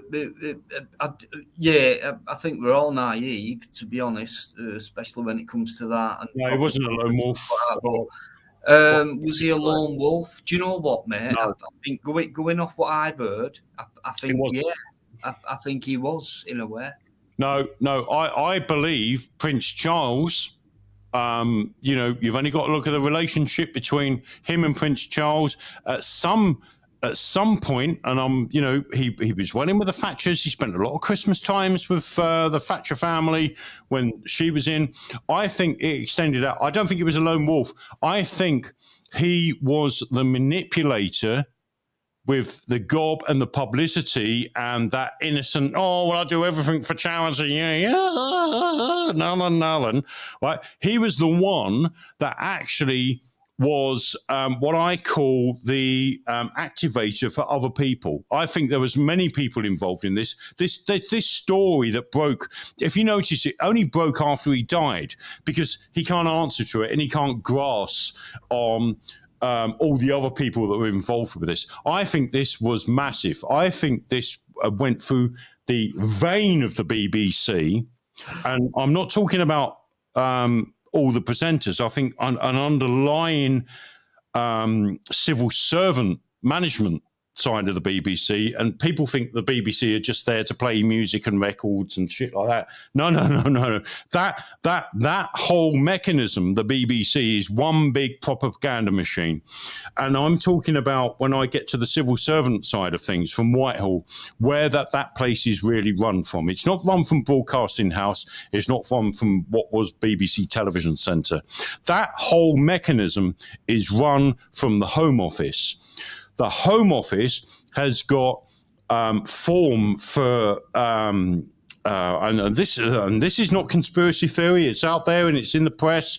It all got broken into in the 70s when the Home Office were printing. They were allowed to use an organisation called Paedophile Information Exchange, or PIE, which oh God, what was her name? Harriet Harman. Was the one that allowed them to get access to the Home Office, and they were using Home Office equipment to actually have their fucking magazine printed. PIE, the Paedophile Information Exchange. And this was in the mid-70s. So, between the Home Office and the Foreign Office that set the budget for the BBC, I believe that Jimmy Savile was just the footman. He was the footman that allowed all these abuses with these senior ministers, these senior diplomats that were at the heart of the British establishment, access to what was going on. And I don't think it's over. It still goes on to this day, but on a different scale. They're a bit more professional as to what they do now, because they realise that the media's a little bit got more access to them, and things are a little bit more technological today. There's a paper trail, there's an electronic trail on everything you do today, whether they didn't have that in the 80s, the 70s, or the 60s. Believe you me, the Home Office, the Foreign Office in this country, which manage BBC World Service, fuck all to do with the BBC. It's a separate entity that's set up by the Foreign Office to it was set up from the what they call it, the halcyon days of the empire, where that we had India, Africa, and we had all these big high-powered transmitters blasting out propaganda to them 24 hours a fucking day at the taxpayers' expense. Well, that goes on a little bit more on a micro scale now, because they don't need powerful 500 kilowatt or megawatt transmitters. They need the internet now, and that's how they do it. And so the filth has never stopped in this country. They've just put a shirt and tie on and cleaned their act up a little bit. So don't ever believe that a single man like Jimmy Savile manipulated and made possible what happened there. I think this spreads out through the whole of the establishment. He was enabled. He was enabled because he done certain favours, not just for the royal family. It was good for, I look back as a child and I remember the British Rail adverts and getting a away day, and there he is with his cigar, and away day between Leeds and London. £2. Fucking, and then it become the clunk click fucking shit with kids and all this. And then it fucking Jimmy Savile, wow, Jimmy can fix it for you. What more of a piss take can you give to your pleb of having a children's TV program broadcast on a Saturday afternoon called Jim will fix it for you? That's right? you know, we see it later on, don't we? We see it later on. Yeah. And then it's up to us to educate. Surely it is, and then we should be now. Most people who are younger will go, yeah, piss off, whatever you all get or whatever. And, that's the one of the bits from it. He's trying to talk to people who are younger than you and, Well, I mean, the point. I'd agree with somebody in the chat there that just mentioned about Jill Dando, which was an important point. Oh yeah. She got very close to the whole, and there was talk about her exposing Jimmy Savile in his height. If he, and it was Nick. Who was our co-presenter, Fluke? Nick on Crime Watch at the time, was it? Yeah, Nick Owen. Nick It was Owen. him. Yeah, it was him. That's the one. Yeah, he was the one that tried to. What was his surname again? Owen. Owen, wasn't it? Yeah. Owen, Nick Owen. That's Yeah. it. Yeah. Yeah. And they did the Crime Watch thing, didn't they? Mm-hmm. And it's the irony here is Jill Jando, who presenting a Crime Watch, but then she's got information about Savile, and nobody wants to investigate it. Well, how surprise! Do you know what I mean? So that was one thing. But what I'm going to do is I'm just going to leave a link in the description, if that's okay with you, Mike. Yeah, sure. Mike, sorry, not Mike. Dean, sorry. Fuck. Hey, fuck. Oh my God! What's wrong with you, man? This is to catastrophic contagion, right? And I'd suggest everyone have a fucking look at it, right? So I'm going to paste that in. While Fluke's doing that, can I just say to you guys in the chat, thanks very much for joining in this conversation. It's been all Mike tonight, and there's nothing wrong with that. Oh, I'm sorry. No. I mean that in a respectful way. Oh, I'm sorry. No, Mike. Please let me finish in a respectful way. And it's been well worth it, every single second of it. And the amount of people who've said, "Yeah, come on, Mike." You've not actually said in these words more, but it's kind of what you're saying. Let's have more from Mike. So Dino, and to the people in the chat, I do look. I know I've probably gone a bit over the top tonight, and it's 6 months worth of shit coming out. I do apologise. No, I feel kind of privileged as you've come on here and let it all out. To be honest with you. Well, everyone's loved every minute of it, mate, and that's the main thing. So, I've sat back most of the time, and I've just found it fascinating. I do apologise, guys, if you feel like I've taken over. I just vented off. I know I vented off, and sometimes you think, "Oh, fuck's sake, Mike, shut the fuck up." No, I can easily click a button, Mike. I can easily click a button. I've not done that. We've all found it absolutely brilliant. You know what I mean? So, and we want more of it. And people are saying, where's your channel? Well, we got to talk about this shit. And this is one thing that frustrates me, Dino, is, even on my own channel, it got to the point where people were talking about just trivial shit. And when, Fluke, he spent like nights researching stuff. I did myself. And it was like, do people really want to hear this? And the answer is yes. Yeah, I know. Maybe you got a different. Yeah, I think the thing that I find difficult is finding the right areas, isn't it? The right platform, the right areas, the right people, and you're always welcome on here, mate. And thank you very much for that chat tonight. Everyone wants more, so. I think that the difficult thing is like with Mike and myself and yourself, Dino, and civil disobedience and every other people that I've been on their live stream. I've been on live streams in Australia and New Zealand and Canada and America, and it's that's not to big me up. It's just in Margate. People, I've been in Margate. I've been on live streams in Glasgow apparently, but the point is, if you crack Glasgow, you crack the world. Oh, you crack the world, yeah, exactly. And there's what the really interesting thing is when it comes to people like Prince Charles, and I'm going to share this picture, right? There you go. Who's this guy over here? This fucking big fucking idiot fucking cunt over here. Go on, Fluke. Fucking Evelyn de Rothschild. Yes. Because if you and I went to if you and I went and poked Prince Charles in the chest like that, you'd get mobbed by his security. Please bring that picture up again. Can I share that picture again? Hang on a second. Sorry, can you put that picture up again, and I'll share it again? And I want people in the chat to give a caption to this picture. So let's have some captions. Guys, captions. Got to be done. Come on, Fluke. Where is it? Get it up again. Where is it? Oh, it's gone. Hang on, there it is. Oh, what's his name? I've got to see. Where's he gone? Oh, I think he's gone. I hope he ain't gone. Guys, this should be fun, right?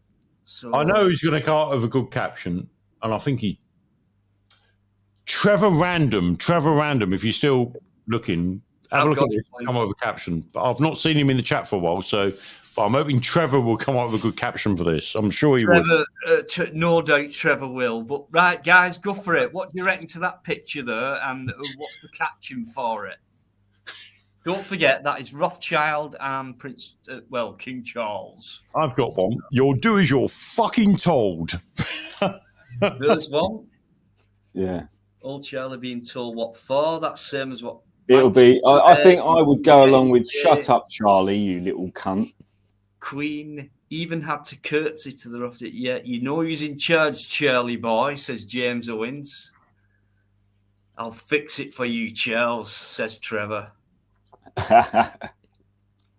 Who are you, says Mr. Blue. Who are you? You know, if you want to know who's really running the world, there's the picture for you. Because it ain't fucking Prince Dicky Charlie. There's people way above him. Way above him. Can I just interject there about that picture? Is put. Oh shit! Let me turn the speaker down. On up there you go. Can I just interject there a minute, guys? Royal protocol, right, is that dignitaries that meet the royals, right, whether it be the Queen, Prince Charles, and you do not touch them, you do not point a finger at them, and you do not prod them. That's a good point, Mike. No, seriously. Now, that is royal protocol, right? Whether you be a dignitary, whether you be a pleb like us, that you do not point at them. It's just one of the how can I say, inflictions. The other thing is you do not touch them, you do not prod them. My caption for that one is this. Don't forget who's in charge, Charlie boy. Exactly. Yep. Yeah. Shut your fucking mouth. You'll do as you're told. Yeah, and just look at Charlie's face as well. That is like... It gives a lot away, doesn't it? It's like, oh, shit. Absolutely. It gives a lot away. Who brought that picture up? Who put that up? Fluke. Yeah, Fluke. Well done, Fluke. That just about. You know, when I was talking to AE earlier about the royal family, it's just like, well, look, we shouldn't be spending all our time tonight talking about the royal family because that's just a side issue. That's fuck all. But that picture has summed up what we spoke about in probably 20 minutes in 30 seconds. And still coming through these captions. I'm kind of good at that shit. Right, listen, guys. I just wanted to finish on something that everyone can share, and you can share it amongst your YouTube channels or your social media or whatever it is. Go for it. Right, Elon Musk. I've got to cover Elon Musk quickly, right? It'll be really quick, right? I'm not going to fuck about with this, but Elon Musk is apparently taking over Twitter to, reinforce your right to freedom of speech. Yeah, I mean? Because Elon Musk really gives a fuck about your freedom of speech. Elon Musk is a World Economic Forum young global leader who's been indoctrinated since 2008. Yeah. Right? He is also an advocate of universal basic income. Right? He's also an advocate of the carbon tax. Right? He's also obviously an advocate of electric cars that you can't charge in Switzerland because. Anyway. And now they're being taxed. He's also an advocate of Neuralink, and he's got a company called Neuralink, which wants to link your brain to the internet, right? And that's transhumanism. So he's involved in that. And he's also a climate change activist, right? Which means he's a fucking wanktard, right? And on top of that, he's absolutely involved with the surveillance society and the social credit system, right? There's Elon Musk, your freedom fighter, Well, his cars actually log everything. Do you know what? There's an app on his Tesla cars that it increases the acceleration and it also increases the top speed of the vehicle. But and this is how many idiots do it. You must sign up for 3 months via the app on the software of the car for it to monitor your driving style before they'll give you access to the car with its full acceleration and full top speed. Do you know how many people have signed up to that? Probably fuck all. 85% of people have signed up. So they're being monitored for every journey they do. So what it does, and it's not until you read the small print, what it will do, if you enter a 30 mile an hour zone and you're doing 32, that will dock points off you from getting this software opened up. If you drive on a motorway and it's 70 miles an hour and you're doing 73, it will deduct your points off. But the point is that the police, both in America and in this country, said, well, we want access to this data. So what they're building up now, Elon Musk is building up now, is he's building up a central database that the police will not even have to stop you. If you're doing 10% plus 10 or whatever it is, the magic formula is, if your car that you're driving, be it a Ford, a Tesla, a fucking Toyota, so the police are advocating that telemetry data that, fashionably gets sent. Exactly. So that it's like a pre-crime thing, isn't it? Yeah, it's a it's an actual crime thing, because what it'll do, if you're doing 75 on the M25 and the speed limit's 70, because you're over that limit, that data will get sent back to the police. And the police can effectively shut your car down. Well, no, so they don't even have to chase you. Yeah, what they're talking about, the shut the car down thing is if you don't, the car tax that comes in 2025. So these idiots that have gone out for their little green slip on their number plate, the little green tag they get now. I'm saving the planet because I've got a green tag on my number plate. Well, these idiots that, bought their cars this year and last year, we're saving the planet. Not only is it going to cost them more to charge their car up than what it's going to cost to fill a tank of diesel up in a 60-litre fucking vehicle, they're also now going to be getting car tax from 2025. So who's the fucking idiots, Not only are you limited as to where you can charge your car up, you're limited more than ever, because it's not as if you've got the freedom of a petrol car or a diesel car and stuff. Oh, well, I'm running low on fuel. I'll just put it into the next garage, which is probably maximum of 1 mile or 2 miles away from you. Now they've got to find out through a country that hasn't got an electricity. We got the electricity infrastructure of a fucking African country at the moment, because we're on edge all the time. It's like, we might have to turn people's fucking fryers off and toasters off at 7 o'clock in the evening because it's fucking it's -3 and our windmills aren't blowing because during winter when it gets cold the windmills don't blow and there's no solar. We get sun from 10 o'clock till 3 o'clock. So the solar stations and you know what we ain't got? When we do get power, we ain't got batteries to save the fucking energy, so we might as well go back to fucking coal and gas. What are we gonna do? We're saving the fucking planet. No, what we're doing, we're killing people off. We're not saving the planet. We're fucking killing everyone. That's a fucking good point, because last year in Germany. 1 minute, let me just finish this one point. This reminds me in the fucking late 90s, early 2000s, and I remember this because children's TV went to the Teletubbies, We had this fucking Hoover flying on fucking Teletubbies, and it was all silly noises, Any normal child will look at these noises, these Teletubbies, and go, what the fuck is that? Look, they're talking. And you've got a Hoover going. And in the background, when they went outside, they've got a fucking windmill, They've got a windmill going. Do you know what I think Tory fucking government policy was when they got back into power? Is they looked at the fucking Teletubbies and they went, they've got fucking windmills. and they can power their fucking Hoover, right? Oh, this has got to be our policy. We've got to go away from coal and gas. We'll look at the Teletubbies, right? Because all that the Teletubbies talk about makes no fucking...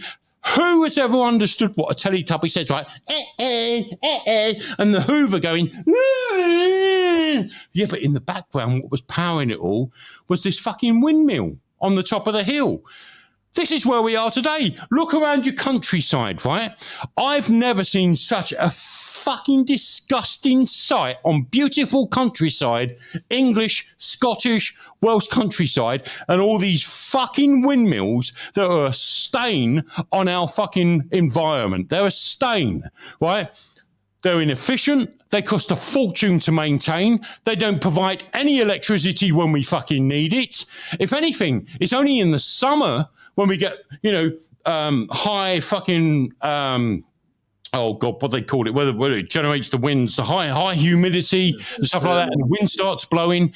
In the winter, when it's freezing cold, we don't have fucking wind. You don't have wind when we need the energy the most. Where are these men? It's a mental illness. The people that are planning this are mentally fucking ill. It doesn't make financial sense. It doesn't make common sense. These windmills do fuck all. They're just...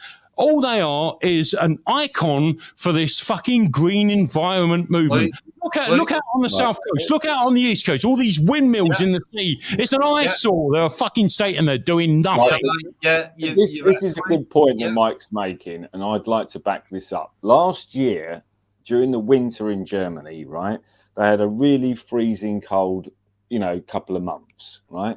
And what happened was the snow covered all of the solar panels. So every solar panel in Germany wouldn't generate a dot of fucking energy, right?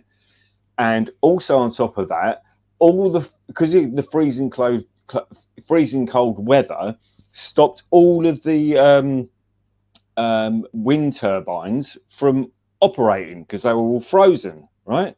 So what they did was the German government decided in their infinite wisdom that they would get people on like a fire engine, if you like, with an escalated fucking seat that goes all the way up, and they pumped hot water onto these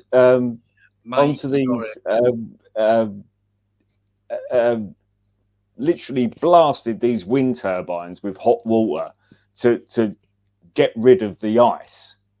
It's like, well, hang on a minute. How do you pump hot water onto a frozen fucking wind turbine? Do you know what I mean? To generate the electricity, and they didn't. And it didn't work, and it was complete waste of time and money. And what they had to do, the German government had to reinstate 2 coal-fired power stations to replace the energy that they couldn't get from solar and wind.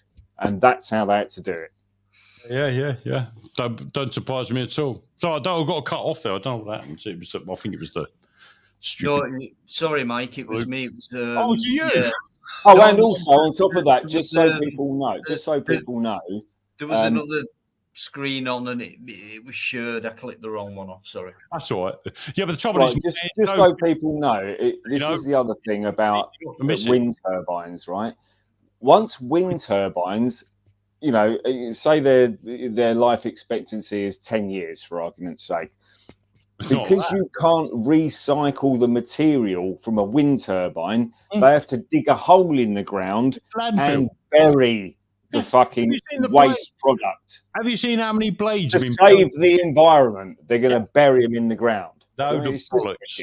Absolute bollocks. Anyway, I think we got rid of everyone else on the bloody stream. What's going on? Was it AE? Did he go? No, it's just me and you, Mike. It's back to normal. AE, get back on.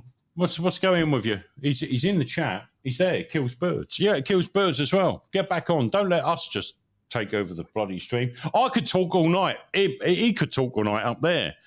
But it's not about us. I mean, you got to just tell us, shut the fuck up, man, again. I think Dino's even got fed up with us. He's left us to it. I think Dino's just booked a flight somewhere. He's just straight out of the country. Oh, he probably thinks it'd be more peaceful if I got a holiday for 4 weeks in Ukraine. That's another subject we can talk about, but I'm not going to talk about. Oh, don't even get me started on that. Talk about that tonight. I really could. It was just a complete all that NTX and all that fucking bullshit. It was just a complete corruption fucking way of Zelensky. Zelensky. Sam Bankman-Fried, that guy. You know what I mean? Like, yeah, right. Okay, I really believe in that guy. Who would invest in a company that's got $9 million worth of assets and $9 billion worth of I know what you're going to say. What was that?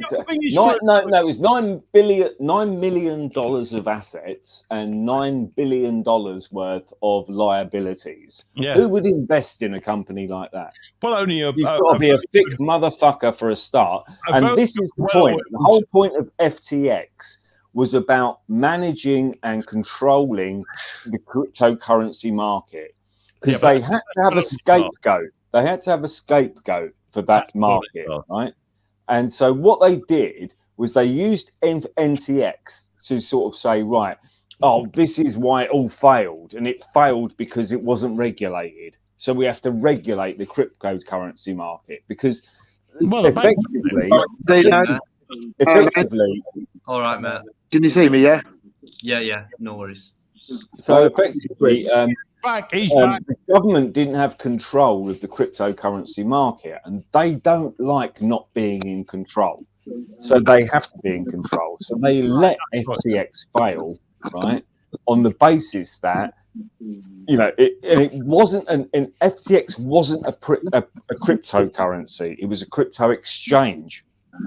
So if I held, say, Bitcoin and you held Bitcoin and Mike held, you know, whatever cryptocurrencies you want to hold, you held it on that crypto exchange, and they would return you interest by letting them hold your crypto on their exchange. And anybody with any sense has already said you do never ever hold your cryptocurrency on an exchange. No. EA, don't do it. Yeah. So what happened? You know what I'm going to say, didn't you? This is a guy that's got $9 million in assets and $9 billion in liabilities, but he has a house in the Bahamas worth £36 million. Yeah. Well, who would invest in that sort of situation? Can you imagine if I said to you, I've got £9 million in assets, I've got a house worth £36 million in Bahamas, and I've got $9 billion worth of liabilities. Would you invest in me? Well, I bet he hardly visits that house. Exactly, it's just there. Yeah. EA, what do you think? Welcome back, Enlightened Audits. How you doing, pal? Yes, hello. Mike, you know what I'm going to say.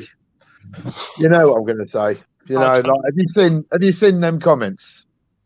You know, you have to have a look through those comments. Right, and I'm telling you now, there's loads of people been saying, you know, that you'd be great to have someone on like that, because like, you know, I'm talking from. Dino's coming on, I'll come on Dino's channel. You know, if Dino says, well, like, you got 1 hour out of my time. Yeah. I'm quite happy. I could do that. Do you know what I mean? I could do that I could do it like I do normally Tuesday, Friday. I'm getting back to that. Yeah. If Dino's happy with it, we could do the Bastion hour, or. But I'm not being Bastion Radio's finished, mate. That's done. On my live, we could call it the Bastion hour. No, definitely. Call it that. No, you don't even have to call it that. I'll come on, and if it's for an hour or whatever, and Fluke comes in or whatever, fine. But look, EA, no, it's happening. People want me to, but I really featuring years. No, it doesn't matter. If I'm live and Mike's on and you're around and you fancy listening and joining in, then there you go. Then we've got. Definitely. You know, like, in fact, if I don't see the old featuring like Mike Bastion bit, I'm probably not going to come in no more. It's done. It's Dino's channel. It's not mine, and I don't want to take it over. I know. He knows that. He knows that. And You if know, he's happy having a whinge now and again and brings his all up, It's been a nice change tonight for me, I must admit, guys, because it's been honestly, it has been good because people have been listening in, and it's easy, and I mean, it's quite stressful being on a live. So when you got a good guest, like it's quality, isn't it? You know, when you got somebody. EA, we got plenty to fucking moan about. That's it. And and it's not. I don't want to come on just for the sake. Can I moan about something? Your fucking jumper, Mike, is fucking. Oh, it's getting the fucking spirit, son. What's the matter with you? You know. No! Don't stop jiggling your tits at me. Do you know what I mean? That's me belly. I'm fucking jiggling. Is that your belly? I thought your tits were hanging low. Mike started on the old mince pies already, I think. Yeah. No, I'm in the spirit now. I'm in the Christmas spirit. Listen, guys, listen. I'm sorry to spoil the fun, but I've got a day's work ahead of me tomorrow. Yeah. Oh, well, you totally understand, man. I'll give it 10 minutes. But you know what? Yeah. I might even go live tomorrow. Yeah, we hope so. If you're free. Oi, Mike, just read them comments, whatever you do, man. Read them comments, right? Stay safe, everyone. Stay safe. Peace, because I'm out now. When you're a blubbermouth like me, it's hard to keep up. Cheers, mate. Thanks to EA for coming on. Don't forget his channel, guys. He's an auditor. He's got some good videos out there. Gets quite a few views, so he's definitely worth checking out. So please check out Enlightened Audits channel. If anyone's got his link, that'd be great. I don't think I've got many mods left in there, if any. Dino, for the last 10 minutes, right? But you got me and Fluke on here, right? Rather than us, what's on your mind? And we'll interact with you. We'll finish off in the last 10 minutes. Forget all the fucking COVID shit and all that we spoke about. What this week? What's bugged you? What do you mean, politically or? Anything. Or anything. Yeah, sort of agenda-wise, politically, or something that you right? What bugs me is the fact that I keep getting bugged and more bugged, and it gets worse and worse and worse. By who? Getting better. Well, from who? Yeah. By who? Who's bugging you all the time?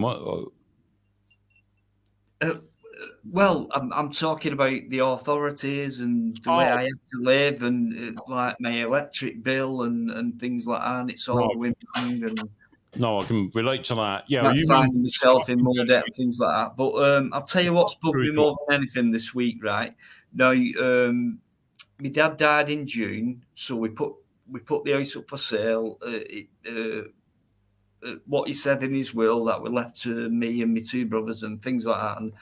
And then 3 days ago, it went -5 and his pipes burst and it brought all the ceilings down in the living room, the kitchen and the bed, his bedroom, all above them areas. So we've had to pay an extra so much on that. The house has been sold. So that's been bugging me more than anything this week, to be honest with you, because it's costing money to get me. Purely for the fact that he can put the heating on and stuff frozen up and then pipes burst. Yeah, the thing is, we didn't, but we left the house, and then we never thought of putting the heating on. And I think that would have saved it. And me and my brother, I must say, I just wanted to say I didn't know about your dad, and I Oh, sorry, mate. I thought you did. I mean, back in June, so it was. I don't know. Maybe I just forgot. But, I apologise for not, but my commiserations to you. No, thank you. You worked well for a long time. Sorry, mate. Yeah, I didn't know neither. No, But yeah, if you're going to leave a house empty, even if you just put it on 10 degrees or something, just keeps the pipes working. We made that mistake. Yeah, it's the last thing on your mind. Hindsight's a wonderful thing, isn't it? Yeah. It is. But anyway, no matter what, my dad was. He's been generous with his estate, and that cost can be covered and things like that. And then I'll tell you one positive thing what's come out of this week, out of everything that's bugged me. And there's lots of things that bug us every week in all categories. But for me, more importantly, my family, you know, my dad and his will and what he wanted and things like that. And it's gone a bit wrong, and the timing of it's just been sold, and that's happened, and frigging hell, and what the new owner's going to think, are they going to pull out, and all that's going through your head.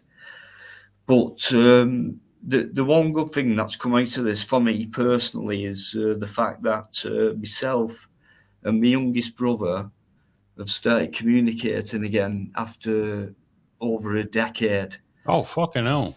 And it's this kind of minor disaster what's brought us to this. And hopefully it brings it together. Yeah, yeah. Luckily for me, my brother is kind of in the trade, so he knows a plumber, he knows a plasterer, he knows a brickie, you know, those guys who can repair things. Sorry, Dino, but you say you haven't spoke to each other. Did you fall out at a younger age? I'm not. Yeah, drifted apart like life. My brother I fell out with. You know, you come to that fork road. Yeah. Road, and it's like, well, I'll go that way, and it's like, well, we can go the same way, and still disagree and fork off from that path as well, and all that. And then 15 years later, it's like, oh fuck, you know. So, but the one good thing, you know, is that we're both talking to each other again, and that means a lot to me. You know, yeah. You know, life's too short. No, it is. Yeah. Yeah. You know, he was 33 years old when he died, and it was 5 years before he died. We had a big fallout between each other, and I got made redundant. What was this? 1999.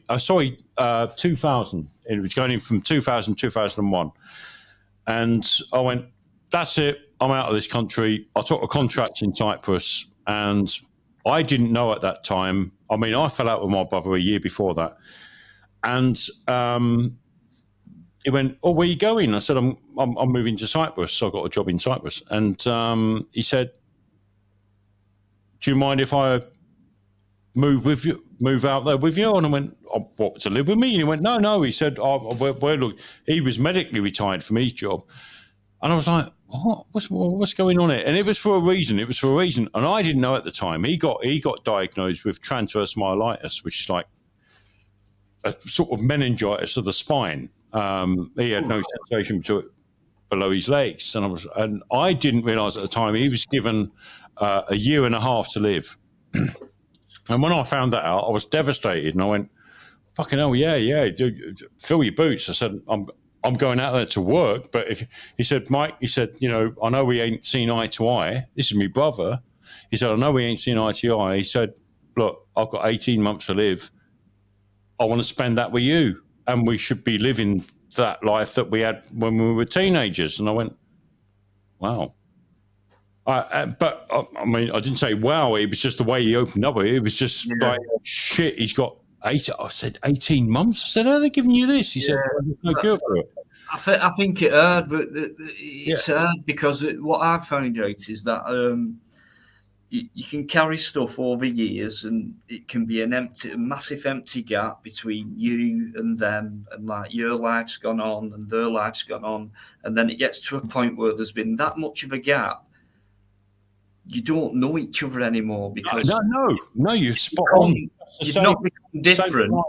You have become different, but you're still the same. But do you know what I mean? So, I know what you mean. So it's like trying to get back to know each other again. It's like, but all this time and I just think wherever there's a problem, as long as you can nip it in the bud as soon as possible, no matter how hurtful, how hard it is, which it is.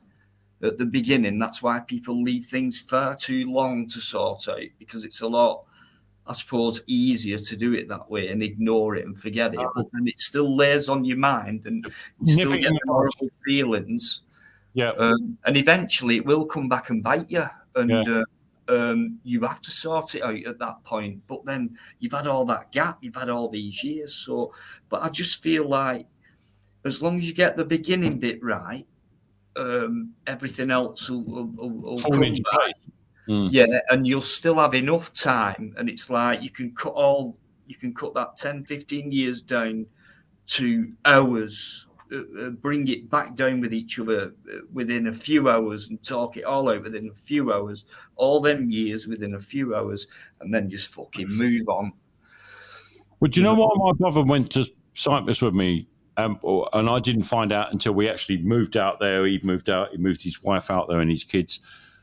And we were out for a drink one night, and he said, "Do you know why I'm here?" And I went, "Oh," Paul said, just let us know. And he said, "It's mum and dad." He said, I don't think they've grasped the concept that I'm going. And he said, "I think if I was there around them now, it's a bigger shock to." And they didn't. I don't think certainly my mother, I don't think she grasped the fact that in 18 months it'd be dead. And literally, near enough, by 2 months, he was gone. And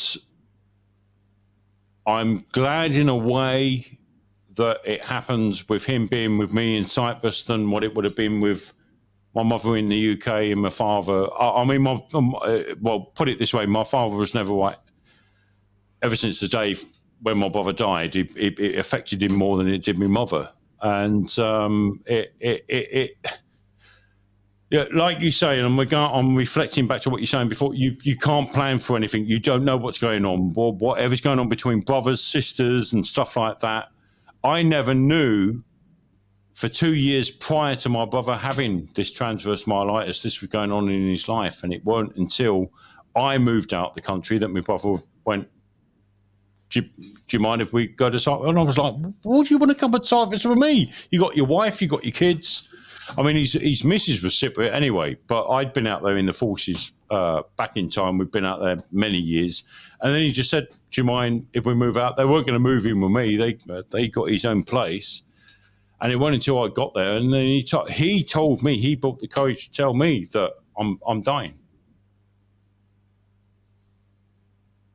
And I just felt that, I didn't understand it at first. I thought, well, why would you come out to Cyprus when you're dying? You got your mum, we got mum, dad, because he knew how my mum would take it. He knew how my dad would take it. And I think he felt that separation from it would make it. And to be honest, blatantly honest with you, it didn't make anything easier. It just, it was tragic. It was tragic. No. So, and Christ, if I knew, at the time he knew before I moved out to Cyprus, I think things would have been different for me. It would have changed my view on it. But it weren't until the point that he knew I was leaving that he said he come up front with me and told him about his situation. And that was a fucking hard thing to take, because it was like, shit, do I stay here? And he went, no, I want to live my life out in Cyprus. And we should have, me and him never got on as teenagers. Well, this is what I'm getting back to. We never had what I would say a proper brotherly relationship. If someone beat him up, I would go and beat whoever beat him up, and sometimes come worse off. But I think as we got older, into our 20s, we didn't quite gel. And it's an awkward thing. And it wasn't until, I got into my late 30s, 40s, and this happened. It was like, fuck me, it's my brother. And whatever goes on between you, one thing I can only advise is it probably quite valid between you and friends that you might have, you've known for a long time and you've had fallings out or disagreements with. Life's too fucking short. It's,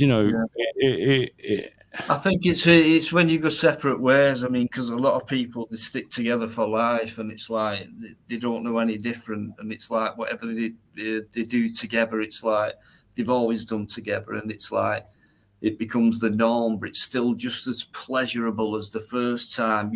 I still think you get them people, you know what I mean? But I think whether it's brothers or best friends from school or whatever, and you go your separate ways, but you're still kind of, I'd say, in touch, if you like. Yeah.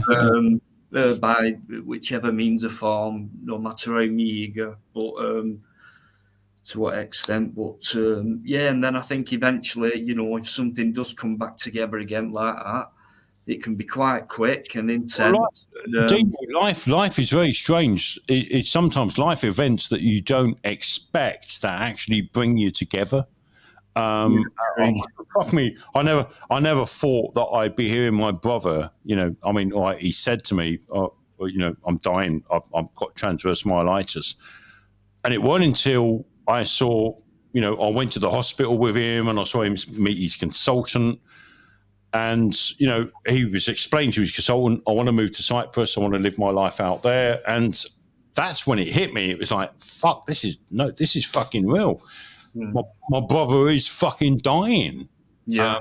They put a time scale on his life. Yeah, and it's like nothing else matters at that moment in time, Mike. Surely not. No, it didn't. And it was like, no, fill your fucking boots. Blah, blah, blah. Yeah. I've got no problem with that at all. If anything, you know, why should I be complaining? His wife was Cypriot. You know, he had ties to Cyprus anyway from his days in the military. And because I was moving there, it was like, well, why do you feel you got to ask me permission? And he went, no. He said, I'm asking you because you know that if I move there, this is what's happening with me. And I went, no, I'd love to. And I'll tell you what, that last year that we were there, and it was just over a year before he did die, we had a fucking fantastic time. We made up for that time that we had that big sort of separation between us. Where you know, I wouldn't say it was hate. It wasn't hate. I never hated my brother, but we had our, you know, boys between. Yeah. He was one thing, I was another thing, you know. Yeah. But it brought us together, and we had a fabulous time on that last year, and we lived life how we should have done back in as we were teenagers. Yeah. Mike, no regrets though, Mike. No, none at all. No regrets. No, that's the last thing I think anyone should do. If you want to see us, we ended up on a BBC program out there because a friend of ours was setting a business up out there, and it was a BBC Two program called Get a New Life, and it was all about expats setting up life abroad, like whether it be Spain, Cyprus, and whatever. And we were in Larnaca. In a pie and well, there was two English guys out there, one from Bedfordshire, one from London, and they'd set a pie and mash shop up in Larnaca. So me and my brother were sitting there, and we're sitting in there one Saturday evening, and we're eating pie and mash, liquor sauce, and you know, a couple of beers, and they had beers imported from what do they have? Old Rosie ciders and Bishop's Finger and all that in these plastic cardboard boxes there and imported over from the UK. And we're sitting there one night, and me and my brothers were eating pie and mash. We got the old chili vinegar on, the white pepper and all that. Next minute, we come in, and there's these two guys come in. There's one guy with a camera, and there was a female with them as well. And they're filming these two guys that were doing running the pie and mash shop, John and Eamon. And they're talking, but they were doing it. Initially, they were doing the video about them because they'd moved out there. They set this pie and mash shop up there. And then the cameraman went, oh, yeah, he was an Irish guy. And he said, well, if we don't mind, we'll talk to some of your customers as well. And they come to me and Paul, my brother, and we're sitting there, and they're like, oh, have you moved out here? You were on holiday? We said, no, we've moved out here, and blah, blah, blah. Oh, what are you doing? And I was working for the military at the time, and they I would like to follow you around as well. And it was like 6 weeks of them following around me and my brother, and his wife didn't want to get involved, and I'd gone through a breakup. And they wanted to follow us around all the pubs we went to, the restaurants we went to, or whatever. And that was on BBC Two. And that was the last 6 months of my brother's life. They didn't even know at the time. We didn't tell them towards the end about my brother's situation. He said, no, don't tell him. Just let him know that everything's normal. My brother went, I just want to see myself on the TV, and my mum cringed. But we lived it to full out there. It was brilliant, and we spun the BBC a bit of a fucking fairy story, and they went with it. It was brilliant, and of course the family and friends were like, "Fucking hell, you took the piss out of them," but. It was brilliant. It was great, and he said, "I want to go out of a bang," and he certainly did. He certainly did, and well, at the end, that sounds like good news, and good news throughout, and also bad news. Yeah, but I'm only reflecting on that story because you said about your brother, and you don't get on, and well, we didn't until it was like, oh shit. I've had the same problem with my family and my brothers, but at the end of the day, unfortunately, we haven't sort of reconciled the situation, so it is what it is. But I fell out with my youngest brother about it's like 12, 13 years ago. I've never spoken a word to the bloke since. Fluke, let me just tell you one thing: be the man. If I could talk with hindsight like I do now, be the man and sort it out. Yeah, and it's easier said than done, depending on the situation. You know what I mean? It's like my personal situation with my younger brother is very, very personal. Do you know what I mean?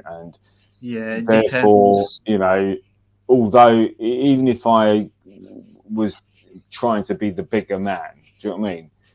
It still wouldn't negate the fact of what he did. You know what I mean?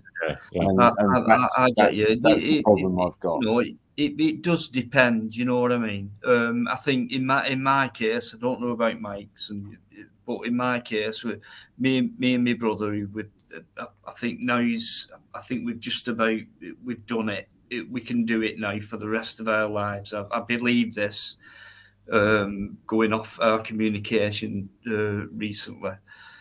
In person and on the phone, etc., things like that. But in some other cases, it's like we both know, and it's like a pride thing in some instances. It's it is. Who's going to be the first one? So going off what Mike's just said, it's like be the man and things like that. Well, in my case, I think we both tried to do that. I wouldn't want to say I was or he was. I just think we both did, but still stepping back, which is not the way to go about it. No, it's not. It's either got to be full on or nothing at all, really. That's what I'm trying to say to Fluke, Dino, is just that, whatever you've got between... Look, at the end of the day, it's your flesh and blood.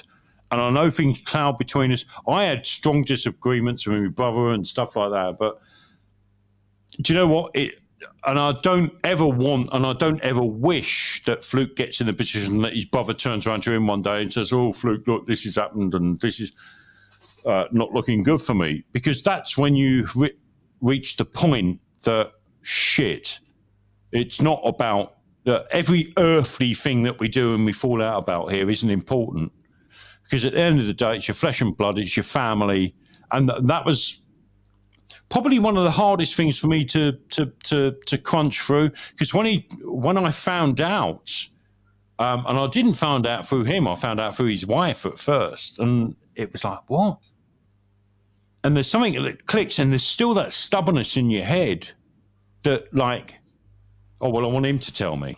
Yeah. That was my first reaction. Who's going to make the first move? Who's going to make the first move? And but you know what? And it don't take long before that melts away, because I went away when his wife told me, Zoe. I was like, no. Everything become unreal. It was like, no, not Paul. Paul was a stronger guy than me. He was a bigger guy than me. He was, even though he's my younger brother, he was a big old fucker. And I thought, no, that's not good. What's mum and dad going to? And, you get all these thoughts go in your mind. How's this going to affect me mother? Well, everything that I thought would happen happened in reverse. I thought when my mum found out, she'd fall to bits, right? Because she's a nervous wreck as it is in the first place. I thought she's going to fall to bits, and my dad would be the one that would step up to the plate and, try and not make sense of it, but try and make people feel stronger about it. But everything of my expectations that I thought happened in reverse. So I had Zoe tell me that my brother's dying. And that was a lot to take in. And I thought, well, my brother would tell me, he's got to talk to me about this. And it didn't happen until I initiated the conversation with my brother. And then when my mother found out, the one that I thought would fall to bits and, be the nervous wreck that she's been all her life, and she has. She's been a born warrior. Everything that me and my brother ever done was... something snapped in her. She went into the strong person. It affected my father, who I thought was the stronger person, to the point that within 18 months of that diagnosis of my brother, it affected my father mentally. And to the point, and I've got no shame in saying this, and, my father isn't an alcoholic. He liked to drink. But he started on the vodka. He started drinking vodka behind my mother's back. And in 18 months, that pushed him into dementia. And the person that came out steadfast from it was the person that I thought was the weakest, was my mother. And I don't know whether that was her upbringing. She sent me, and I called her like I had an Aunt Maud, her mother's sister, Aunt Maud. Strong as an ox she was. She was, no bollocks. Oh, yeah, everything was, don't worry about it. Yeah, put the kettle. Sometimes in that situation, whether it's, the mother, whoever it is, whoever's kind of close to that person, would kind of sometimes react, and half of it could be involuntary. It's like a natural instinct. It's, it's they move into a different dimension, yet at the same time they still know what they have to do. It surprised me. Yeah. I think the thing with my situation was, it was more a case of, I take after my father in a certain degree because I'm a real stubborn motherfucker. Do you know what I mean? And that could be a good trait or a bad trait. I'll leave that up to the people in the comments to decide. Both. But I'm not going to get into the personal aspects of this on a live stream because it's a family issue. But when my brother did what he did, but it's not the right thing, then I was like, that's it. I'm not having that. It's as simple as that. It was straight down the line, mate. There wasn't like, if I was to talk to you, Dino, on a phone call and I explained exactly what happened, you'd probably go, right, okay, fair enough. I can understand where you're coming from. Where you're coming from already. Yeah, it depends on the situation. Yeah, I know what you mean. And that's the thing with that. It was like my other two brothers, I fell out with them purely because, Are you the youngest, Fluke? Are you the youngest? No, I'm the second eldest. Oh, the second eldest, right? Okay. So I've got two younger brothers, and an older brother, obviously. That makes me the second eldest, I think. Yeah. You're the middle one. You're the middle. Fluke in the middle. Just above the middle. But then, I had a disagreement with my other two brothers, and that was purely, I got stitched up in a business situation. Do you know what I mean? And with family, or with your family, or no, not with my family. It was like a completely separate situation. Okay. But I think what it was my other two brothers would normally, if the person who stitched me up over that business situation was a man, then they probably would have beaten the fuck out of him. Do you know what I mean? Oh, yeah. But it turns out the person that stitched me up over that business situation was a woman. They didn't feel like they could go out there and just beat the crap out of some bird. Do you know what I mean? So therefore, they kind of retrospectively took it out on me, because they knew they couldn't react. Do you know what I mean? And if it was a bloke that did it, then they could have probably just gone round his house and beat the fuck out of him. At least they'd have got some sort of compensation for it. Do you know what I mean? And at least got some sort of retribution. Do you know what I mean? But because they didn't get that retribution and they couldn't do it because it was a woman that did it to me, then, you know, they had to transfer that kind of guilt, if you like, onto me, as if to say, well, it's your fault that it all happened. Do you know what I mean? I was like, well, how's it my fault? Do you know what I mean? Do you know what I mean? It's not my fault. Do you know what I mean? She went behind my back with a fucking landlord that owned the business premises that I was renting, and I'm the one that got fucked over. How's that my fault? You know? But it is what it is. So no, I haven't spoken to them for 6 years now. So no, families. Families. You can't choose them and all that. Listen, guys, I'm going to end it. It feels like I don't want to, but I have to this hour. You've had enough of us, haven't you? Obviously, stuff going on. But I've had enough of Mike. He's doing my heading. But it's been absolutely. Listen, actually, before you go, Dino, I just want to say thanks for having me on. I really do appreciate. I understand I can be a little bit controversial. But controversial times call for controversial conversations. So, and Mike, as well, you know, you've got my number. Dino, you've got my number. Give me a chat. Give me a call sometime, and we'll have a ding dong and have a chat. And happy Christmas and all that to everyone as well. So yeah, but thanks for having me on, Dino. I appreciate it. Nice to speak to you again, Mike, and thanks to everybody in the chat. Thanks for your support. Yeah, and thanks. You know, yeah, thanks for coming on, Fluke, as well. Good to see you as well. By the way, all the best, and take care of yourself. Well, I say thanks everyone to the chat as well, and thank you, Dino, having us on, and good to see you again, Fluke, and. Yeah, like I say, yeah, if you're willing to have us on, Dino, I know Eddie might think. It's no problem, Mike, and I'm absolutely pleased to death as you've got so much out tonight, which is obviously... There's a lot more. There's a lot more. I've kept it quiet. I know there's a lot more, but slow down. There's plenty time, and you're always welcome on here. Everyone has absolutely enjoyed your company tonight. I can tell that by the chat. I'm sure you could as well. Well, the thing is, I mean, when you come on, I mean, I don't want to take the stream over by any means at all. I just feel a little bit more relaxed because I think I can actually say what I want to say, and I don't know. There's no expectation. I think with my channel, it just went a little bit pear-shaped to the point that. Yeah. It become a bit of an entertainment thing with the whinge and all that, and everyone was like, "Oh, this will never happen, that'll never happen." And I just think that since it stopped and things have started to happen, it's like, well, I don't want to say I told you so. I just like. There's that much going on in your brain, Mike, and that there's that much to get out. It's just like we'd love to do it as soon as possible, but it you know, you can't always get across to people that way.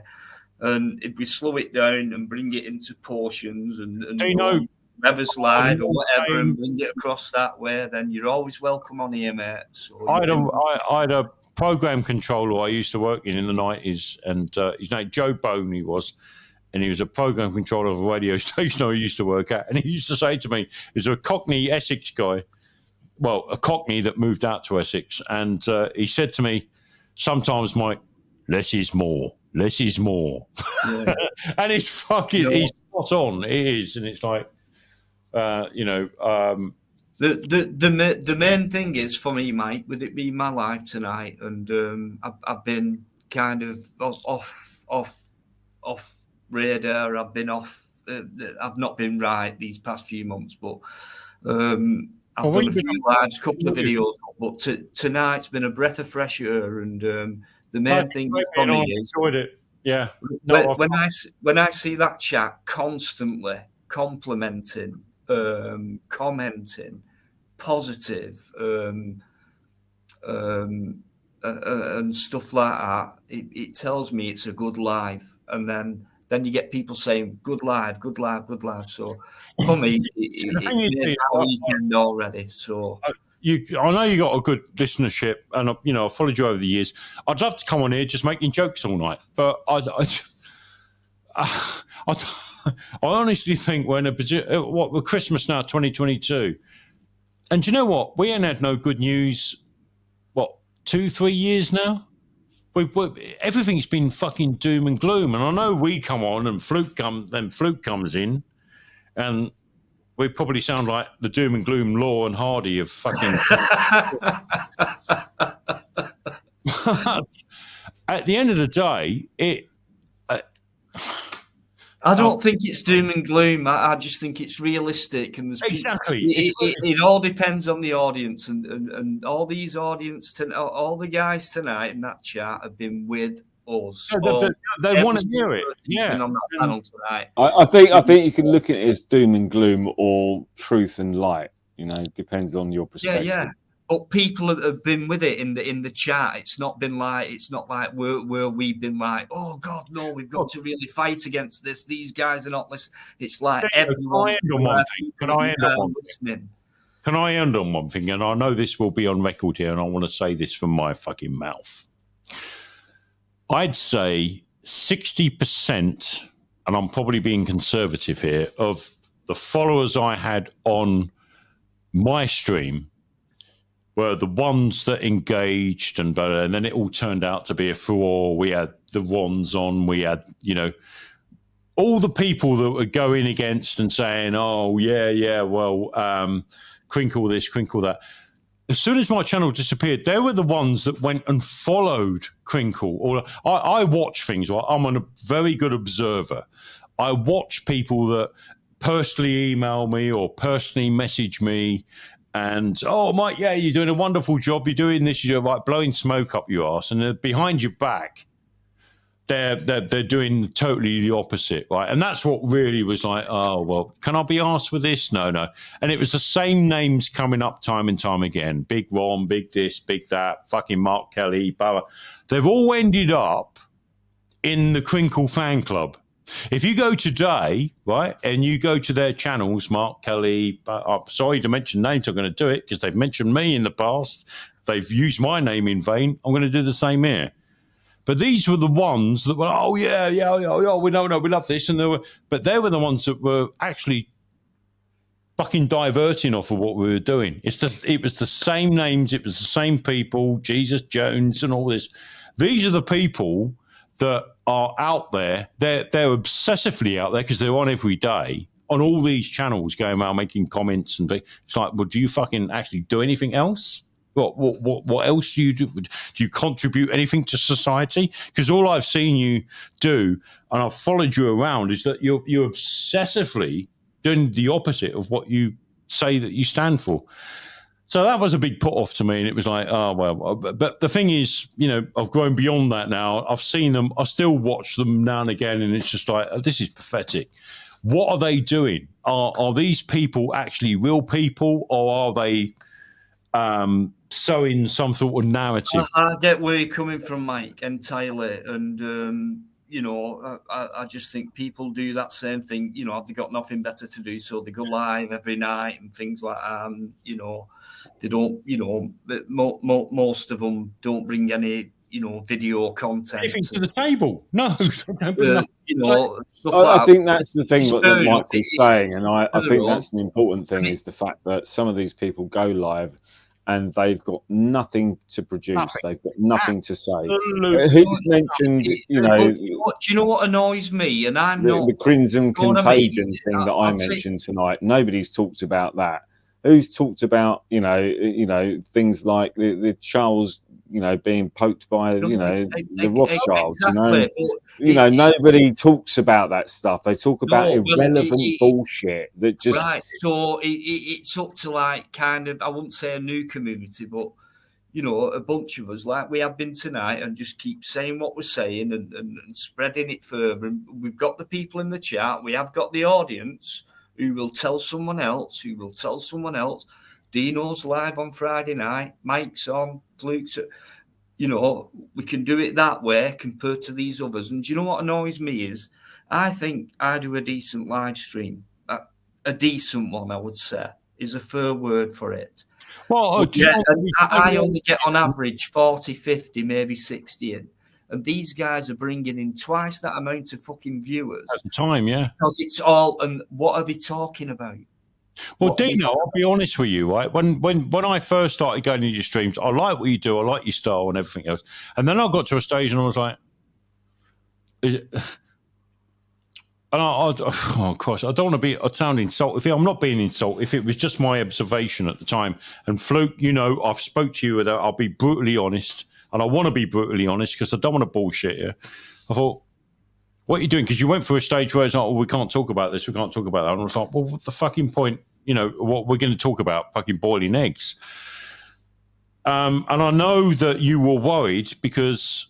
you know, at the time I didn't, but afterwards you reflect on it and you think, well, hold up a minute, you know, I've got probably 70, after 8 years, 70, 80 people on my stream. And maybe Dino, and this is with hindsight, Dino, so I'm being perfectly honest here, so don't take this as criticism, because it sort of reflected as to what I was doing, because I thought, well, I've been doing this 8 years, viewership's going down, there's something going on with YouTube. People were saying, oh, we're not getting you fucking notifications and stuff like that. We don't see what you're doing and stuff like that. And it was purely and I thought, well, hold up a minute. If that's happened to me, maybe Dino is seeing what's happening to other people. And yeah, I can understand it.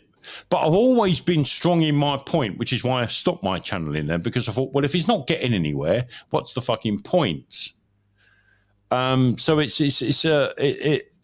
you know, where did I come into all of that preamble? No, what I'm saying is, Fluke, I had the conversation with you, and it was summer of 21 when I went, well, what's the point of Dino doing this if he can't talk about this, he can't talk about that? And you know, we had conversations on the phone about it, and you know, I'm being quite upfront about it. That I thought, well, what's the point? If you can't talk about this, or you don't want to talk about that, or, you know, whether it be COVID, whether it be the injections, whether it be what's going on with government or whatever, what's the point? But really, that was a reflection of what was going on my own channel as well. So it was like... Yeah, well, sorry, I just didn't understand. Yeah, I agree with you. Mine was the same as yours. Controversial. Yeah. It's like, you don't say what you're saying. I've had videos taken down for medical misinformation and things like that. Yeah, and all we're trying to do is, I would say, speak the truth, even though the truth we speak might not be the whole truth. It's just like... It's the old saying, isn't it? The truth hurts. You know, that edge of it, which could come across to other people, and then they'll catch on and pass the word. I think that's the only way. Well, do you know what, Dino? Do you know that video I played earlier with Andrew Bridgen? I recorded that because he put a tweet out that night, and I didn't follow it. Someone forwarded it to me and went, Mike, watch this. So I looked at Andrew Bridgen's feed and I thought, well, I'm going to record this. And I recorded it live as it was going out. And I posted it on Andrew Bridgen's channel. And I went, thank you. I said, because this is what people need to hear. Yeah. You only heard, 4 minutes of it you heard out of 20 minutes and 21 minutes. The rest of it gets even better because he started naming names. And that's when I decided to thank him. YouTube took that video down off my channel, right? And I've got this channel that I'm on and what I'm speaking to now called The Intercept. I've got no subscribers. I've got nothing on it. It was the first video I've ever posted live on that channel, The Intercept. That got taken down within 10 minutes of me posting it.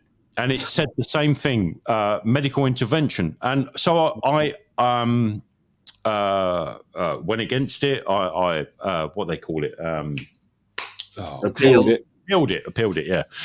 And I went, so is YouTube honestly telling me a speech that was made via Parliament TV, a government TV channel, by an elected person in the UK that has bring up concerns about this, that this is medical information? And I said, and that guy has gave no medical misinformation there at all. What he's done is given ONS data, right, and YouGov data, right, and data with a yellow card that's done by the NHS, and he's used that. And you know what? YouTube still turned around to me and said, no, we are not reactivating this video, and the appeal process is finished. So how Orwellian is that when you've got a fucking private company, Google, because that's what YouTube is, telling you that even if it comes from a state television channel, Parliament.tv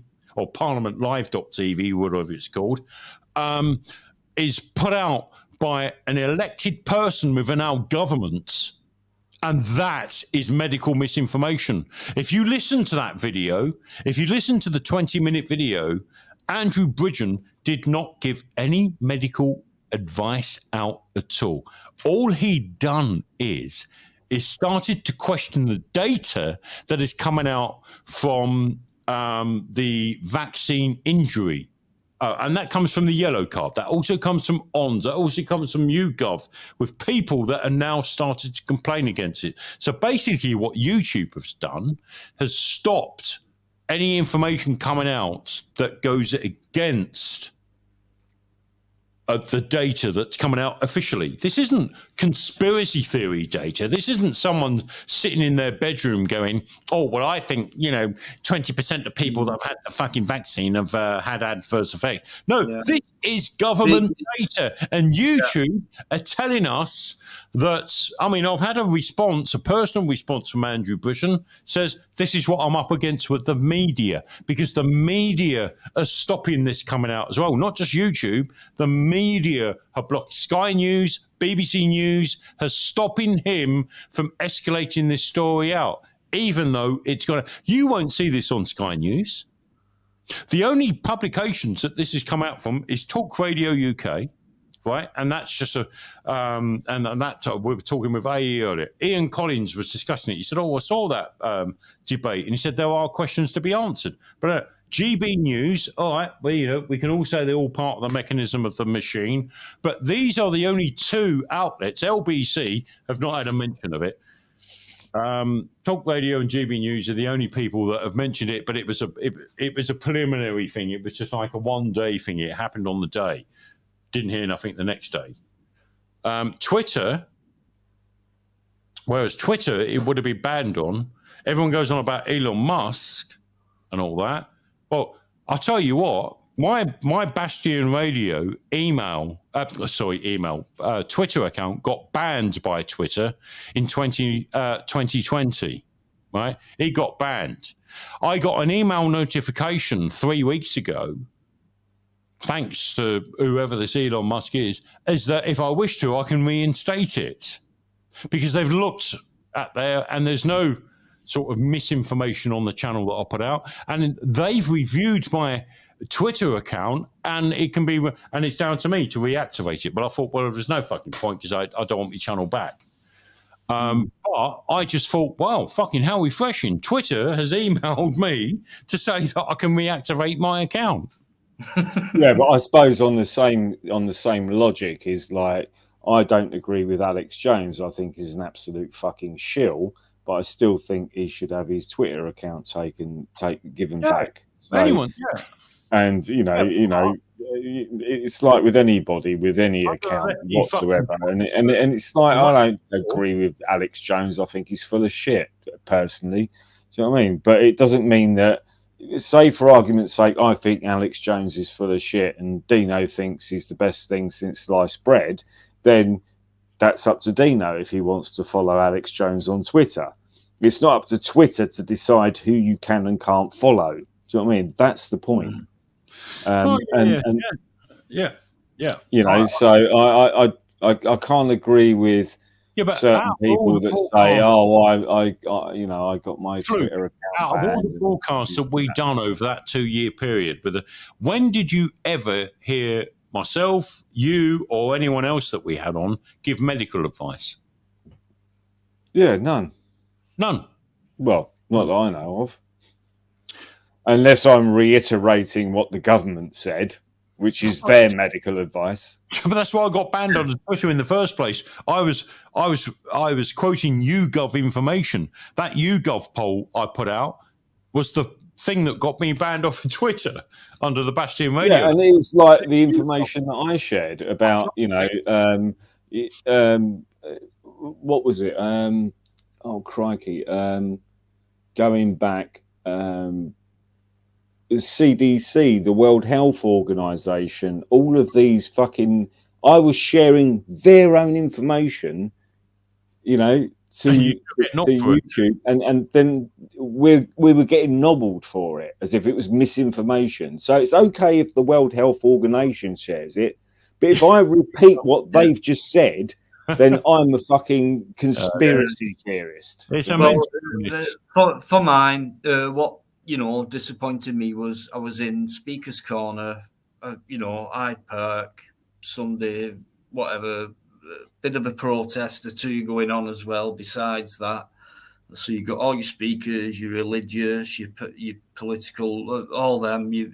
Quite a few heavy speakers were there as well, quite well known. What's his name with a fucking Piers? What's his name? I know what you mean. Not Piers. He's a shill. For me, he's a shill. Piers Corbyn.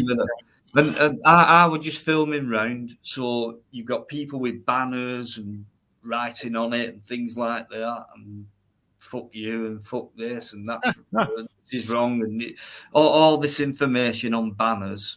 And my video got taken down for that.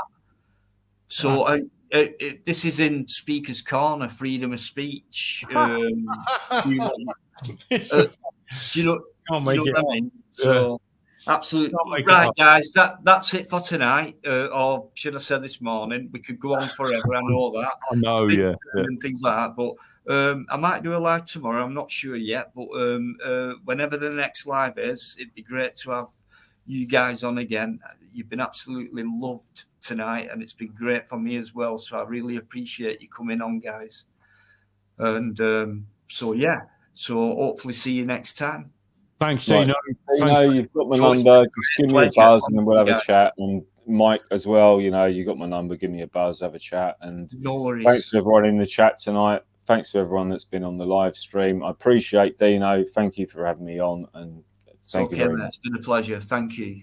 Top bananas. Okay, speak to you later. Thank you very much. Good night. No worries. Cheers, Mike. Take care, guys. Look after yourselves. Very much. Thanks, guys. Thank you. Okay.